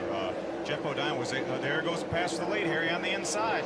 He's got the position on the low side of the racetrack. Let's see if Wallace can retaliate. No, I don't think so. He'll tuck right in behind Gant, and suddenly Harry Gant, number 33, emerges as the front runner, and through the blurry windshield of Rusty Wallace, leader on the restart, you now see the tail end of that number 33 car. Gant, strong run here today, slowly chipping his way toward the front of this field, has finally found the front and wants very much to stick right there for the 11 laps that remain, hold off Rusty Wallace and claim his first victory of the year. But I don't think this is a two-man story, is it? Jeff Bodine came from a long way back. He was able to get by his brother Brett and by Dick Trickle, and now has really caught this duo. So Jeff Bodine again is strong as he has been all day. We had expected this. I had expected this immediately after the restart. I thought Bodine would come after him. Crowd acknowledging Gant. They like seeing Harry out front. Ever popular Harry Gant. He has certainly been a crowd favorite, a fan favorite for many, many years. Started this race in 16th place today. Has taken his time getting to the front. Wallace, the victim of the past. Now Bodine, the challenger. Bodine in the car that won the race a year ago, the Junior Johnson Thunderbird, with Terry Labonte at the controls. Victorious here a year ago today. He'll try to make it 2 in a row as we watch from Rusty Wallace's viewpoint, the fleeing Harry Gant. I don't think there's a retaliatory move coming there. Perhaps that would be premature speculation on my part, but I think with 10.5 to go that Gant has the superior car. The ease with which he passed Rusty Wallace makes it seem unlikely that Wallace can come right back with retaliation. The question perhaps is Bodine, who should be coming into your picture. There he is right there, the third place car. Maybe has something for both of the front runners. I guess a Harry Gant victory wouldn't make you feel too bad, would it? No, not at all. Harry's a good friend, has helped me a lot in my career, and I've driven for Leo Jackson, who owns that car, and Andy Petrie for a number of years, and I'd be tickled to death for him to win this race. Well, Andy could buy some new sunglasses, and Harry could go another step toward getting rid of that runner-up reputation that he's had for so many years. They're inside of 10 laps to go. We're coming down to the shootout. Question is Bodine, can he come up there, mix it up with Rusty, climb another notch perhaps from that 5th in the point standings that he occupied coming into this race? And what of Harry Gant? Will he be able to hang on for now a little more than 9 laps and win his second race here at Pocono? He was last victorious on this racetrack way back in 1984 in a Chevrolet. Here today, he's got to hold off the Pontiac of Rusty Wallace and perhaps the Ford of Harry Gant if he's going to claim win number 2 on this racetrack. We'll be listening to Radio Crosstalk as they go down into turn number 1. Big scramble for position. Here's the inside move by Bodine, and he's got Wallace. I don't know if there's anything wrong with Wallace's car, but it is not as strong as Bodine. Back comes Wallace. Gant trying to open up the lead just a little bit. Here is a good view of just how close the competition is. Wallace coming right back under Jeff Bodine. He's not going to give away that spot easily. Now they're going into the tunnel turn. Somebody's going to have to lift, and it is Bodine. He says, I'm not going to run into this corner on the outside of Rusty Wallace. And that was just good heads-up racing. I wouldn't have made that move either. It really was, and I've been watching Rusty. The best he is through the tunnel turn. That's his best part of the racetrack right now. So Jeff Bodine needs to make a move somewhere, try to get him somewhere else, but I don't think he can do anything with Rusty in the tunnel turn. So, Lynn, we saw that he started making that move down the front straightaway. Bodine ducked to the inside at the end of the front straightaway, and it took him all the way to the tunnel turn to get halfway through the pass. Can he make that pass, do you think? I know, you're on the spot. Don't look at me like that. Take a shot at it. I don't know. I mean, once you lose 50 RPM on these cars, it's so hard to gain it back in the momentum. And so it's, I mean, I don't know. We're going to watch it for the next 9 laps, and we're going to know. Look what gap it gave Harry Gant. Just that really 2/3 of a lap running side by side between Rusty Wallace and Jeff Bodine. It gave Harry about a 20 car length lead. So that was the best thing could happen for Harry Gant. But what does that tell Jeff Bodine now? He knows he's got to get around Wallace or he's stuck with third. He knows that every time he makes a move at Wallace, he cuts his own chance chance of winning the race because it lets Gant get farther away. What does he do? He's got to get by him because he cannot beat Harry if he's got a car in between him. So he's got to get by him and try to do it when he can just get past him, clear him, get up in line in front of him. He can't race him because that just lets Harry Gant drive away. 8 laps to go. I thought Bodine was going to pull off that pass. I thought he was around Wallace. Rusty made a strong retaliation. I don't think that again, perhaps for once once and for all put the speculation about Rusty's car to rest. I don't think there's anything wrong with that car. It's not as strong as Harry's car. It's apparently about as good as Jeff's car at this moment, and this may end up being a battle for second place. Gant, for the moment, 7 laps to go, comfortably in front, and unless Wallace and Bodine can hook up in a draft and run him down, he may be able to hang on to that all the way. But again, we've had an abundance of caution flags here today, and I wouldn't guarantee we won't see another one. In that frame there, you can see all 3 positions. It's a pretty healthy separation from first to second, and now Bodine seems content to sit there. All 3 cars are healthy, obviously. One may be running just a little better than the other, but you can guarantee that all 3 guys are trying to get everything they can out of the car. I don't think there's any laying back, but at the same time, nobody's going to risk anything. I mean, they're not running right now nose to fender, and it's like they can't risk anything. I mean, there's too much on the line, the points, everything else that goes into place. Nobody's just going to throw it all away just to try to make a pass. Well, you can bet that when they went off into the tunnel turn, that Jeff Bodine and Rusty Wallace were both thinking about that $1 million that's waiting at the end of the season. This is one afternoon of 29 that will decide the championship. That was one position of 40 out here today, and the smart move was to lift, and Bodine that was one corner. You got it. It may cost him a spot today. There's an outside chance he might have been able to pull off that pass, but a greater chance, I think, that he might have got into the wall, and perhaps Wallace would have gone with him. So, wisdom, the better part of valor right there. And Gant, meanwhile, Harry Gant just keeps cruising. I mean, he's just, yeah, exactly. And he with no top 5 finishes this year. It's a great opportunity for him to finally get things together for this team. 5 laps to go as we head down for the checkered flag. The battle will be for second, it appears. There's no challenge being mounted to Harry Gant here. And so Handsome Harry may very well put that, not only that first top 5 finish of the year, but his first victory of the 1990 campaign up there on the wall. Guy's been racing stock cars a long time. Hard-working guy, carpenter by trade. I don't know very many guys that can jump up and grab the rafters in the garage and do pull-ups, hanging off the rafters like he can. Phil, using that upper body strength, that's a great tool for a race car driver. He's just one tough cat on and off the racetrack. He really is, and it's hard to believe. Harry Gant is 50 years old, and I'll guarantee you, we saw some video of Mark Martin lifting weights, but there are very few, if any, drivers that are in as good a shape as Harry Gant, and he's 50 years old. Pretty interesting to think back to the fact that 10 years ago, this man, Harry Gant, finished 5th in this race. He's one of the guys who's been around this game a while, and lo and behold, 10 years later, he looks like he's going to win this thing. Rusty Wallace, now he wasn't part of the story in 1980 when they came to Pocono. Today, he appears destined to finish no better than second, but perhaps no worse than second either, and that would be a victory of sorts, because with the momentum that he has, 2 wins in the last 3 races, a runner-up finish today, knowing that he's coming to a couple of racetracks he doesn't particularly like, Daytona and Talladega, they'll be real happy with this outcome today. They're thinking championship, they're thinking points. Here is Gant heading down through the short chute toward turn 3. Should have 4 to go this time by. Gant just slowly counting them down. A couple other interesting notes, and when we bring up that race 10 years ago, look back to it, the guys who were in that race also racing today are Dale Earnhardt, Harry Gant, Terry Labonte, Kyle Petty, been around 10 years now, hasn't he? Dave Marcus, Ricky Rudd, Jimmy Means, Darrell Waltrip, Richard Petty, and J.D. McDuffie. Only 10 drivers who started the 1980 Pocono race are back to race today. Among those not currently in the field, big names from the past are Neil Bonnet, Buddy Baker, Cale Yarborough, the late Tim Richmond, Benny Parsons, Lake Speed, and Bobby Allison. Race for 5th out there is still pretty good, Phil. It really is. That's really the only race right now on the racetrack. Hutch Strickland was running 5th. Dave Elson got by him. You got Greg Sachs right behind them running 7th. That's the only race on the racetrack.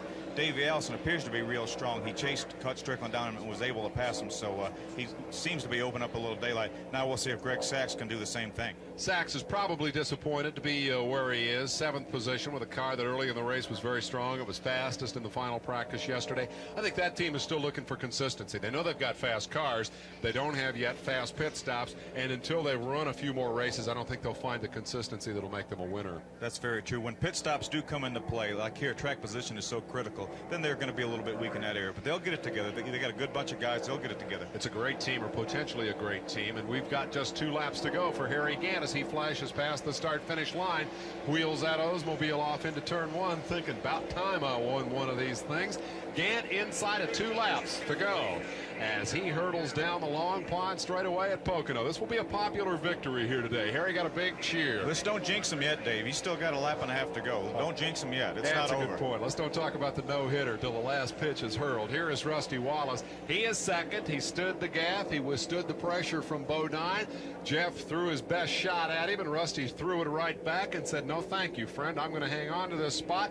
And Rusty is in second spot as they turn for the white flag, which awaits at the end of a long and grueling afternoon here. 3.5 hours after things get started, the checkered flag will fall. Long day. 4.5 hours. My apologies for that. The long cautions as Andy Petrie with the broken sunglasses looks on, obviously anxious. This is a helpless time for the crew chief. What can he do now? He's done all he can do. All he can do is just sit back there and watch. And the problem is, like right now, he cannot see Harry Gant anymore. So he'll be looking towards turn 3, and when he sees that green and white car, that Skoal car come off turn 3, then he'll be a happy man, and he'll probably get a new pair of sunglasses. White flag for Harry Gant, and probably the longest lap limb that he'll run all day. Yeah, for sure, because he's not had the best season. He's got that reputation, I think, for being a bridesmaid all the time and not the bride, and he certainly got it here. And that sigh of relief that the pits are going to have when they see that green and white car, as Phil mentioned, coming off of turn 3. Well, it won't be long. He's hustling for home. Harry Gant in the Oldsmobile, having it all his way in the late laps here today. If you're going to get good for the last 15 laps, and that's exactly what Gant did. Bided his time early, came to life when he needed to. Fans on their feet. Harry Gant has won the Miller Genuine Draft 500 at Pocono. Rusty Wallace will finish second. Jeff Bodine is third. Brett Bodine is fourth. Davey Allison fifth. Hut Strickland sixth. Finishing 7th will be the number 18 of Greg Sachs. And we've got a last lap crash. Number 66, Dick Trickle, has apparently crashed while turning for the checkered flag. It appears to be turn 3, so he did not get to the checker. Trickle, who started on the outside pole, has had a terrible afternoon. The checker and yellow will fall together, and Harry Gant will come back around to take the wave of congratulations from Rusty Wallace. A happy man, a well-deserved victory, and I guess the best race you can run at Pocono. You got to take your time. We're going to go to Pat Patterson in the Harry Gant pits. Well, needless to say, it is jubilation in the Harry Gant pit, and Andy Petrie, a great afternoon. I guess if Nolan Ryland can throw a no-hitter, you guys sure had it going this afternoon. Yeah, it looks like Harry threw a few strikes today too, didn't he? He did throw a few strikes. You know, it's frustrating to come out and not get the wins, and you haven't had them in a long while. It's been a long time in coming, and for a bunch of guys that really work hard to make it happen. Yeah, we have a lot of guys back at the shop that don't get to come to the races. You know, and like I say to them, it's Mark and Dean and Joe and Phil and all the guys in the motor shop. You know, Jerry and Jimmy and Kent and George and Sean. Yeah, I can't just keep going on and on. All these guys did a great job. Well, I'm really proud of it. I noticed that you've gotten rid of those old sunglasses, so I guess Phil Parsons is right. You go get a new pair, right? I hope so. Maybe I can afford some now. Have fun at Victory Lane. That's Andy Petrie, the crew chief on the winning car today, and we're going back upstairs to Davis Bay. All right, party about to get underway for the Gant crowd as they roll her into Victory Lane. Harry notches his 11th career Winston Cup victory, and lo and behold, he has finally managed to leave behind that runner-up jinx. So we're going to get one more look at what happened on the last lap here as Gant prepares to climb out. Winner at Pocono, Getting all the memorabilia into position here, getting everything staged. Look at the grin on Rusty Wallace's face. This is on the last lap now. They've actually taken the checkered flag. They've taken the checkered flag. It is their last lap of the day, if you will. The race is over. He looks over at Harry, and he gives him a big thumbs up. And that is the kind of sportsmanship that I think marks this series. You race your brains out against the guy, and then when it's all over, you look over and say congratulations. Oh, that's very true. You know, the thing is, we're together for 30 over 30 weeks a year, so it's, you know, a lot of it's like family. I mean, Rusty, if he could have beat him, he would have, but if he didn't, and he had a smile on his face and gave Harry the thumbs up. You know, that's what makes this whole sport special. That tight jaw look that he had just a few laps before under that yellow, and how it changed. And like you say, it's like you've given it all you've had. If somebody was better that day, when it counted at the end, you've got to deal with it. And I think, you know, you learn as a human being what you can do and to do your best. And when you do that, man, you can't look back. Let's go to Dick Bergman with the man who was best today. Dick? Let's really go with Harry Gant. Let's ask you, did that car get stronger at the tail end, or were you just hanging on and saving it? Well, we were, we were not all that quick, but we were consistent, and we were consistent in our practice, so we were consistent in the race. And the last big run before the cautions came out there, about 100 laps to go, I could see that my car would just keep on picking off cars and gaining up, and we had a lot of problems over the car was running real hot, the transmission seized up in high gear, and I had a lot of problems, but the Scope Band Oldsmobile and the crew just done a super job all day, and we got up front. That made a difference. Track position meant everything. How'd you get up front, Harry? What was the strategy in the pits? Well, we really was leading the race. We took the lead, stayed out a few laps longer, then come in the pits, and we got in first and got out first. And of course, I didn't beat Rusty. Rusty didn't pit the last time, so I just made one car to run again, and that made it a whole lot easier other than a couple lap cars. Well, you sure had a mirror full of Geoff Bodine and Rusty Wallace at about lap 190, though. Yeah, I saw them, racing back there, but I could have run a lot harder. I just really wanted to stay ahead and be smooth because I knew I could beat them because I had beat them earlier. If we run 20 straight laps, I can beat them. And I'd like to say hello, though. This is a good present, Father's Day, and dedicate this to my father. Harry Gant had lost his father just a few weeks ago, winning this afternoon at the Pocono International Raceway. Strong run for Harry Gant. That one's for you, Dad, and a good one it was, as Harry Gant wins it at Pocono and wins it comfortably. You heard him say he thought he could have run harder today. How did it turn out? Let's sum it up for you. Gant wins it over Rusty Wallace, who continues his assault on the Winston Cup ladder, headed for the top. Geoff Bodine will improve on his point total with a third-place run today. He came in ranked 5th. He led his brother across the stripe as Brett continues to enjoy a good season, having won his first Winston Cup race earlier this year. Davey Allison was 5th today, and no doubt dedicating his top 5 run to his dad as well. Hut Strickland 6th. Greg Sachs, kind of an up-and-down day. Looked like he might have the strongest car out there for a while. Finished 7th. Darrell Waltrip persevered from early problems to come home 8th. Sterling Marlin 9th. Kyle Petty, good run. Remember, he was all the way at the back after his near crash over there with Kyle Petty, or with number 7 Alan Kowicki, and he ended up in 10th spot here this afternoon. So it was a comeback for Kyle.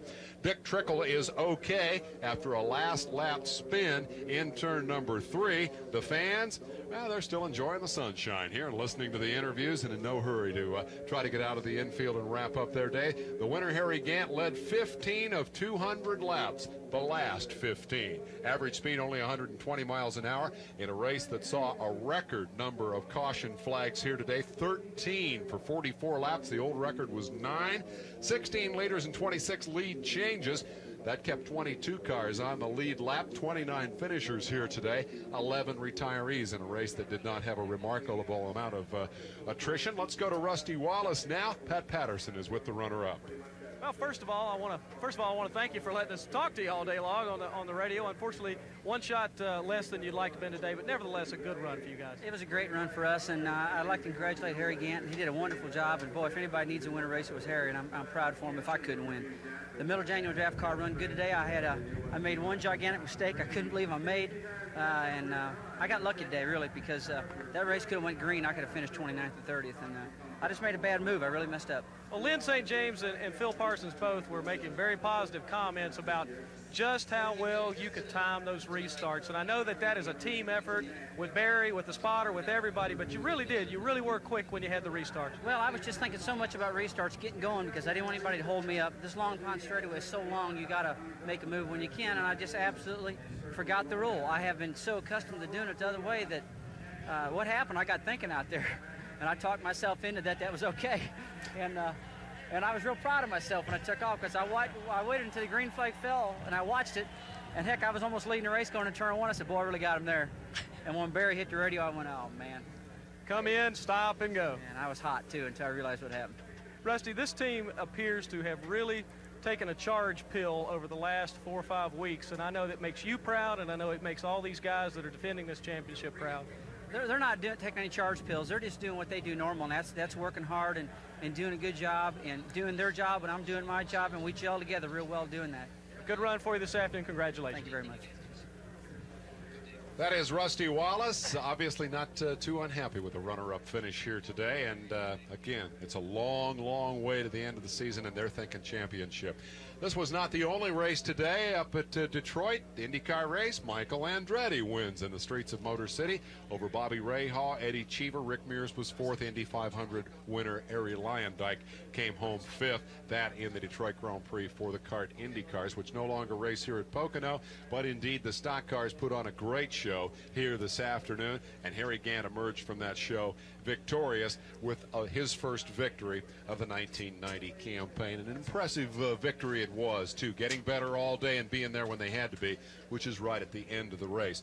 I thought that interesting that the Winston Cup champion would make the kind of mistake that Wallace did on that restart. That's not the sort of thing you expect of a champion, but what you do expect of a champion, indeed a championship team, is the kind of perseverance that they showed in coming back from that to a runner-up finish, because really the battle for this $1 million championship at this point, Phil, just continues to tighten up. The leader, Mark Martin, had a bad day today. Morgan Shepherd, who was the leader a week ago, wasn't spectacular today, so we're going to condense those top 5. And I think it's tougher this year, perhaps, to pick a favorite than it's been in a year or two. I think it really is. Jeff Bodine had a good day, so he was only 20 points behind Earnhardt. He may very well have passed Dale Earnhardt. And, Rusty Wallace was in 3rd position, so he's going to move up. He's going to gain points on Mark Martin. So I'll tell you, this is a heck of a point battle. And unlike in years, but a lot of times we've had 2 cars, maybe 3 that were really in the hunt for the point championship. But right now, there are at least 5 cars with a real good chance of winning the point championship. Now, Lyn, based on the strength of your resume, how long do you think it'll be before Jack calls you up and says, okay, Lyn, I'm going to put you in that second car? And we note that it was 10 years ago that Janet Guthrie was racing here at Pocono. I know a lot of the fans would like to see you in one of these things. Well, I'd love to do it, and Jack and I have talked, but Dorsey Schrader's here watching. He wants to do it. We mentioned Robbie Gordon will probably be in the second seat. So there's a lot of Roush drivers who want to be there, as well as other drivers that are experienced in Winston Cup racing. And I know Jack, in trying to expand his team, wants to really go for an experienced driver for that second seat. So I'll be talking to him for sure. If it's in the cards, if the sponsorship's there, if the commitment is there. Jack mentioned it takes 3,000 miles of driving to really, on each track, to be able to have the experience to be a front runner. That's a lot of miles that I'd have to get caught up on doing Winston Cup tracks. I'd be willing to make that commitment. It's a matter of whether everybody else is. So. We'd sure miss you here in the broadcast booth if that worked out that way, but I know that you'd love to get a shot at doing it. I want to take a look at that top 5 in the point standings. Here's how they stand. It's still Martin and Shepherd, your leaders, but Wallace has closed it right up. He's just 10 behind Shepherd, as you can see, and Jeff Bodine, in fact, drops Earnhardt another position. It was just 5 races ago that Earnhardt led this thing, and now he is 5th. Bodine has moved up to 4th. Those are the new numbers, and you see how tight it is in the race for that $1 million championship, 1st through 5th. No change in faces there, but a couple of changes in position as Bodine and Earnhardt flip-flop, and Wallace moves closer to Morgan Shepherd. Well, that's pretty much the story here. Any final observations, Phil Parsons, on this 1990 running at Pocono? I'm just tickled to death for Harry Gant. As we mentioned, Harry lost his father a couple months ago, and I know this means an awful lot to him, because I'm sure he's thinking about his dad, and he was thinking about his dad the last few laps, and they were very close. And I'm just tickled to death for Harry, for him and his father, and I'd just like to wish my father happy Father's Day. To all of you for watching today, for calling today, we very much appreciate it. For Dick Bergman and Pat Patterson in the pits, Lynn St. James and Phil Parsons topside, I'm Dave Despain. We hope you've enjoyed our telecast of this Miller Genuine Draft 500. So long from Pocono, Pennsylvania.